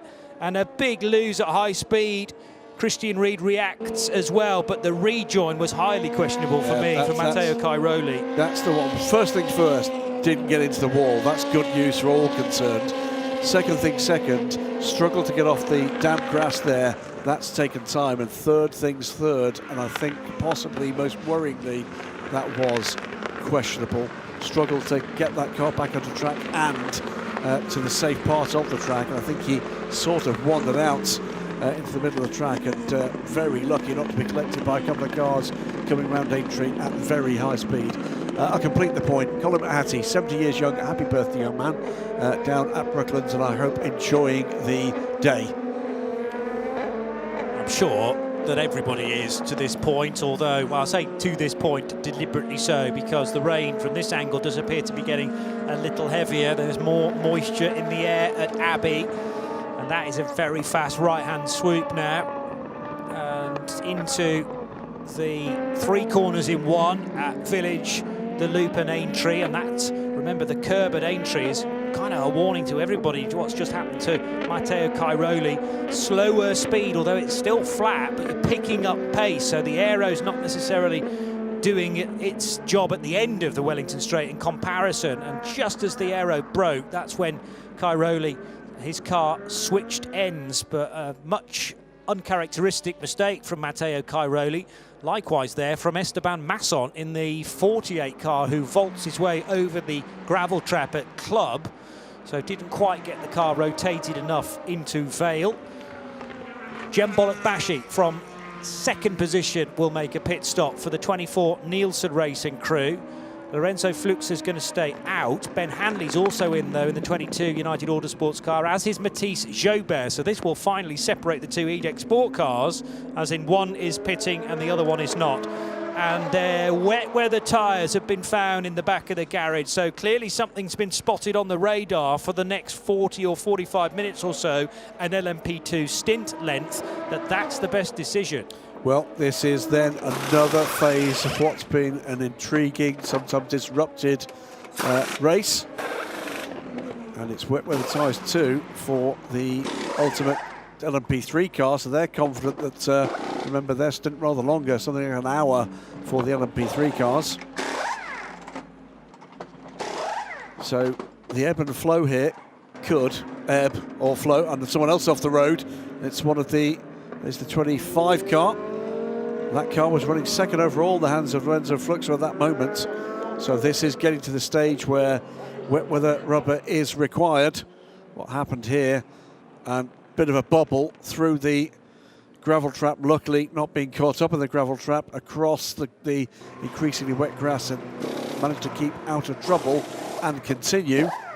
So Lorenzo Flux are the latest one to find that the grip is suboptimal at this point. The Kane team, their number 30 car in, 20 car in, that's onto wets, 29 car in. So for survival at this point, in comes Flux in the background there. Nick Yelly, by the way, 45 seconds clear. And happy, it would appear, on the wet weather tyre. Oh, having said that, though, there's a spin for Nick Yellerly, so he's not happy at all. That was coming out of Maggots and Beckett and pressurised by the 24 car that wasn't on the same lap but was on wet tyres. Jembolek Bashi well, be laughing into his helmet thinking that's why we stopped and you hadn't done. Now, he's not given up the lead because we're looking at a 50-second advantage. This wasn't the battle, but already you can see Yelali is struggling there, and then he applies the throttle and the grip level's just not there for the slick tyres. Yeah, hearing from the Polish Foreign Ministry, they blame you entirely for that, Johnny. Talk about a commentator's curse. That was in the moment. That'll be in the Christmas reel. Oops. I'll give Nick a wide berth, I tell you, when I'm leaving Silverstone later tonight. Pretty much everybody else on pit lane already. That's all the warning everybody else needed. Yeah, absolutely. Nick Yelali will be there instantly, I'm sure. And then we'll then see what damage that's done to what had been an epic lead from him. He's still not there. 48 car, one of the latest in. By the way, VDS Panis Racing, Esteban Masson, recovered back to 7th place on that run back up through the field. So early disasters for them with a big penalty, but the opportunity now to fight back. And this is something of a leveler, remember. We get into these conditions. Still looking in the background to see exactly where Nick Yelali is in the 43. Cost him 21 seconds, that spin. Yeah. There or thereabouts. And very early in the lap as well. The speed through sector 2's not great either. Has he had another one where the rain is really starting to come down? Not another spin necessarily, or did he lose the back of the car at the loop? No, it was just a slower run and indicative of how much the slick tyre, the wrong tyre to be on right now. We're stuck with this shot. I think you're going to see Nick Yelali just in the background, just making pit lane any moment now. Not signalled yet as being in pit lane, but he's in that order. He'll be relieved to get back, won't he? At the moment, his gap, he is now on pit lane. His gap before he pitted, 1 minute and 39 seconds. Incredible. Even with that spin. Yeah, and well, majority of the cars behind have pitted, but some have not. And that's ideal timing, by the way. 43 comes in as 34 leaves. Can they position that slight pushback there because of the position of the Corvette? That's going to cramp the start of TF Sport ahead. They're not going to be very impressed with that. Now the Racing Bakers go to work, and it is, of course, for wet weather Goodyear tyres and a driver change for the 43. Now, the reason Inter Europol had to do that was there's a yellow taped square, oblong, that the car needs to be within before you start doing any work on the car. And there were a couple of cars last weekend at Kota that were pinged for getting the driver out too soon, before the car was within that quadrant. So they're not deliberately, you know, upsetting the TF Sport pit stop. No. That's where you've got to be to start your work. So stickered wet weather Goodyear Eagles to be bolted onto all four corners of this 43 car. And front left already done, rear left on the way. They'll turn this car around. This has been a phenomenally successful LMP2 effort in recent years, in particular at Le Mans. 2 wins, 1 second place in 3 years. That's an amazing record, whatever class at Le Mans you're in. So Tom Dillman took over that car. Nick had done his required drive time. It's important to get Tom in for at least an hour, so they've done it now. New leader, Danny Hugudella for Edict Sports number 18 squad, and that's sustained pace, particularly in the hands of Mathis Joubert. A couple of side-by-side moments with teammate Jon von Utet, but making it count, and he has emerged from this pit stop cycle ahead of Tom Dillman. Tom Dillman has got a little bit of a gap before we see Nielsen Racing's 24 having a strong race. That opening stint from Philippe Albuquerque that took the car to the lead has paid off for them, put them in a strong position here, albeit with their silver driver now at the wheel in company with the golds and platinums around him. But less than 90 minutes to go. There's the 48 car in this order. Cycled back with the pit stops to 9th, but it's a point scoring position for the VDS Panis Racing squad at the moment. From 18th, remember, not that long ago. True. Had to serve the 17-second stop-go penalty because of the blowing of the red light when Esteban Masson, we think, had just taken over. It was he that had to serve the penalty as well. Where is the grip? Is there any grip out there at this stage? Again, Full rain, yes, in certain areas, but is it consistent all the way around the track? Probably not at this stage, but spray is really starting to become an issue now as well for pursuing cars. To the high side goes the 99. That's deliberate to then get the inside line into the loop. So nicely timed overtake from Louis Delatraz on Marino Sato for second position in Pro-Am. And into the overall top 10 for Louis Delatraz. So cracking overtake there from the factory GTP driver from the LMP2 WeatherTech Championship, but picks up the baton from teammate Dane Cameron and is proceeding in similar fashion. And will be no respecter here of LMP2 class ahead. You just want more and more track position up the inside, though. Of the 21 comes the Algar Pro car of Alex Quinn. Spotted a huge banner, by the way, out on track. World's fastest farmer, Alex Quinn, it says. Okay, it's an interesting claim. It is an interesting claim. I believe that Nick Tandy's waiting outside the main gate with a pitchfork. Yeah, or a combine harvester, perhaps. They could maybe have a farm off in the field surrounding Silverstone. Plough off, that'd be good. Plough off, okay, yeah, good. There's lots of competitions in that respect in this country. Now, Alex Quinn got the move done on Marino Sato. We were sort of within the confines of Marino Sato's cockpit as that happened, and it just shows you how quickly a situation can change, because Sato losing 2 positions pretty much on the same lap to Delatraz and Quinn, and now Quinn's going to focus the crosshair on Paul-Luc Chatin's E-Deck Sport 28 car, which is not in the same category of LMP2s, but there's nothing to stop those getting really mixed up. They do appear to be mixed up on the timing screen right now. Despite, by the way, the sustained green flag running since that last red flag, top 15 separated by 45 seconds. And for that matter, the top 7 separated by 25. So, Tom Dillman, a tough opening to his race, this, given wet weather tyres and brand new ones, so that's the positive side. But Nick Yellerly can report a little bit about how bad the track is, but it's probably going to be even worse when Tom actually feels it for real. You'd have thought so. Worth just adding here, with apologies to Nick Yellerly, that spin ultimately cost them the lead. Yeah. And that's, but that will have been a team decision to keep the car out, and Nick's just got to try and keep the car in his control, but sometimes that's impossible, even for someone as talented as Nick. And we have huge respect for him. Took his first pole, took into Europole competition's first pole ever in the European Le Mans Series earlier on in the year in France. And judging by the distance he had cleared off in the dry, you know, was having a wonderful afternoon to that point, but was that an engineering call? As now Dillman has a big squirm on the damp coming out of Stowe, and does get the car stopped in time now for Vale and Club, but he has behind him the 24 car, which again is for position.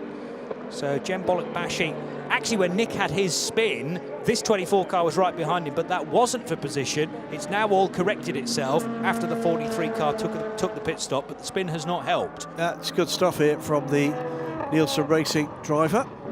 Remind you again, this is a silver rated driver, and amongst platinums and golds at the moment, there is the 43 looking for a way through traffic. And as we've seen, these are where the choices can have dramatic consequences for good or for bad.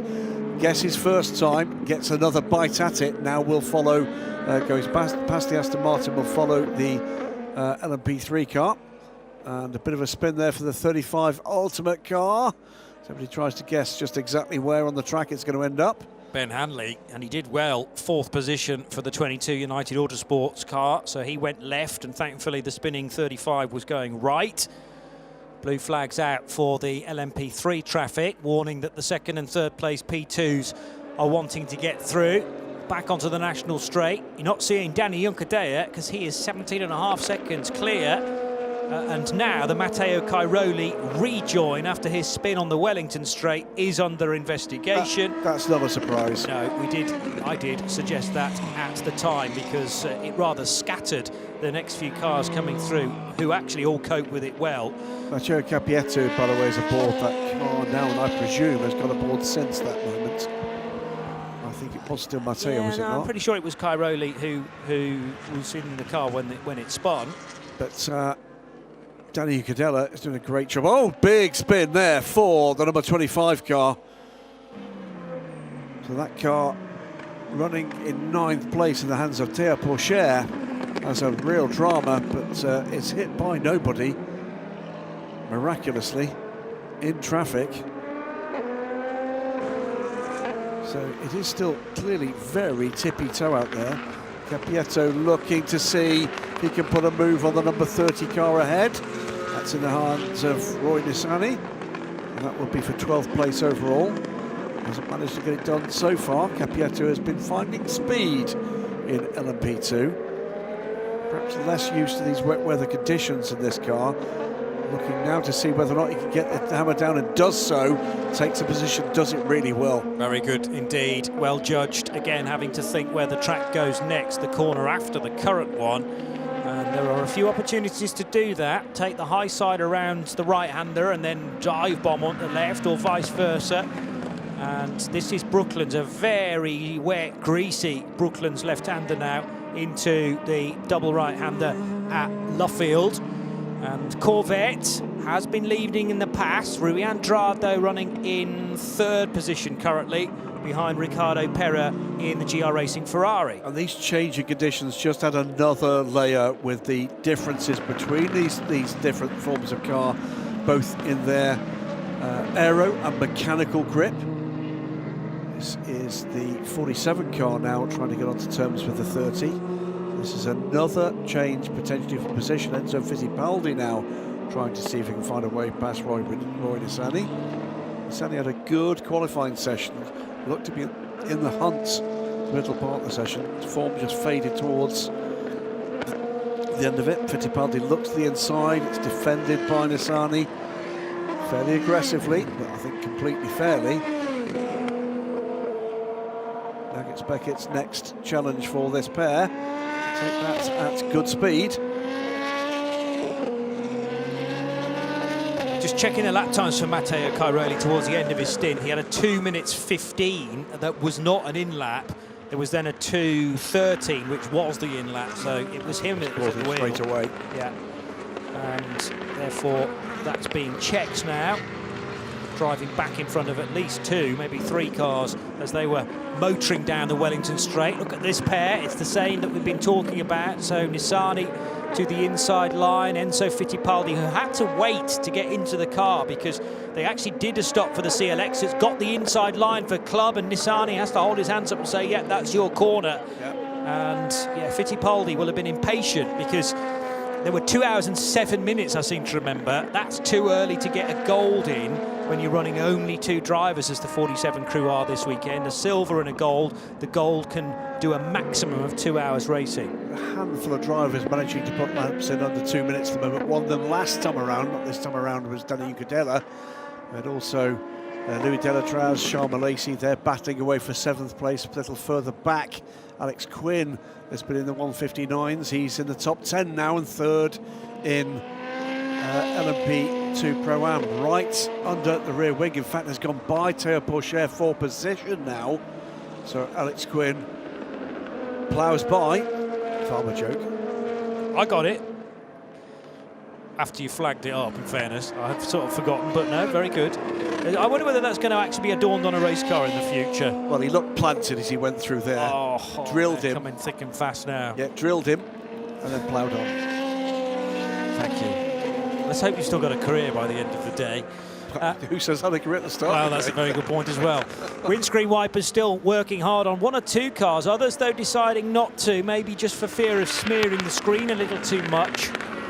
There's no washer fluid on these cars, so what you might just do is all the tyre pickup which is gathered on the screen, just make that worse. So some are sitting tight and waiting for the next pit stop where a full tear-off may be removed from the windscreen. Just a report, as we keep an eye here on the Vector Sport car, we said very little about this, but Pietro Fittipaldi in a strong 4th place. Tom Dillman, cracking lap last time, 158s, and he is beginning to reel in Daniel Cadella. Keep an eye on that gap. At the moment, it is now 15.5 seconds, and the current lap is taking chunks out again, so we'll keep an eye on that. Also, just seen the 48 car going through shots. Reminds me to check on the progress of BDS Palace Racing, 7th, and looking better and better. Charles Malaysi also under 2 minutes and catching pretty much everybody ahead of him. Now, it's been quite a weekend at Silverstone this year for female racing drivers, because particularly the ACO rule set appears to just welcome more women into racing, and we felt that in the fan base here this weekend as well. Lilu Wadu in the 50, Richard Millet, of course, a Ferrari, is currently leading, taking very much the karting line through Luffield, but having had a pole position on Friday for Hamda El Kubaizi of the United Arab Emirates in the Ligier European Series. Then we had pole positions for Vanina X and a race win for Vanina X and Marta Garcia, and then a pole position yesterday for Celia Martin in the ELMS Iron Dames entry. Well, this could be yet another in a long line this weekend. It's been remarkable, hasn't it? And what a pleasure to see that we're not into tokenism with this effort by principally, let's be frank, the women involved in the sports, whether or not they are the women running teams and helping to find the funding solutions, and then beyond that, the drivers themselves with the improvements we've seen in terms of the ability and the standards that we've seen there. But it's got to the stage where, whilst we are still marking these milestones, it's not unusual anymore. No. It's great. No. It's not unusual and probably not really worthy of note on its own, but there just seems to be, well, this is a definite high in the history of this type of racing. Slightly odd moment there. That was a pass by the 25 on the 99 and not really resisted by Louis Delatraz. Why would that necessarily have been? There's the 20 car off track and going by. So that's Alex Quinn going by Louis Delatraz, and they did not resist the 25. Okay. That's not very Louis Delatraz. Agreed. And, well, whether that's a tyre issue as a result of the first. Does he decide to look after the tyres at this phase? Are we getting to the stage where this weather is getting worse? Well, the evidence of the raindrops on the camera would seem to indicate that it is. But has Louis got a bit of a problem here? Or is it fuel save? Maybe, the other option, that's a fair point. With an hour and 13 minutes to go. We'll have to look at exactly where we are when we get to the next fuel stops to see how, whether or not you can get these cars home. But the two Algar Pro Racing cars at the moment, leapfrogging up the order, and Quinn has gone by. He has, Charles Malaysi, so Alex Quinn is tearing up the field right now. So they don't have an issue with fuel, or at least they maybe have just thought, well, we'll have to make one extra stop, so let's just swallow that. Well, he's right go as fast as we can. Clem Novalak in the TDS racing car. This is for the lead in LMP2 Pro Am. So at the moment, the Targa Pro racing cars are coming into a sweet spot in whatever setup and strategy they've got, because they seem to be leapfrogging cars with ease. You can see it both do it at the same time. That is Quinn going by Novalak, and behind him, Pourchaire leapfrogs Charles Malaysi. So Malaysi has gone from 7th to 9th in about 3 corners. Delatraz's stint began at just about 20 past 2. It's now 25 to 3. But bear in mind, actually that's no use when we're now looking at the race hours, because they do not align. But bear in mind he's done 15 minutes or so on this tank of fuel. Has to get to within 40 minutes to go, which is still a bit of a stretch. So yeah, maybe being a bit light-footed could get them there. So now we've got Malaysi on Clem Novalak. So it could be all sorts of things. Could be we expected changing conditions. you're therefore almost certain to have seen these teams with some kind of compromise setup on the car. There may well be some difference here in terms of tyre pressures they've chosen with the conditions that we expected to get worse during this stint. Maybe all of that is coming into play, and all of a sudden is Louis Delatraz on Clem Novalak, and it's Novalak that's dropping down through the order at the moment. Duncadella, by the way, is holding the gap to Tom Dillman to 15.5 seconds or so. Bonabasi, though, keeping them almost 5 seconds back. Pietro Fittipaldi, as we make clear, he's got 2 of them in this race, is equidistant back in 4th. Ben Hanley is closing a little, though, and has got Alex Quinn right with him. Quinn is absolutely flying, and Paul Scherrer is going with him. This pair of Algar Pro cars are leapfrogging up the order. Ben Hanley is their next target, and 5 seconds up the road from that, Pietro Fittipaldi. So there they were, just creeping through shot. You've got the race leader in Pro-Am, Quinn, ahead of Théo Pourchaire, who is 6th in his category. Now we get the judgment on car number 9, which was Matteo Cairoli leaving the road, but it was the rejoin that was the big concern, and that's going to be a drive-through penalty, +1 penalty point to Cairoli's record. You get 8 penalty points a year. No, fair enough.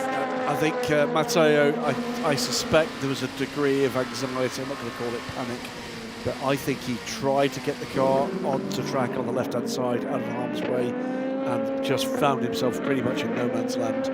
But it was a scary moment. I'm sure it's scarier still for him. Will have been getting the hurry up, because we know now that he wasn't quite on an in-lap, but the next lap around was the end of his stint, so had no time to lose. Engineers always put great importance on an out-lap and those final few laps before you end your stint. Conditions are definitely getting worse. The reason I can say that is nobody's under 2 minutes now. And unless you're breaching track limits, which is Delatraz got close to it, but that's because he was possibly off the road at one point. But a 2:01.9 for the Swiss. Clem Novalak is right in front, though, so those two nose to tail. TDS Racing's already been involved. That's the 29 car that is second in LMP2 Pro-Am, has already been involved in a big incident, that spin on the opening lap with Georgios Kolovos in the number 3 DKR Engineering Orica. 99 car of AO by TF heading back onto the hangar straight. There it is for Delatraz, and he still can't find a way by Novalak, but it's nip and tuck. Looks visibly to be getting worse here this rain, and they've caught Ben Hanley quickly. So this is now the battle for 5th place, and we've got the 2 Algar Pro cars still in formation. It's the Pro-Am car first. Alex Quinn is making light of these conditions at the moment. They've been followed through, by the way, by Charles Malaysi, sticking with this. I just wonder whether some of these LMP2s that have been running now for 20 minutes, in the case of Louis Delatraz for AO by TF, he pitted at 20 past 2, it's now 20 to 3. He's trying to do another half an hour or so extend what would normally be a 40-minute stint in green flag conditions to maybe as much as 50 minutes to then get one more stop, one more stint, and to the flag. Yep. So that may be an influence, or just that thing in the back of his mind to not push like crazy and try and conserve the fuel. But we are now into a phase where, with the weather getting worse, they've got to be aware of their track position now. Yeah, true. Now side by side now for Alex Quinn alongside Ben Hanley. Hanley got good traction there, but Alex Quinn has got the right line for the next corner. Is he far enough? And yes, he is. And that's another position gain by Alex Quinn. And manages just about to fend off the re-attack of Ben Hanley. Whether Hanley might have had the opportunity to switch those places back again just before Maggots and Beckett, but you need to be at least fully alongside an opponent in order to do that. There's the championship leading car now with Frenchman Charles Malaysi at the wheel, who is a superstar, make no mistake. Malaysi, Masson and Gray have proved a great combination, and 2 wins leading into this Silverstone round. Now Hanley's getting completely bombarded by Algarve Pro racing cars, because this is Théo Pourchaire looking for a way by and will make the move stick, but very nearly ran in the back of Alexander Quinn there as he tried to get the car stopped into Vale, and I think Hanley's going to get him back again through Club. No, not quite. Oof. Couldn't get the turn in. But Pourchaire almost into the back of the sister car there. That's one move too many, Théo. Just watch yourself there. One move in defence is fine. Two might be misconstrued as a weave. Yeah. Théo Pourchaire announced as part of the Peugeot Hypercar squad for next season. Indeed, will make his debut in the final round of the WC this season. Well, he, again, after arriving in the European Le Mans Series paddock back in April, after a difficult 2024, where he drove so many different race cars, but couldn't necessarily see a path into other echelons of motor racing once the single-seater dream of getting to Formula One went away. But, well, I mean, he's back on track now for a long sports car career, potentially, and loving life again. Indeed. Tippy-toe stuff increasingly here. We can see it when we go in car, just how tricky it is. Visibility is getting poorer, the spray is getting more and more obvious. We've got, what is that, 65, 64 minutes to go in this race. Heat Exports, Danny Gudella leads now by 12.5 seconds. That gap has come down a little more. Pietro Fittipaldi, third. After that, it's, well... And Alex Quinn, by the way, is on decent pace to challenge Pietro Fittipaldi for an overall podium position here. In the case of 24 Nielsen Racing, their race now had a bit of a stranglehold upon it because of drive time. I think Jembolek Bashi would have been able to do quite a few more laps on the current fuel load, but if they don't put Ferdi Habsburg in that car now, then Habsburg isn't going to do his hour, and they won't be classified finishers. So that has, you're right, hampered their strategy here. Whatever they were hoping for has not transpired without a good length of time under green flag now, after multiple interruptions, either on track or stationary, with 2 red flag periods in the early part of this race. The irony is, as conditions have worsened, the green flag racing has continued. So Richard de Giras has been in the 30 car, so the pit stop for the number 30 is not for a driver change. In fact, Roy Nissany stays on board, so they genuinely did need fuel. They were the other stoppers on that lap, and rejoined in 12th position in P2, 17th overall. That's just about the worst view that we've had all day of the Wellington Straight now, peering through the camera lens at Brooklands. But the aero-dependent cars still coping with it just about. They won't be able to do anything like the speed that we've seen earlier on in the weekend, mind you. 2-minute 3s, 2-minute 5s in some cases. We shouldn't take our eyes off, by the way, the other classes here. In LMGT3, Lina Wadu leads by 13 seconds. Not convinced there's not something there with the strategy that's emerged. We'll look at that shortly. From Ricky Perret in the GR Racing car, Rui Andrade is right with Ricky Perret, 4 seconds back before a big gap to the 60 Proton Porsche, Matteo Cressoni. Ben Tuck, though, is closing in on the number 60 in the Kessel Racing 57. Owen Bastard in the Racing Spirit Le Mans Aston Martin is about 10 seconds back from the Car Guy livery car. LMP3, CLX Motorsport lead that race by 42 seconds. Ultimate in the 35 car second, Continental in the 68M Racing car in third. DKR Engineering's Ginetta, that did not go for the long stops early, and is running in a strong 4th place. Team Virage, into Europol and Euro International round out the relatively underlaid top 7.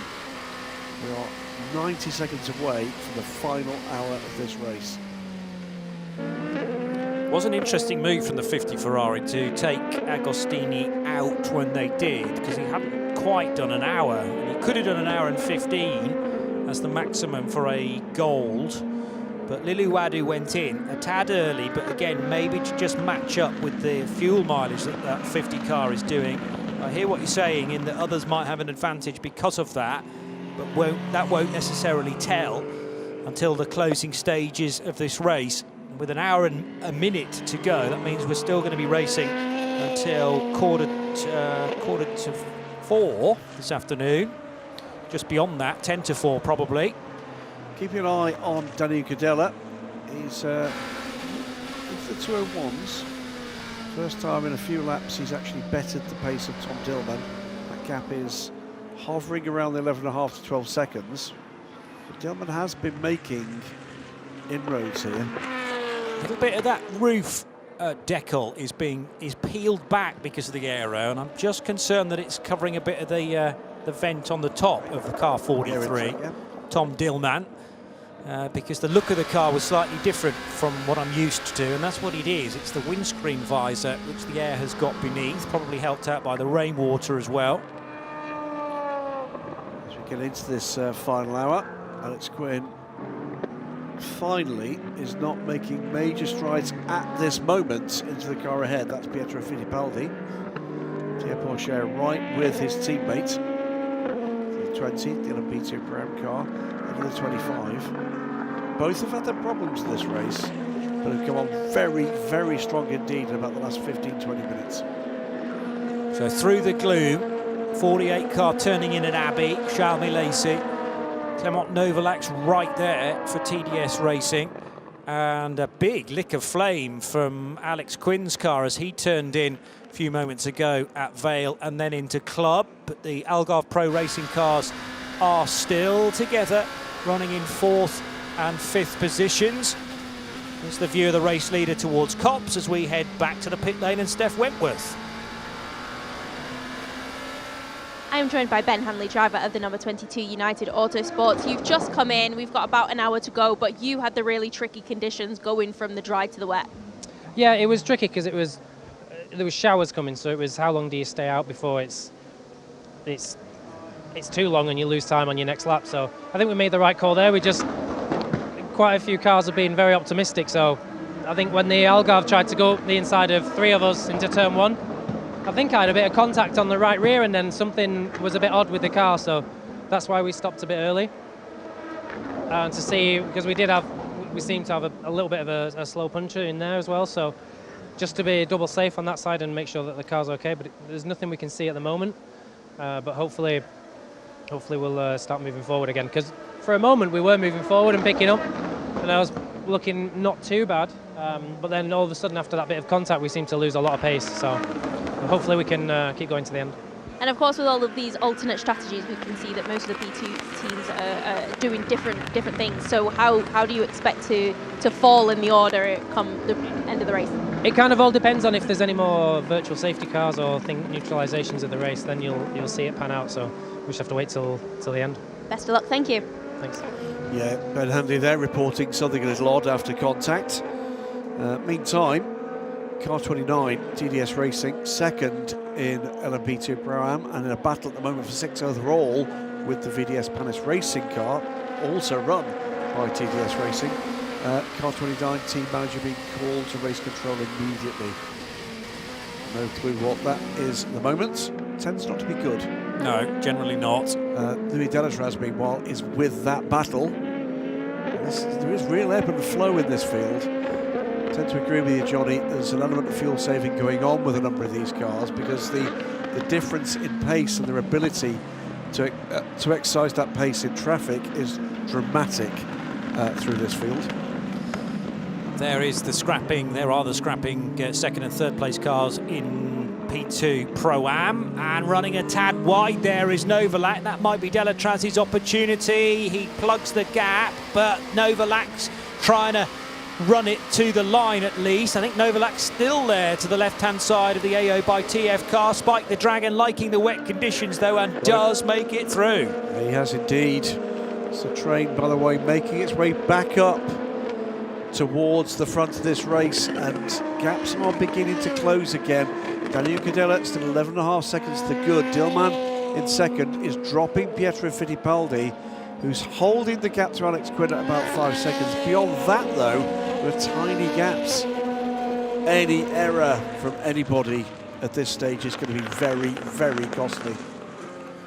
And question of where you safely want to be on that hanger straight. I think Lily Wadu was in the middle of all of that spray there, still managing a 14 or so second gap back to Ricardo Pera. Last lap around, relatively even. In fact, the Frenchwoman had a slight advantage. It's a full second, in fact. Yeah. Quicker. Here was Delatraz then making the most of a rare mistake from Clement Novalak. There was contact. There was contact. That was a bit of a that was a bit of the Philippe Albuquerque style of racing, not giving your opponent an inch to rejoin the racetrack. Was it enough? Delatraz's corner is the question. But through the gravel, Novalak was never going to win that eventually, as Louis Delatraz opened up the steering. Down towards Stowe Corner for more battling GT cars. For 4th and 5th places, Matteo Cressoni ahead of Ben Tuck. Matteo has had 2 new teammates in the 60 car this weekend in the form of the Felbermeyer family, Horst Felix and Felbermeyer Jr. Yeah, Ben Tuck up there looking to try to get towards a podium finish, and in his way, at the moment it's Matteo Cressoni, but he's caught the Porsche. So it's just a matter of which of these 2 cars is in better setup for these conditions. 911 traditionally has good traction in the wet with the rear engine format. No longer, of course, the GTE car with its mid-engine for Porsche, but traditional rear engine 911.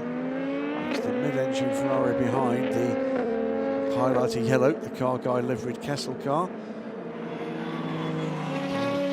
Quite the contrast, the highly experienced Matteo Cressoni against, well, I think what for most people watching sports car racing at the moment is one of the most exciting talents in GT classes. Ben Tuck. Through come the LMP2 cars from the perspective of Jason Hart, now aboard the JMW car. Alex Quinn and Théo Pourchaire have switched positions.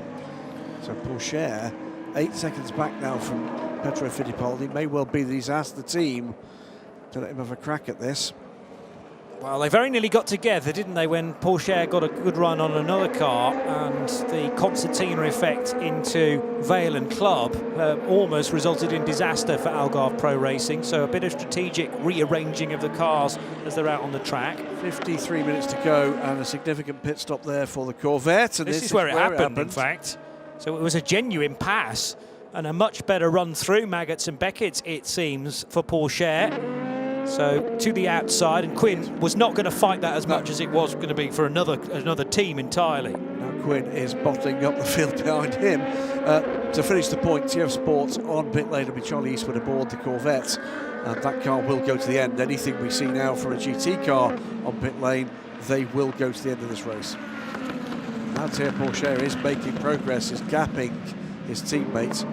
Weather is definitely getting worse. Yeah, and a very unconventional line as well for Charmy Lacey as he works his way through Brooklands. Louis Delatraz as well in the 99 car following suit as the Algarve Pro Racing cars head through Woodcote Corner totally together. In actual fact, that time looked like Alex Quinn might have got the slightly better exit. It's easier to tell those 2 cars apart now because Quinn appears to have lost entirely the sticker, the vinyl on his roof. So it's the darker visor, if you like, but missing the APR branding on Alexander Quinn's second sky blue car. Then you've got the championship leading car, number 48 for Charmy Lacey. Louis Delatraz observing his every move. And Clement Novalak trying to recover after the arm wrestle between he and Louis Delatraz not too long ago.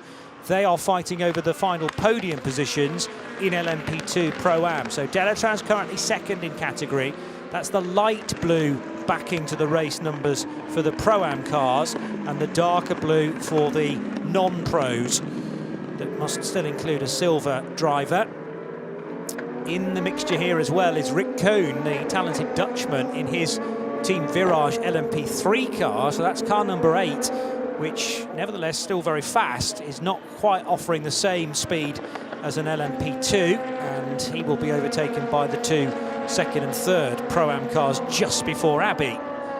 So Rick Kuhn kept his concentration there, staying in 7th position in LMP3, but the class is once again being led by Adrien Clomenil, and convincingly by almost a minute over Jean-Baptiste Lehay's Ultimate car. 51 minutes to go, and all sorts of storylines to be established and written here at an increasingly wet Silverstone circuit. It's been quite some event. It's emerged as being quite some race. Lead battle down under 10 seconds for the very first time since the drivers currently aboard these cars got aboard. Vector Sports' Pietro Fittipaldi pits as I speak from 3rd place. That could be enough, depending on what we see in terms of on-track action and intervention.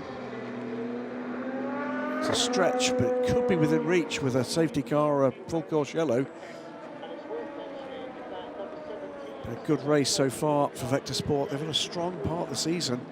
Thierry Pourchaire for the moment goes then up into 3rd place. He's 30 seconds back from Dillman. Alex Quinn still holds 4th on the lead in LMP2 Pro-Am. VDS Panis Racing up to 5th. Charles Malaysi right with Alex Quinn. Will be wanting the points that will go with that position. Strong recovery drive from the 48 crew as we watch the Iron Dames and a 74 Kessel car contesting 9th place. So that's Molina on an outlet and has found Sarah Bovey, and they have not pitted that car yet. I just want to check about the drive times for the Dames. I'm sure they're totally across that. I think it's fine. I think it's okay. I think there's no minimum drive time actually for Michelle Gatting, who is the gold. There's only the maximum to worry about, which is 1 hour and 15 minutes, but she can be in that car for as little time as necessary. Well, all sorts of motorsport events going on around the world at the moment. A few of them as well attended as this one. Fabulous response from the British motorsport fans to the European Le Mans Series and international sports car racing's return to the home of British motorsport.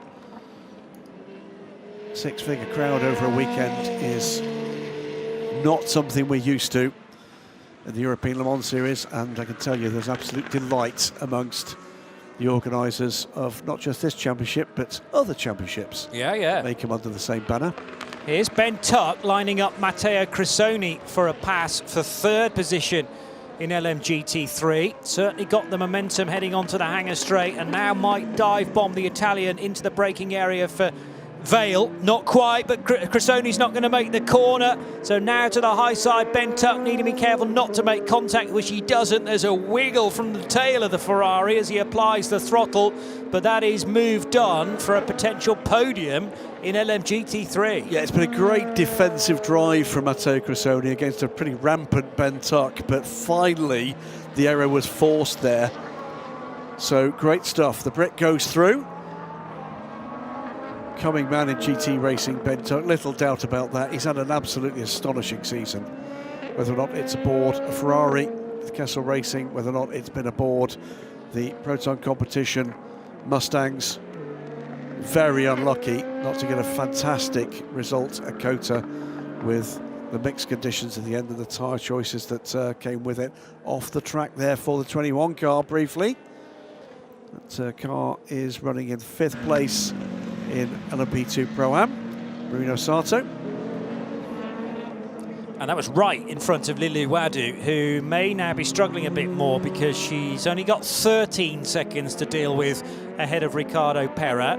So Ben Tuck's now ahead of Matteo Crisoni for 3rd position in LMGT3, but it could be very much spicing up between 1st and 2nd place cars. Wadu for Richard Mille AF Corsa, the blue and white Ferrari number 50, and the black with orange piping Ferrari of Ricardo Pera for GR Racing. Again, very unconventional line for Charles Milesi, but gets better drive off the corner, the karting line, the higher part of the circuit. where there's maybe a bit more wet weather, but nevertheless, in actual fact, Milesi allows Delatraz through there on the exit. So Louis Delatraz willing to put the car more centrally and picked off the Frenchman, Charles Milesi. That's not going to affect where the number 48 car finishes in the LMP2 order, because the 99 is not in the same LMP2 category. So 99 goes through, and for second place doesn't improve its position either, of course, within the very segregated parts of this race. Would not count out, by the way, some last-minute surprises here with the way in which we've been forced into the strategy choices in the second half of this race.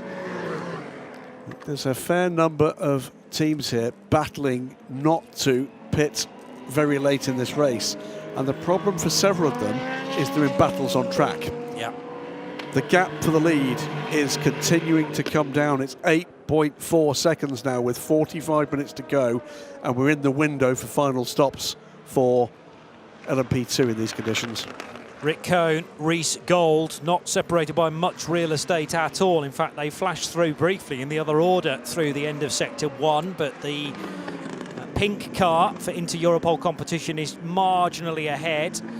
Ian Aguilera's a bit further up the road from this pair, as Rick Cohn catches quite a bit of curb at Vale, the left-hander. Danny Cadella must have heard what I said. Leader in the pits, 45 minutes to go. There he is. EDEC Sports, the Genesis Magma Racing Trajectory Program car, have been in the mix pretty much all the way through this, battling away with the sister EDEC car in the hands of Jamie Chadwick, and then again in the hands of Mathis Jobert, and that's all allowed Danny Ugadella to put in an absolutely stellar stint. Into Europol's Tom Dillman inherits the lead at the moment, and this is we're seeing on the right hand side the other Inter-Europol car, the 34 car, down in 11th place, and all of a sudden pretty much all the lead group, there they are. It's going to be a very busy pit lane for Steph Wentworth to be patrolling right now. Well, that was about a 45-minute stint for all of these, with 45 minutes still to go. Would note, by the way, that was not a particularly clean exit for the 18 car, because all those cars were coming in as he was trying to come out. Trouble for the 4th place car in LMP2 Pro-Am. It's a drive-through penalty and 1 penalty point for TDS Racing, overtaking under the yellow flag. So Junkadea came in, but Tom Dillman stays out, and Dillman pitted at 20 past 2. It's now almost 5 past 3, so that's another 45 minutes of drive time. Not huge amounts of fuel save that have been necessary, therefore, on this particular stint, and they're going to have to do about the same on the run to the checkered flag as well. I think that's fine. I think even with these, well, particularly with these wet conditions where fuel burn's going to be a lot less, it's not going to be an issue.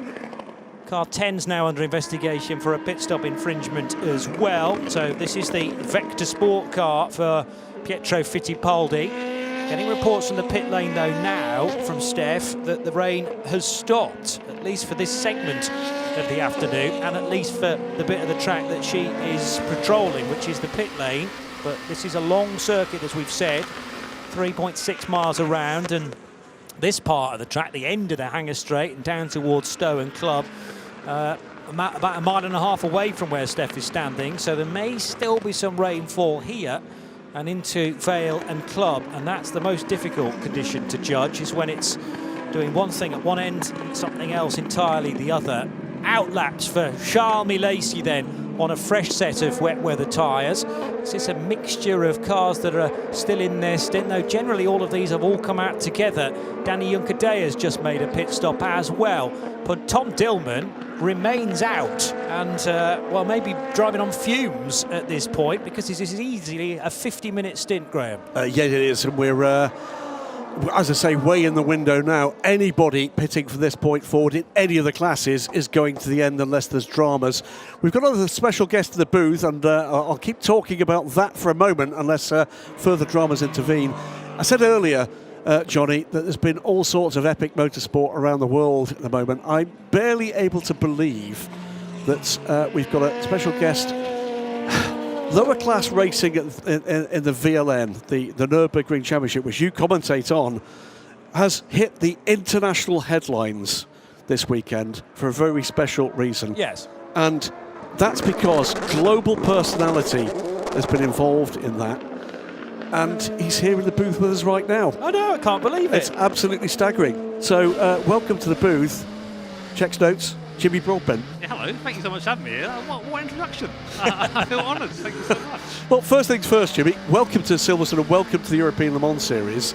We'll talk about VLN in a moment. Tell us a bit of your impressions of the weekend so far. You've been here just today or earlier in the weekend? Just today, busy schedule, but it's really, really nice to be here as a spectator. I mean, it's been a long time since we've had proper endurance racing at Silverstone, and I think last time actually it was 2017 I came here for WEC, and it's nice to come back here and watch it for ELMS. It's just it's always a treat watching these guys go around. Well, you may not have heard, they're actually, by the way, just a quick thing, you had said you were worried about that vinyl on the interior car, so are they, so they're removing that, because that is perilously close to the air intake. 110,000 people this weekend here. Now, as someone I know is passionate about motorsport, that must make you feel really good about the situation this sport is in right now. Yeah, it's amazing, especially for Silverstone. I think Silverstone is under, there's a threat of it only being known for F1, which is a bit of a shame because it's such an amazing circuit. And this sort of racing, for me, you get so much more bang for buck. If you're a spectator, you get more than 4 hours of racing. You get more than advertised today, which is amazing. And there's so much variety. And also the paddocks are open. You can just walk through, look through all the trucks, and sort of get close to the drivers and teams. It's proper motorsport for proper fans, and you really feel that when you're out there. Now, there'll be those that know you from your sim racing exploits. There'll be those that know as well that you're now an accomplished GT racer as well. We'll ask first about whether or not there might be another reason why you're here, and whether or not this might be something you've got ambitions to look at in the future. I'd be lying if I said I didn't fancy having a go at this. This would be amazing. I mean, any of the classes to me would be just a treat to be in. But I know I'm just here as a spectator. So as you say, I'm just a big motorsport fan. So I thought, cool, Silverstone, all my friends are coming along. Let's go and enjoy a race together. And Johnny, check his ticket. Yeah. I'm not. It's good to hear that the enthusiasm is there for that. We talked about the Nürburgring. Your main programme this season has been, let's face it, with a group of mates. Yeah. In a GT4 style, but not quite GT4 spec BMW, but success coming the way with the 150 car. Yeah, I mean, we've podiumed every race we finished. We've won one of them as well, which has been really nice. But as you say, it's with a teammate of myself, Steve Brown, Misha Sheridan, and Manuel Metzger, who's our pro driver. And I think maybe when we started, people thought, it's just a bunch of idiots in the car, which is kind of also true. But I think we've really shown that we can perform, and we can stick with the fast guys as well. So it's been really nice to have the chance to show that to people. We will just tell you it's pretty much order restored in the lead battle, but the gap has come down from about 10 seconds to under 3 seconds. So we're keeping an eye on that as we keep chatting to Jimmy Broadbent here. Jimmy, no doubt about it, while there's 110,000 people here, there are millions watching what's been going on at the Nürburgring this weekend. Exciting stuff with Max Verstappen going for his ring licence. I've not caught up with whether or not the appeal happened, so maybe you can tell us what you know about that. I don't know much about that, I'm afraid, but it's been really interesting because, you guys will know as well, they're very strict at the Nürburgring. They don't care who you are, what your rap sheet is. You have to go through the same process. So I know that he had to follow an instructor around for 2 laps and do a written exam and all that stuff. So it's really interesting watching him go through that. And again, same for you guys. I'm just so happy to see so many eyes on one of the coolest series in the world, really. Any endurance racing at all with that many eyes on is great. Well, Johnny, you've been a regular commentator on the VLN as well as here in the European Le Mans Series. I was part of that effort for a better part of a decade. Yeah. Nürburgring 24, trouble for the 31 car. And that is problem with the rear left. Not an outlap for Marius Fossard. I thought it might have been, but he's been wide at Kopp's corner, and the problem had already hit by that stage. Did manage to get back onto the track and work his way then to the right-hand side. But that is now a long, long way home, isn't it, to get back to pit lane. That's best part of three miles to do that. That is rotten luck. Car 99, by the way, under investigation at the moment. Driving standards. That's what you get when you put a dragon on track. Don't do it properly with an Orica. But back to your point about, I'll call it NLS, because it was renamed a few years ago. Yes. You keep calling it VLN, but the Nürburgring They can keep telling us to do that, but I'm not going to do it. All right, fine, whatever. There's something of quite grounding, though, isn't there, about a Formula One star turning up and everyone goes, well, we know who you are, but there's a protocol to go through. So he's had to do that. And he brings a whole load of fans with him as well. And I just love exposing generally F1 fans to the fact that there are other motor racing echelons out there. We're going to head, before you answer that, to the pit lane and Steph Wentworth. I am joined by Erwin Bastard, driver of the number 59 Racing Spirits of Le Mans. You are one of the last drivers to kind of jump out of the car. Just tell us what are the conditions like on the circuit right now? During the last hour, it was a bit a mixed condition. It was raining more, then a bit less, drying, raining again. So right now it's top raining, so it's drying a little bit with all the LMP2s and the GTs on wet tires. So it's drying the line, but it's still quite tricky. You have to take care not to go out, to not do any mistake, and it's difficult to find the optimal grip and to push as far as you can. So yeah, still quite tricky on the track. And of course, in the LMGT3 fight for the championship, you are right at the front there, and every point counts. Yeah, exactly. The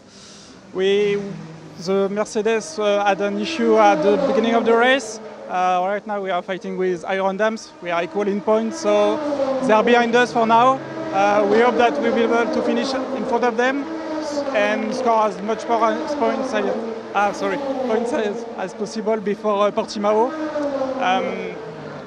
It was a difficult weekend for us here at Silverstone. We were lacking a bit of performance. So yeah, we want to score as many points as possible and come back stronger at Portimão. Best of luck, thank you. Thank you.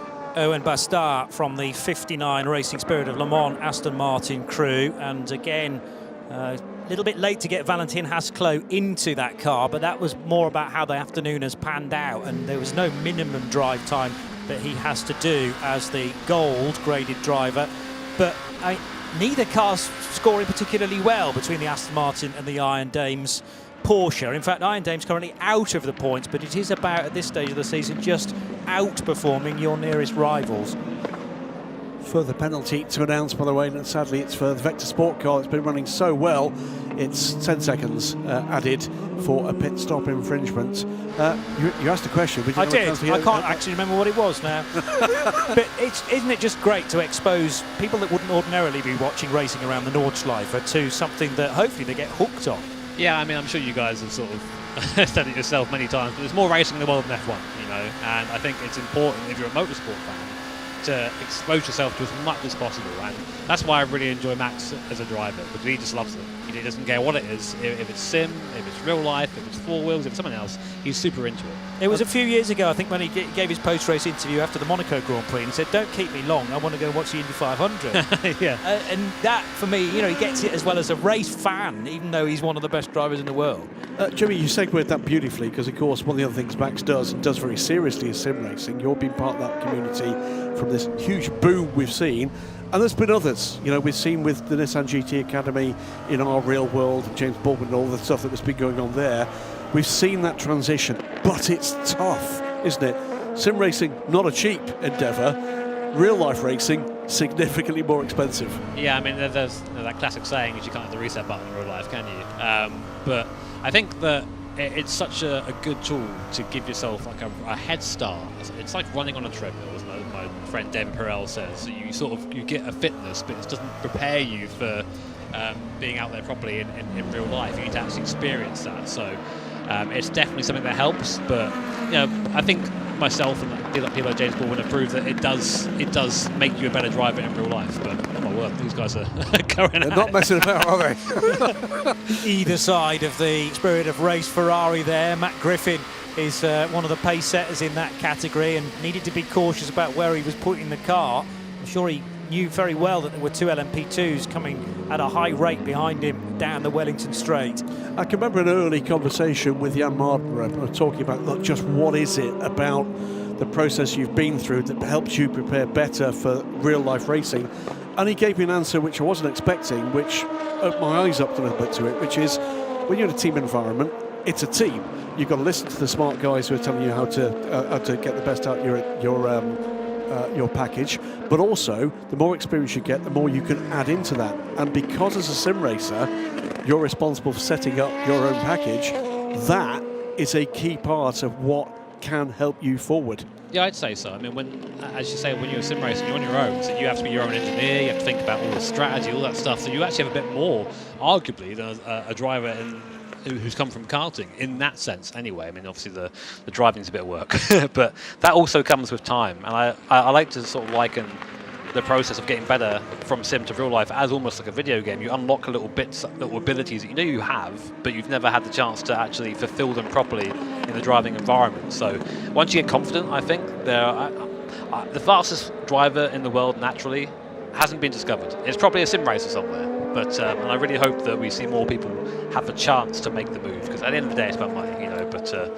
fingers crossed we'll see more of those people get those chances. Well, thanks for joining us. Thanks for coming. And I hope you do enjoy it. And I hope we have more opportunities to talk to you this race meeting, these race meetings and others that I'm sure will come as a result of the undoubted massive success of this weekend. Good luck with what comes next. Is there more to come with the 150 car this year, or? Not with the 150, I don't think, but there'll be something. There'll be something. Great stuff. Well, let's hope that someone listening in this paddock thinks, I know what we'll do. Yeah. Let's give Jimmy. Yeah, we could say we were there when those decisions were made.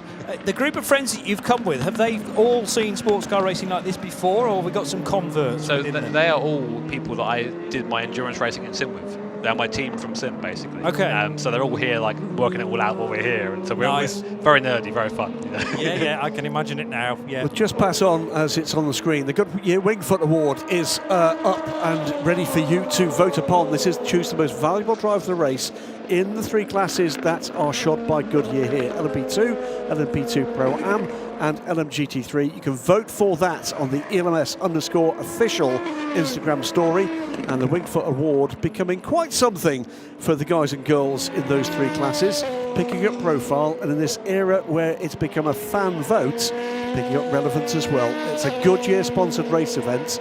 An awful lot the fun and games available around the track have come as a result of their investment this event. We thank them for that, and get involved. There's the troubled number 31 car with that damage to the left rear. We're going to say thanks and goodbye for the moment to Jimmy Broadbent. Jimmy, enjoy the rest of the afternoon. Hope the guys and girls find out more that helps get even more realism to the sim racing products. I've got an appointment for the first time doing something like that on Monday, which I'll talk about in the pages of Daily Sports Car possibly later next week. But long may the carryover carry on and improve, and long may it bring young talent to a sport that we all love. Yeah, well, fingers crossed. Thanks so much, guys, and thanks for the awesome coverage. Thank you, Jimmy. Pleasure to host you for a short time, and you need to get back out there now in time for the end of the race. Good stuff. Half an hour to go. Danny Juncadella leading, but not by much, from Tom Dillman in the yellow and green into Europol competition car. Then Ferdinand Habsburg in the 24 Nielsen Racing running in third position, and a further 30-odd seconds back is Pietro Fittipaldi. Still trying to work out, Graham, whether the rain had stopped, is stopped. It's not as... I'm looking out the window where the problem is it's such a great big estate. Whatever's happening here might not be happening down at Club and Stowe, but there's still standing water. We're not getting to the stage where everybody's looking for wet patches to cool their tyres at all yet, and there's still places where there is very limited grip. It's been quite the weekend, hasn't it? It's been some cracking racing to call. There's been some carnage to call as well. Been delighted with the voices we've been able to bring to you this afternoon. A galaxy of stuff going on in this wider sports, not just here at Silverstone but around the world. And we've got under half an hour now of, we hope, great racing to call before we can tell you who are the winners of the Goodyear 4 Hours of Silverstone. And one of them might well be a title winner by the end of this race. Yeah, with the 31 returning to the track, but still not in a great state of repair. They've tried to stitch that car together after its puncture on the rear left, but quite a bit of bodywork flapping now. major concern is that both of those legality panels are in place, and they are, as the rain lights are still flashing there. That's one of the reasons for them to be present, in actual fact. Ricardo Perez just is pitting now. Lily Wadu's just made what she hopes is her final pit stop, but now the 43 car's previous pit stop, we have to assume, is under investigation. This is the second place car, that one, for Tom Dillman, under investigation for something that might have been done illegally during the pit stop. Could this decide the results? Let's hope it doesn't. Let's hope it happens on track. So it is under a second in traffic. Danny Juncadella from Tom Dillman for the lead of this race with 26 minutes to go. In LMP2 Pro-Am, Louis Delatraz and Alex Quinn 1-2, 7th and 8th overall, 3.4 seconds the gap. In LMP3, CLX Motorsport gunning for the title. I've got a comfortable lead of 27 seconds over M Racing. It's Theo Jensen and Quentin Antonel in first and second there. And then in the LMGT3 class, Lina Wadu still leads Ricky Perra. That is 3.9 seconds, the gap between those two. They are tiny gaps with 25 minutes of racing still to go, and conditions which are at best variable. Pretty much anything can happen. As we've so often said, anything can happen in the last 25 minutes of an endurance race, and we are almost literally 25 minutes from the end of this one.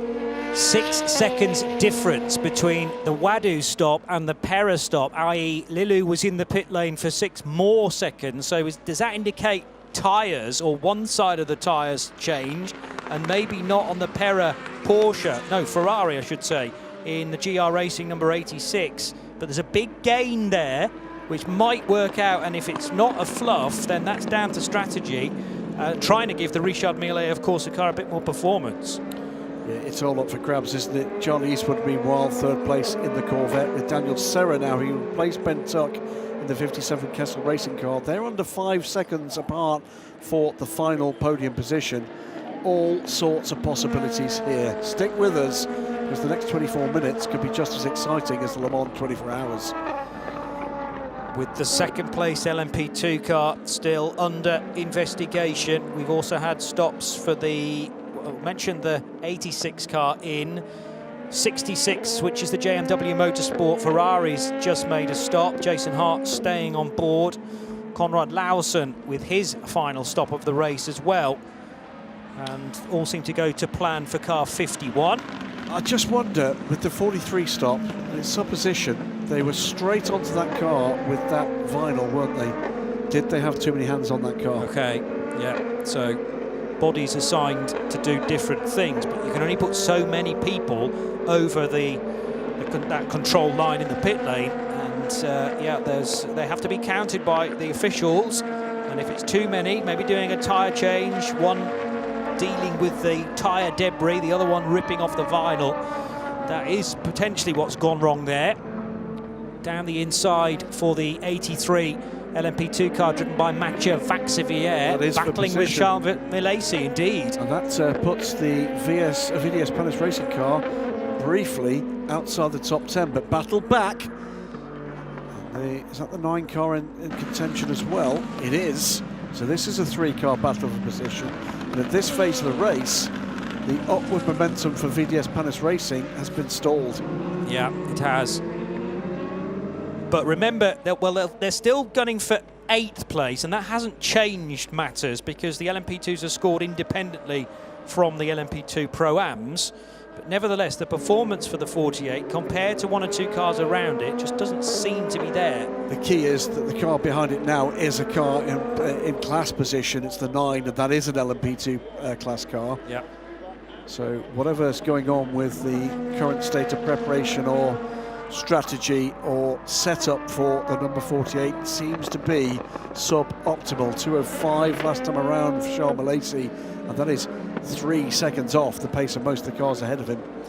Well, the major threats to Milesi, Masson and Gray in the closing races of the season in the championship, the 43 car, which is currently second and therefore well ahead of it at the moment, but it's under investigation, don't forget. And then you got Juncadella, Chadwick and Jobert with their 2 class victories at the start of the year, one was an outright win in Le Castellet, and they're currently leading this race. Yeah, so that'll bring them right back into the championship hunt. It's been properly. At the start of this season, it looked like the 18 car was going to run away with it after the first 2 races, and then they just had appallingly bad luck, both at Le Mans and in the middle of the season. But now they're coming back into it again. 2 seconds is the gap. Investigation underway for the second place car. Rain is beginning to fall again. Does this play back into the hands of the leaders, or is this where the VDS Panis car suddenly finds its form again?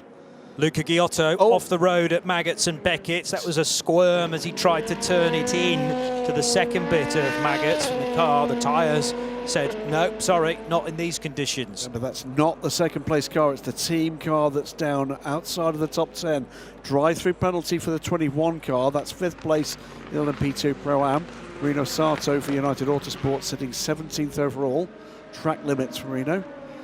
It comes after a stellar run for him at the end of the race at Kota to take a first win for United Autosports in the WC with their McLaren. Check the gap between Lilu Wadu in her leading Ferrari and the chasing Ricardo Pera. That's now down to 2.1, and there is Pera worming his way out of club corner and diving for the wet bit of the racetrack there. Remember, I don't think they changed tyres on the 86, whereas they might have freshened just one side of Lilu Wadu's Ferrari up.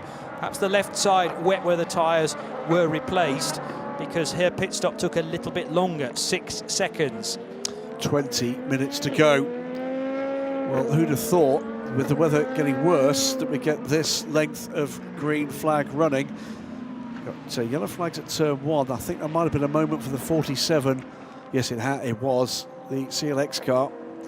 The remaining CLX car, that car running in 15th hands of Enzo Fittipaldi, and that is not up to speed. Certainly not. And what happened here then? Oh, something's broken on that car. It's a tyre. A tyre is let go, probably from the rear. Rear left. Yeah. Yes. So that's starting to ripple the bodywork as well. He did well there. Not the place you want a tyre to let go, but so often it is the case on these very fast segments. As now the AO by TF car is getting stuck in. This is still Louis Delatraz. Théo Pourchaire right in front of him. Ferdy Habsburg to pit lane, and we've got 5 seconds added to the next pit stop of car 99. That's a second penalty, I think, for the 99, or is it a third? But still leading, but how close is Alex Quinn? That's going to be enough to lose in the race at this point. So AO by TF running in 7th, battling for 6th overall with the 25 car. The 25 car is going to be desperate to keep it behind, because can he, if he can do so, that will effectively give the race win in LMP2 Pro-Am to the sister car, which is under 5 seconds back. So this is a really interesting moment. Ferdy Habsburg from 3rd overall on pit lane, and now back out onto track. Will tumble down the order a little. I'm sure thinking is being done right now in race control about what to do about all that tyre debris that's on the national straight after the rear left Goodyear let go on Enzo Fittipaldi's car. Much of it has actually worked its way very quickly off the racing line, but bits of tyre and canvas potentially. Full course yellow is coming. There we go. So full course yellow is coming. For that reason. M Racing's Ligier, by the way, made it to the pits before that happened in the hands of Quentin Antonel from 2nd place. What is that going to do to the overall order in LMP3? 17.5 minutes to go. Course yellow in 9, 8, 7, 6, 5, 4, 3, 2, 1. Full course yellow. We are under full course yellow on start finish straight and T1. Bear totally to the right. We are exposing marshals and the track is wet. Bear totally to the right. Start finish straight. We are exposing marshals and the track is wet. T1. Bear totally to the right. So coming out of turn 1 at Copse, but also the approach to that corner, so out of Woodcote as well. Everyone's going to have to be mindful, and they are obeying that instruction, bearing totally to the right with these huge chunks of, well, actually it's picked up in one go. Yep. Tremendous effort that. Good hands, sir, good hands. It shows you to the extent of the problem for the 47 car and We are Enzo removing Fittipaldi. debris at T16 also. We are removing debris at T16 also. So that is Brooklands, the left-hander at the end of the Wellington straight. But good avoidance driving in the background, actually, behind Fittipaldi's car, Enzo Fittipaldi, and that was from Luca Giotto in the 34 Inter-Europol competition car. Well, here's the visual gap with the leader, Danny Juncadella. I think, yes, it's under full course yellow, but I think has got a little bit more of an advantage as we came into full course yellow. Might well be where Tom Dillman was in traffic at that point. All sorts of factors that can add a second or remove a second from that. Still waiting, by the way, for the decision on investigation into a pit stop potential pit stop infringement, sorry. Freddie Habsburg, by the way, has cycled back to 7th place after that stop. This full course yellow could be critical for a couple of teams that might be very marginal indeed on fuel. Well, a lot of them pitted with 44, 43 minutes to go, and I did think with the wetter conditions that would be okay, but this is a massive helping hand if you were a touch marginal. I mean, it also means that if you were marginal, you can now push. Yes. Yep. Whereas previously you might not have been able to. So it adds all sorts of layers, none of which will be available to anybody without live telemetry into an individual car. So might be worth thinking about which teams are getting excited at this point. Well, EDEX Support certainly are, because they are at the moment sitting in a very nice position indeed. So Enzo Fittipaldi, rear left damage, tyre absolutely shredded, but has managed to get that car back to pit lane, as has United Autosport's 22 car from 8th place, and Gregoire Sauty, he's on pit lane, in and out as I speak. No sign of anybody else. In fact, Gregoire Sauty might have had to do that as an emergency service.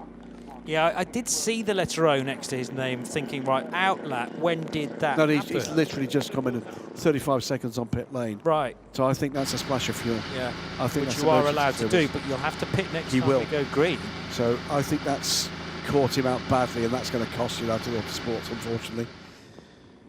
But when did Quinton Antonell pit? He was before. He was. All right. He was fine. 47 is clearly emergency service because the tyres shredded. I think they're the only three. Was the cause of the full course yellow, Yeah. after all. My concern about Antonell is because that 68 car is second in LMP3, but looks like the need for another pit stop, as the regulations dictate, can be avoided for car 68. Good distance away, actually, from CLX. Full course yellow in 30 seconds. CLX surely on course to a championship if they can stay there, and they've got a big lead. I think Theodore M Racing have just put enough fuel in to get to the end. I think 20 it's just a seconds splash. to remove full course yellow. Okay. Yep. Well, remember that We are removing full course yellow in here's the 10, removal. 9, 8, 7, 6, 5, 4, 3, 2, 1. Full course yellow removed. Thank you. Here go the Ferraris, and Lilu Wadu got the message from her dashboard information, and I'm sure from the engineer as well. Ricardo Pera, very, very close indeed. Feels like he was closer. Well, he's closer now than he was going into that full course yellow, but the speeds will be checked. Might be that something was in error on the 50 car and it wasn't going as fast as it could have done. It seemed like a good restart, and I didn't think it missed the trigger point for Lilu Wadu. Held off Ricky Pera. Lilu doing fantastic job in the Ferrari this year. Ricky Pera, another one like Ben Tuck. That should be on the list of anybody's fastest silvers right now, and he's right there up the inside of the number 50 car. Has he got a good enough run though to get it done here? He might just have. There's almost a side draft, and I think he's going to pass that car. Beautiful pass from Ricky Pera. GR Racing go through and into the lead of this race. Only just did he hang on to the car though, because that was going to be the next question mark.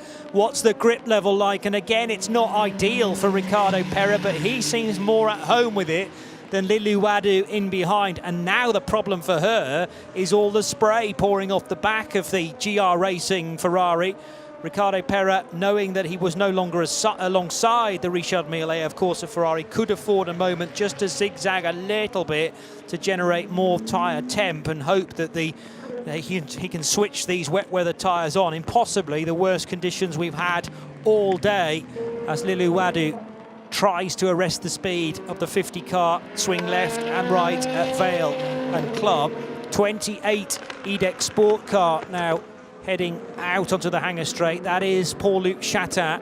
Meanwhile, the sister car of Danny Juncadella, driven brilliantly earlier on by Jamie Chadwick and particularly Mathis Jobert in drier conditions, but now a big responsibility for Spaniard Danny Juncadella. Can he even see the road in front of him? Well, he's in a better position than most, with no traffic heading into Brooklands and Luffield, so this is a delight for Danny Juncadella. Yeah, 11 minutes to survive this. It is getting worse, no doubt about it. Visually, you can see the spray is getting higher. I don't think we're quite to the point where we've got huge amounts of standing water. This Silverstone circuit does drain pretty well, but it's undoubtedly more challenging and getting darker without a shadow of a doubt. And in those conditions, traffic is going to be just all the more challenging. Black and orange flag for car 31. That, you said, the repair to the Racing Spirit Le Mans LMP3. Ligier did not look that convincing. We've got yellows at turn 7. And that is the 22 car, I think, off the road. That is Gregoire Saucier on an out lap after having had emergency service, we think. Yeah, so that was the second pit stop that he needed to do. Although this is not the same incident. That was an overtake from the 83 of Vaxivière, getting ahead of Alexander Quinn, maybe. For position, but to Capietto. Oh, but now the 83's off the road. As we were trying to work out the positions, through will go Capietto in the number 9 car.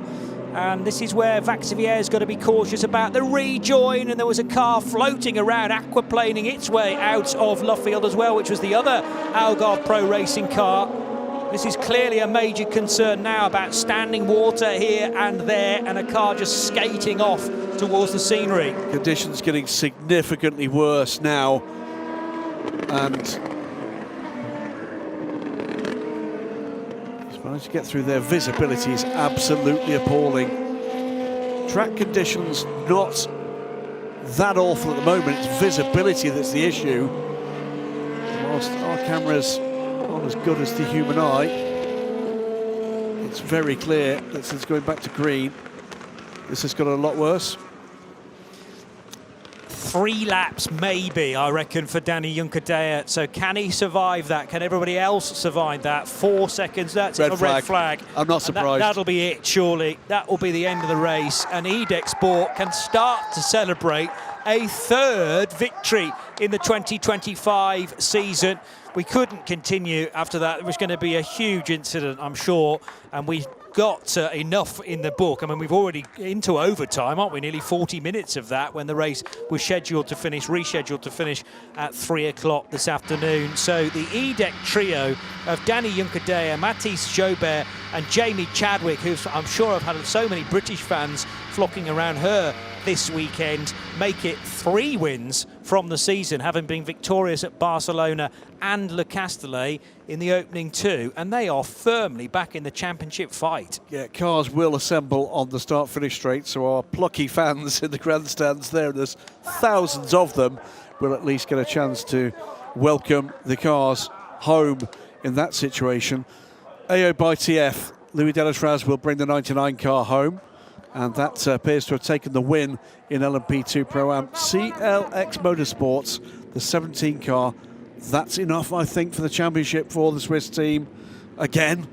And GR Racing take the win in LMGT3. Astoundingly, that is that team, under either GR Racing or their Gulf Racing predecessors, first win since the European Le Mans Series here at Silverstone 10 years ago. Well, there we go. They obviously love coming here, but that is quite a wait, a full decade. We should just clear up the fact that it hasn't yet been confirmed that we're not going to restart, but with 7 more minutes on the clock, it seems highly unlikely. Well, the reality is, if we restart, it will be behind a safety car, and there will be no change in positions. Yeah, so even if we do run a few extra laps, I think Danny Juncadella has earned his corn today in keeping that car on the straight and narrow and able to keep the gap at about 3 seconds. There's Jamie Chadwick in the hood with a big grin. She's dressed accordingly, as so many of you out there are, I'm sure, with the raincoat, the hopefully waterproof trousers, and a good pair of sturdy boots as well for a day of unpredictable weather, it's fair to say, here at Silverstone. A very good decision from the race organisers to start at 11 o'clock. And by the way, I heartily agree with the red flag that the conditions worsened visibly in that period of the race, visibly, and why risk at this stage? That was only going to be a race of survival at that point, and that's not the race we want to see. No. Almost a little bit of disbelief on the face of Jamie Chadwick that they've done it again, but it's fully deserved from a strategic point of view as well. So whoever's calling the shots there in the 18 EDEC Sport car deserves potentially a very good result by the end of the season. They've got one today, and they have now 3 wins for the year. Well, because we've not seen the end of the race, there may well be some penalties to adjust into this total. But we'll call it as we see it, as they stand under the red flag for now. 5.5 minutes. Cars may be covered, they're being told, with the clock still running down. EDEC Sport from Inter-Europol Competitions, number 43 car, and Vector Sport currently in a podium position. In LMP2 Pro-Am, 99 AO by TF. Louis Delatraz bringing that car home from the 20 of Algarve Pro Racing. Alex Quinn bringing that car home ahead of Mathieu Vazevière in the AF Corsa car. That's one I've got a slight doubt about because of the red flag. What order were they in on the previous lap? That may change if this race is called. In LMP3, CLX Motorsport from M Racing and Ultimate, and I think that will be enough, well enough, for CLX Motorsport's 17 crew to call it quits for the championship, and that should be done.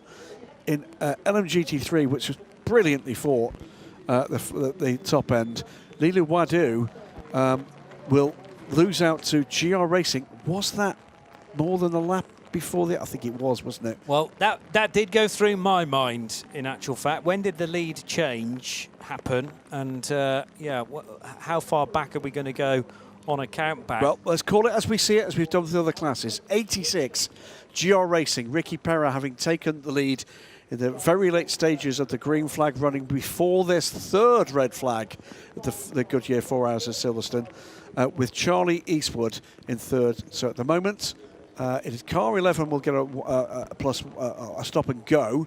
Pit stop time infringement. That won't affect the podium positions. That's your international car in 7th. But that is a car that was up there in the championship order. GR Racing Ferrari from Richard Millet of Corsa Ferrari from TF Sport Corvette as they cross the line. Nick Yellerly is your Wingfoot Award winner, I think deservedly. Fantastic stint from him in the 43 inch Europol competition for LMP2. In LMP2 Pro-Am, it's Louis Delatraz who finishes the race in the AO by TF 99 car, the Pro-Am most valuable driver. And from LMGT3, we wait for that one. And who's that going to be? I'm not surprised to see it's Lilu Wadu. May well have lost the lead in the very last stages, but what a stellar stint from this young lady. Has already had a race win this year and came at this stage oh so close to coming into that red flag period. We're not going to call the result quite yet as the race leader and race winner. Some epic stuff out there, Johnny. Great racing. Some not so great behaviour at the earlier part of this race, but some very happy faces indeed at EDEC Sports. Lost out on a really good finishing position last time out by mistake from the team. And there is Danny Juncadella being welcomed back to the garage. I'll say it out loud, it's results like this when Cyril Abitaboul and the rest of the Genesis Magma Racing team are making their decisions about who does what next season could make the difference.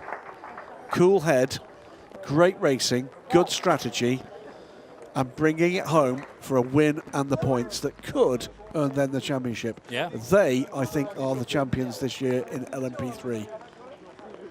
CLX Motorsport. Well, certainly if they've scored a further 26 points this weekend, they got the pole yesterday, and the win is very much likely now. They were the leading car when the red flag came out, and the crucial thing is they're outperforming. Yeah, there we go. Confirmation on our graphics as well. They're significantly outperforming their nearest rivals into Europol competition, who were second, but at the start of the weekend, 31 points back. That became 32 points overnight. And there you go then. Celebrations can finally begin after a concerning time in Spa-Francorchamps, where the car ended up scoring no points in the gravel, in fact, between Les Combes and Bruxelles. But Paul Lancher, Adrian Clomenil, and latterly Theodor Jensen, who more recently has been chosen to be the qualifying driver.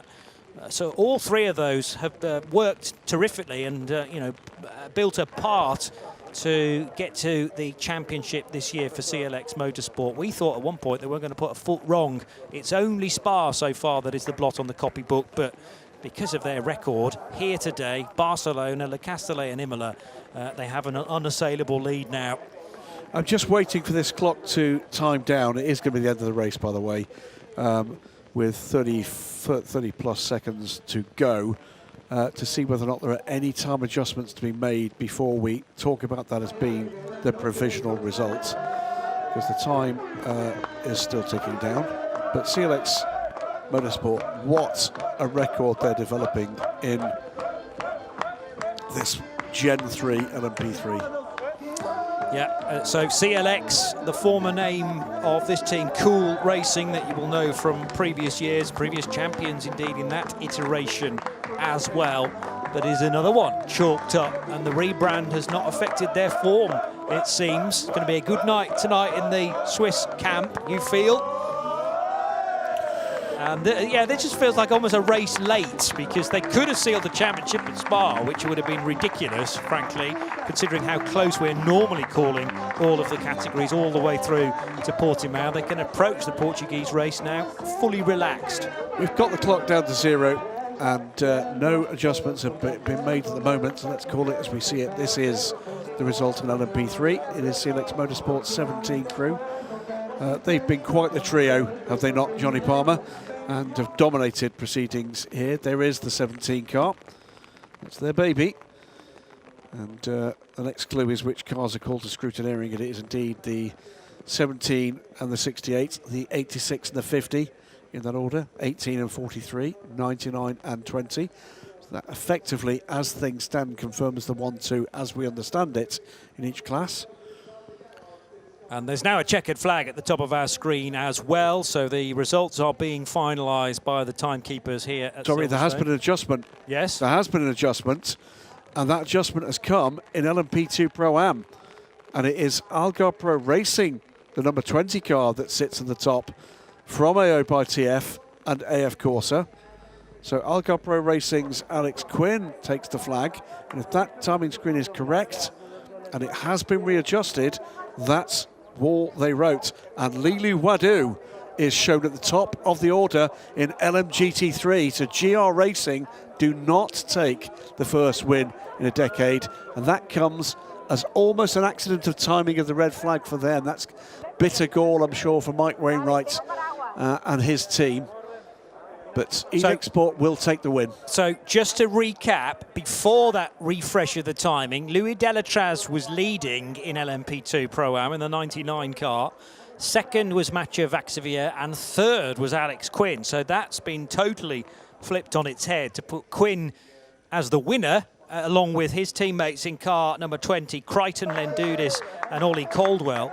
Then you got the 99 car, PJ Hyatt, Louis Delatraz, Dane Cameron, and third position for the 83 of Francois Perraudot, Mathieu Vaxivière, Alessio Rivera. And as you say, then a big change in LMGT3, where before, or as the stoppage happened, as the red flags were displayed, Perra was leading after that overtake on Lilu Wadu, so 86, 50, 82. Becomes 50, 86, 82. So the Corvette retains third, but they have turned or flipped around the Ferraris because the overtake happened after where the countback takes us to. But there's the delights in the Algarve Pro Racing garage. That will be, I'm pretty certain, one of those time-added penalties that just was not served in time in that race. And that is our race-winning car, the 50, Richard Mille AF Corsica. Their second win of the year, I think. Stand by, stand by. I think they've won earlier this year. They did win in La Castellet, yes, at Lilu's home race, in fact. And now the news is filtering through. There is Lilu already in the garage. She did a splendid job in keeping the car on the road, and then the pressure told eventually, but it didn't matter because the result effectively had already been called. Well, that seals an astonishing weekend for our female drivers, doesn't it? It's pole positions scored in each of the championships this weekend by female drivers, and wins in 2 of the 3 of them. Yep. That's amazing stuff. And that should be an inspiration.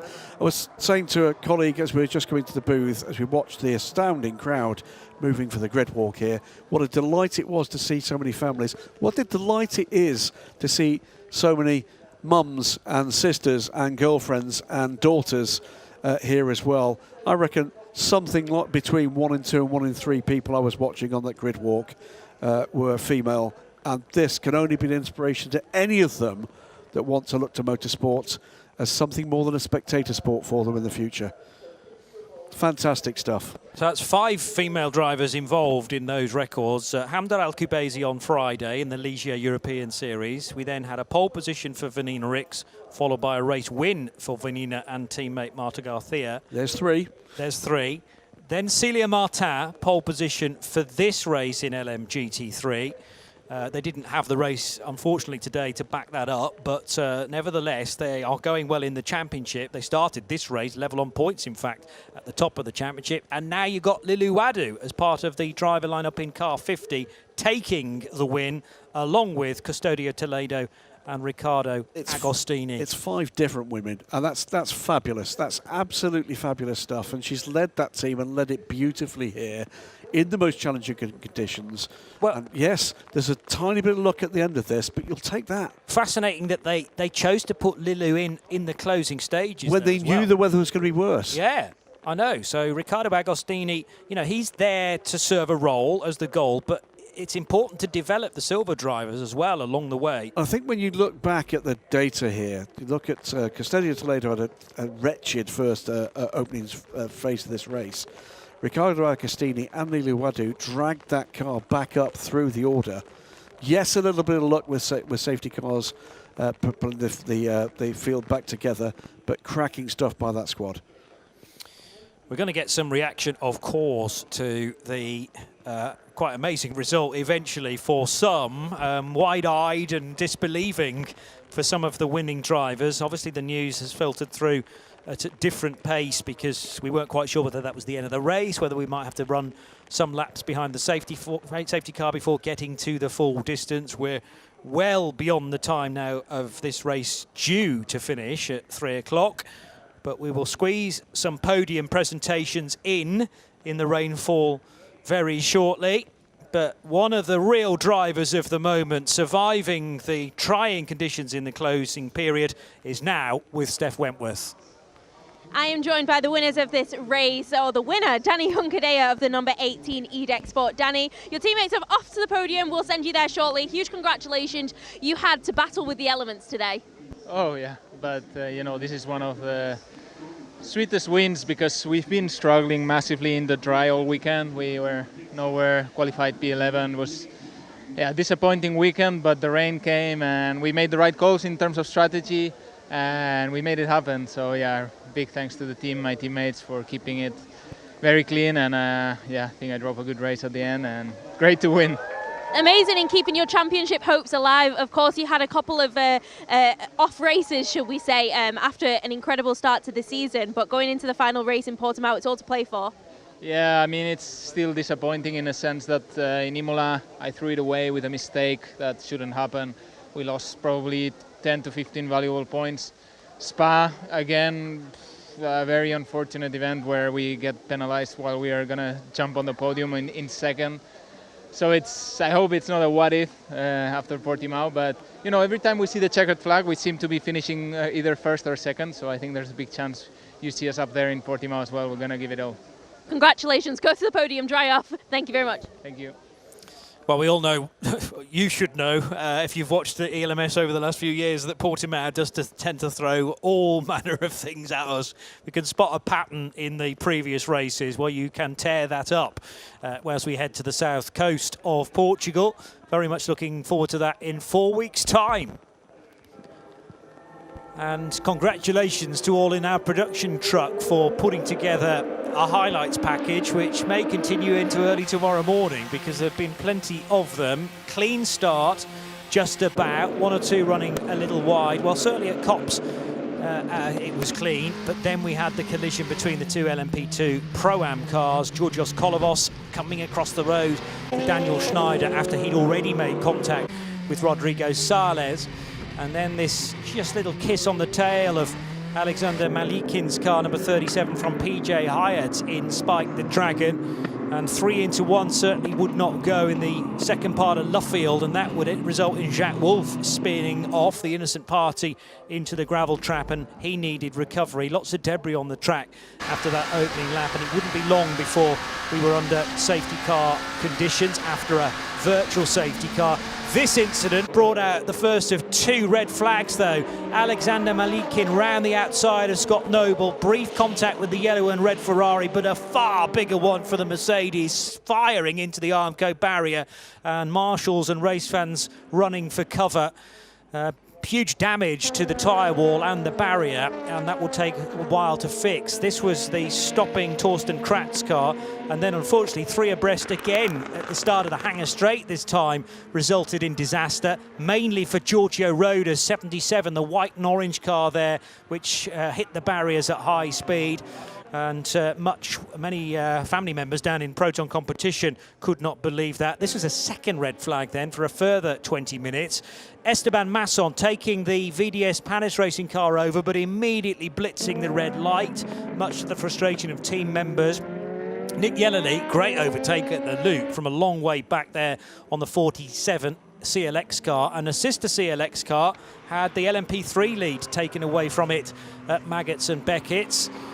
More side-to-side action. Good race for LMP3 today. We do have new champions then in the form of the new drivers, at least, for CLX Motorsport after they'd had a really good start to the year. At one point, there needed to be a decision made, though, about a change of tyres from slicks to wets, and one of the first to do that was a car that was closely observed then for the rest of the race. Unfortunately, left a little bit too late for Inter-Europol competition, and a spin for Nick Yellerly was the result there.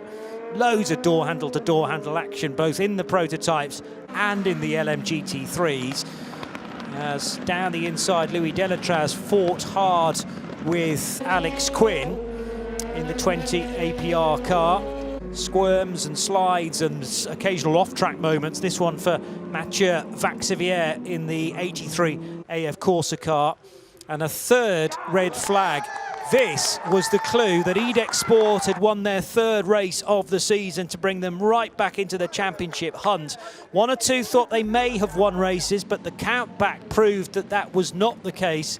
And that therefore happened in LMP2 Pro-Am and in the LMGT3s. Algarve Pro Racing win Pro-Am, CLX are champions in P3, and Richard Mille AF Corsa win GT. Yeah, really sad to see Tom Fleming, a reaction there, really emotional reaction to the realisation they'd not, after all, taken that win with the count back. That is the overall classification. Edex Sport take the win, 104 laps completed on a rainy day here at Silverstone. Inter-Europol's 43 second, then Vector Sport complete the podium overall. In LMP2 Pro-Am, that reshuffled order at the end, the 20 Algarve Pro Racing car takes the win, 7th overall from AO by TF and AF Corsa. In LMP3, it is the win and the championship for the 17 crew in their Ligier from CLX Motorsport, ahead of the similar cars from M Racing and Ultimate, the 68 and the 35. And then LMGT3, another adjustment post-race with a count back with a red flag. Richard Mille AF Corsa take the win with a 50 Ferrari from GR Racing that led over the line, but then effectively it was counted back with the 86 Ferrari. TF Sports Corvette will complete the podium, the number 82. Some race, some event, lots to think about, lots of hard sums to do at this point, I'm sure, up in timing and elsewhere. I want more of that. Yes, please. Well, we're back here next year, for starters. I wouldn't be surprised to see the 50 car now leading the championship, actually. That's with 2 wins, and with the way this has been just so topsy-turvy, that was my thought as well. Yeah.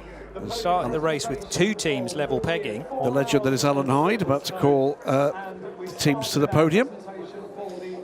And I probably should squeeze in at this point. I don't know whether she's still watching, but after I said Alan Hyde was a bit of a hero of mine, all of a sudden there was much envy from Diana Binks, who has been a pit lane reporter for much repute over the years. She's been watching on and enjoying the return of ACO rules racing. Hello, Binksy. Hello, Binksy. Hopefully you're still with us and find somewhere dry to watch this. So, this is the LMP2 podium, and the number 10 car finishing in 3rd place for Vector result. Sport. Based at Silverstone still? Vector Sport? Stratford. Oh, okay, so not a million miles away. Car 10, Ryan Cullen, Vlad Lonko and Pietro Fittipaldi. The 43 car of Kuba Śmiechowski, Tom Dillman and Nick Yellowly. And the winners, EDEC Sport, Jamie Chadwick, Matisse Joubert, Danny Juncadea, who was ruining his performance earlier on in the previous 2 races. He was beating himself up, really, but now he can afford himself a grin. It's a 3rd win of the season, and the 18 EDEC Sport crew back in the championship fight. And we'll hear the national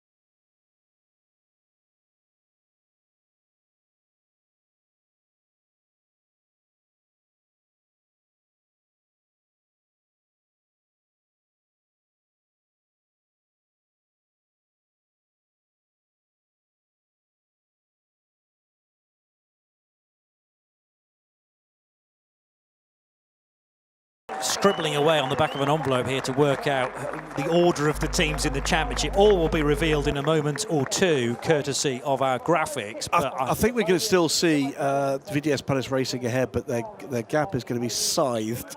And what it sets up as Matthias Kipp, the head of Goodyear Racing, is giving out the trophies. Again, thanks so much to the hard-working crew at Goodyear for the backing for this event. It is the Goodyear 4 Hours of Silverstone.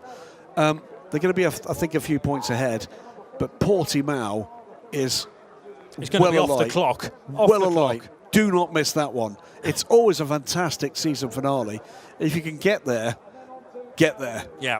But don't get there too late. It's not a Sunday race, Saturday race. So Friday qualifying for ELMS cars and then racing Saturday back to the midday start is my belief. And also worth remembering that Portimão doesn't follow Central European time. It actually marries up with the UK. So that's an hour before as well. Remarkable season underway here from this 28 crew. Win, win, 11th win.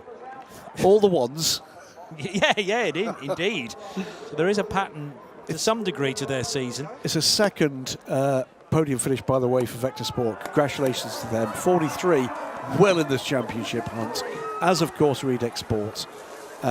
And VDS Panis Racing will have picked up points here. That recovery drive up the field has made a difference. I think keeps them just clear, but the 1-2 here are pretty much together on points, and I think maybe 8, 9, 10 points behind. Well, as the champagne sprays, so it's already a very, very damp podium, but we needed to do that certainly to release some tension as well, because that's been a tough afternoon's work for all drivers concerned. And after a late change then in this next category, great news for the French squad that Steph Wentworth is now with. Joined by the winners in LMGT3, it's the number 50 Richard Mill by AF Corsa. Congratulations, you are the first repeat winners in LMGT3 this season, so it must feel great.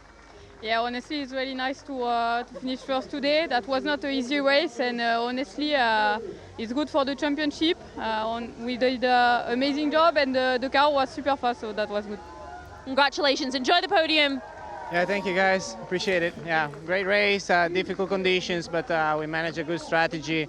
So happy for the team, for the championship, and well, one more to go, and let's see. Congratulations, well done. Let's see, indeed, says Riccardo Agostini. I don't think we're going to see them at the top of the championship, but they're going to be darn close. And again, another one that's well alight for Portimão. Well, there are the overall championship standings. It is just 6 points for EDS Panis Racing ahead of Edec Sport, or a single point ahead of Inter-Europol competition.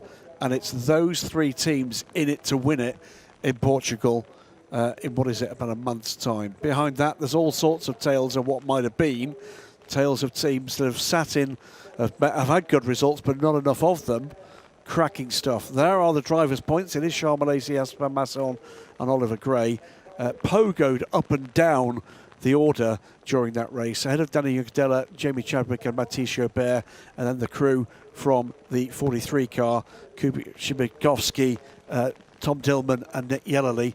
They were the ones that get the fight to the front there. Yep. And boy, they've given us a potential finale to savour.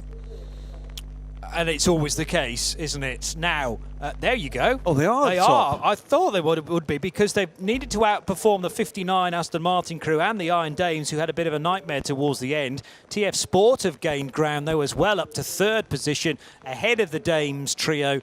57 Ferrari, which finished 4th today with their drivers, but it's Toledo, Wadu, Agostini. We've just chatted to them. Then Clement Mata, Owen Bastard and Valentin Hasclo, Spa winners, ahead of Charlie Eastwood, Hiroshi Koizumi and Rui Andrade from the Corvette crew. And seeing as I mentioned them, the 57 Ferrari trio, Ben Tuck, Takeshi Kimura and others. By the way, all those crews still in the fight. Right, wow, okay. So again, you know, we talk about the LMP2 being close, arguably even closer in LMGT3.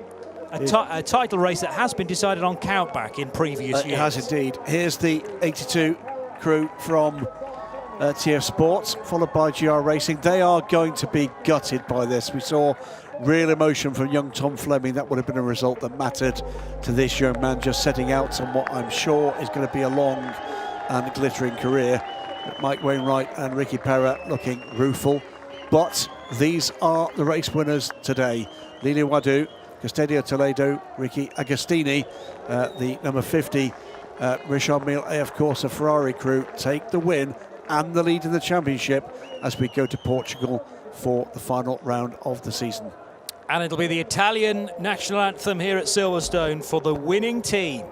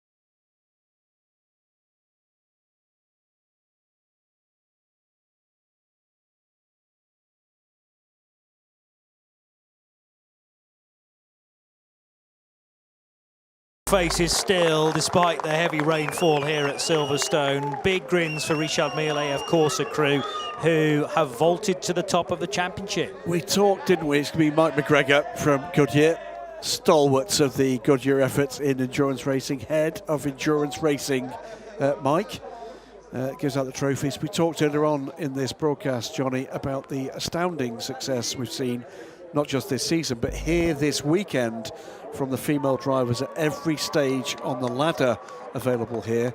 And now we can talk about the potential for another, because Lily Wadu stands with the potential to become the first female European Le Mans Series champion.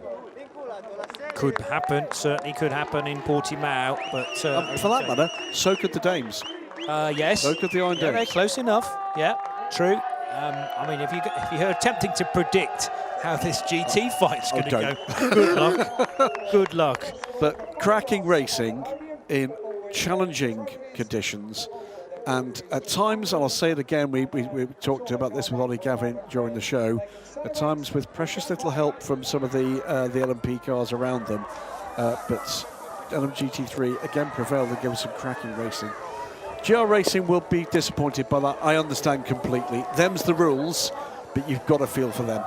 Exactly, and yeah, there was a big gain, it looked like, within the full course yellow, and then it was all about the restart, and Pera seemed to get away slightly better than Lilu Wadu, but she was still scrapping away, and the countback gives them the win.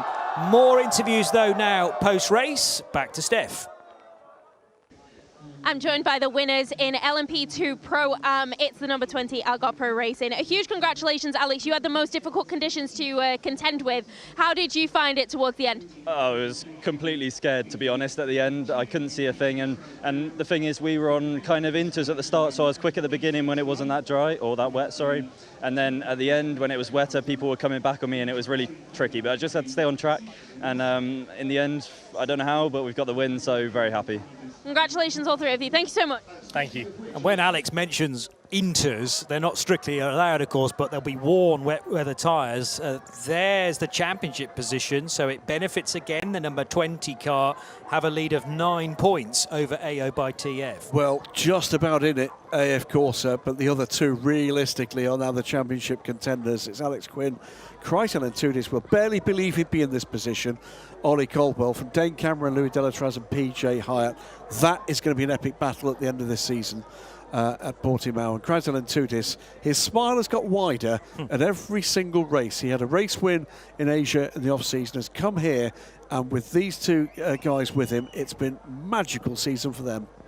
And that is why LMP2 Pro-Am was invented, really, isn't it? To get somebody of his past experience, who is now much, much better behind the wheel of a prototype, in contention with the championship. If you'd have told Crichton at the start of this season you will go to Portimão, the lead of this championship, he would have laughed in your face. And now he's got the look of a bloke that believes it. Yeah. And that's a great thing for those two guys to have, is a bronze-rated driver that believes now in his own ability. He's not just out there having fun, he's out there trying to win. And he knows what his job is.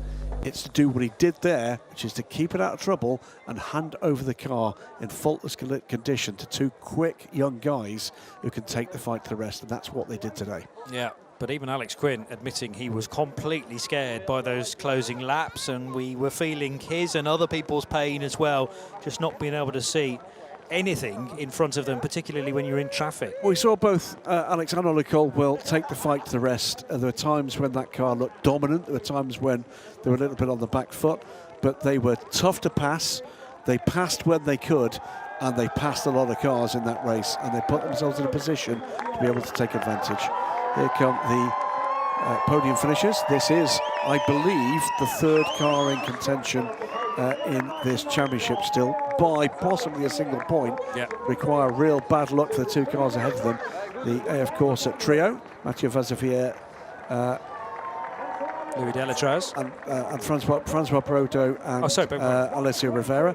Here's PJ Hyatt, it's the taller of the three, with Dane Cameron and Louis Delatraz. But there are our winners, the tall guy, Crichton and Tudis, Ollie Caldwell and Alex Quinn. The fastest farmer is what I'm required to say. Okay, yeah, well, I hope it says that on his belt buckle as well. Should. On the race suit.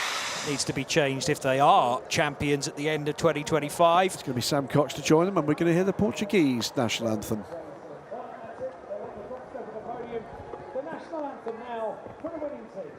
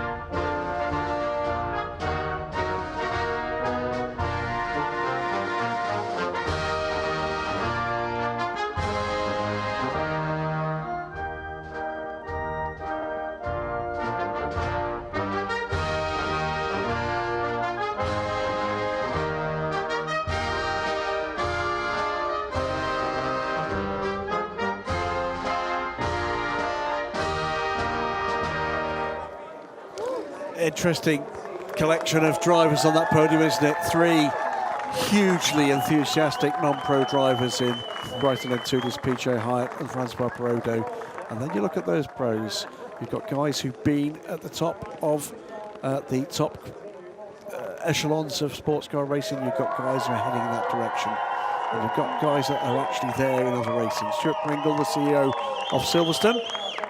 It's the honour of the podium presentations here, and that's part of the wonder here. If you look at the likes of Dane Cameron, an IMSA champion, Louis Delatraz, a factory level driver, Alessia Rivera, factory Ferrari driver, Matteo Vaziviere, factory driver for many years for Alpine, they are the scalps that the likes of Ollie Caldwell and Alex Quinn want to take and want to put on their CVs. I've won this against them, and we did it with class.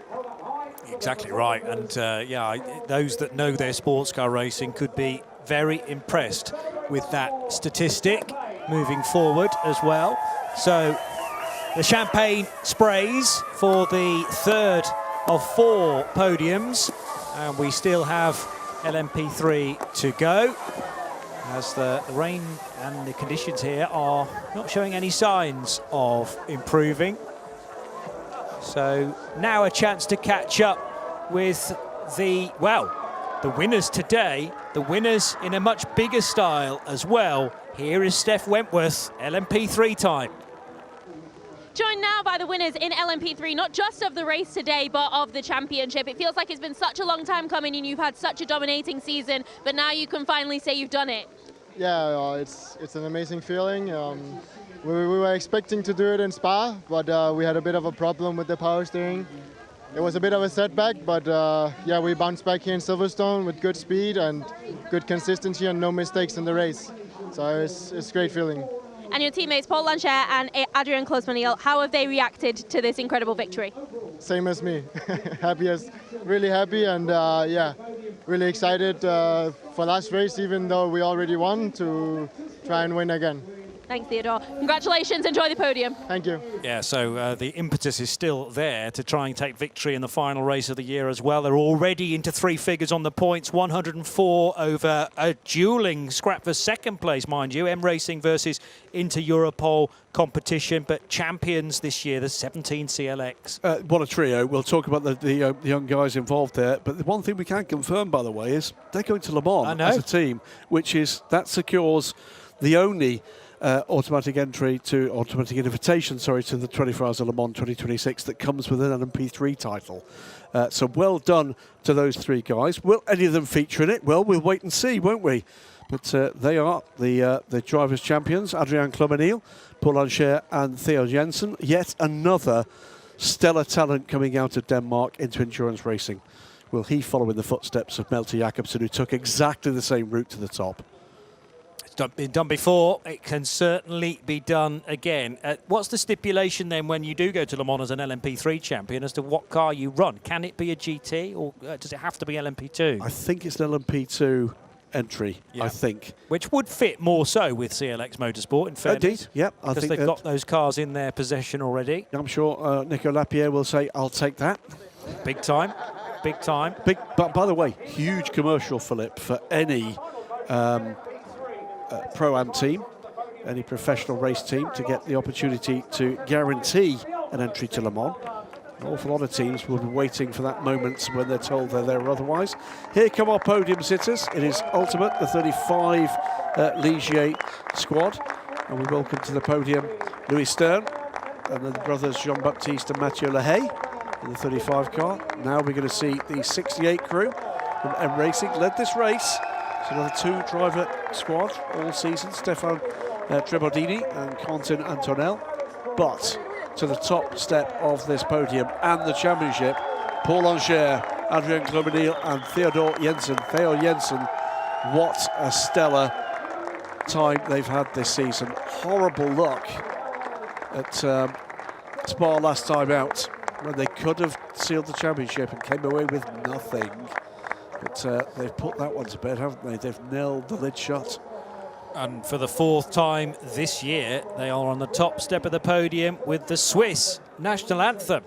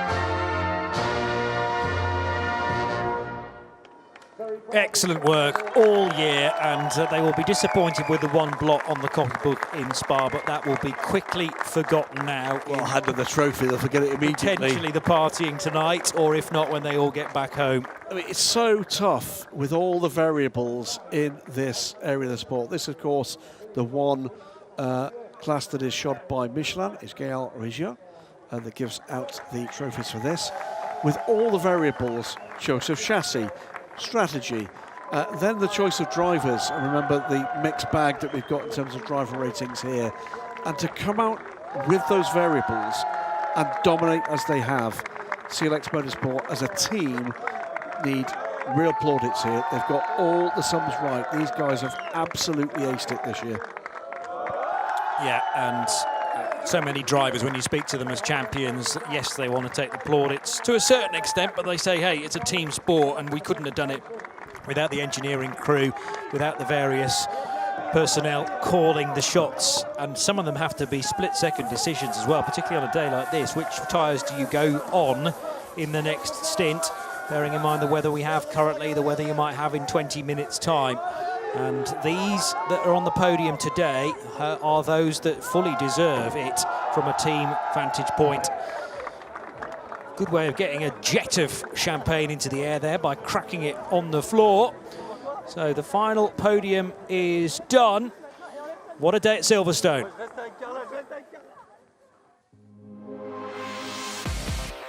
So earlier on, in better skies, it has to be said, we began this race a tad early at 11 o'clock, but that did not prevent the incident, it's fair to say. Wonderful weekend of racing, though, across the ACO rules ladder, from the Ligier European Series events yesterday to the Michelin Le Mans Cup. That will be back in 2026 as well, and a return after a 6-year interval for the European Le Mans Series. Unfortunately, some big incidents that will live long in the memory for hopefully some of you spectators that will come back in 12 months' time, I'm sure.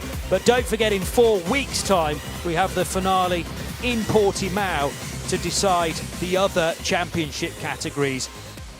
But thanks to Steph Wentworth, to Graham Goodwin, and from Johnny Palmer, we're going to go and dry off now and prepare ourselves for yet more epic racing in Portugal. So looking forward to that. But before we go, as the fans downstairs are still soaking this up, no pun intended, we have one more presentation to take place. The Goodyear Wingfoot Award will be coming to the podium. Before we get to that, just one thing from me, which is, if you're here at Silverstone, thank you so much for coming. If you're not here and watching, thanks so much for tuning in. It really matters when you're trying to build a sport, as everybody here is. Wingfoot Award winner for LMP2 is Nick Yellerly, and he deserves it. Cracking stuff from Nick. Factory level stint from a factory driver. Lilu Wadu came out as the race winner, and this was announced before that was announced.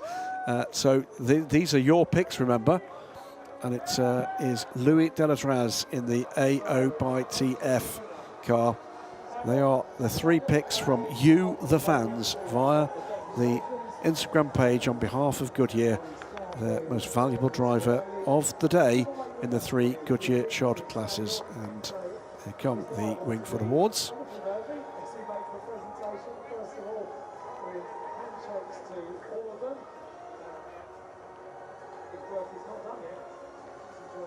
These to be presented, by the way, by Samuel Paul Sutcliffe and Ian McClary, who are the Goodyear giveaway winners. So I just wonder whether they were selected today as fans. I think they probably were. By Goodyear themselves. So what a moment. Nice little treat there for fans to actually give out the Wingfoot Awards.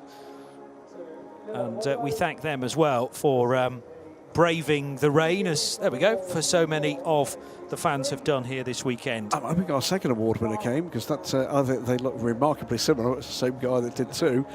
But I'm hoping we've got a second guy to come out for this 3rd award. Or not a guy, in fact. Not a guy. Well, great stuff. There's a lot of conversations in the off-season about the Wingfoot Award, and Mike McGregor was polling views. That was one of the guys who got a call, and the suggestion was that we hand the responsibility for selecting the winners to the fans, and that's what they've delivered here and in the FIA World Endurance Championship. And I think a lot more to come in terms of what Goodyear are going to bring to the party. And it starts a little bit more here with full sponsorship of this event. Don't think that's the last innovation you're going to see from the Wingfoot guys from around the world. So that is the Goodyear Wingfoot Award done. We'll see you in Portugal. Bye-bye.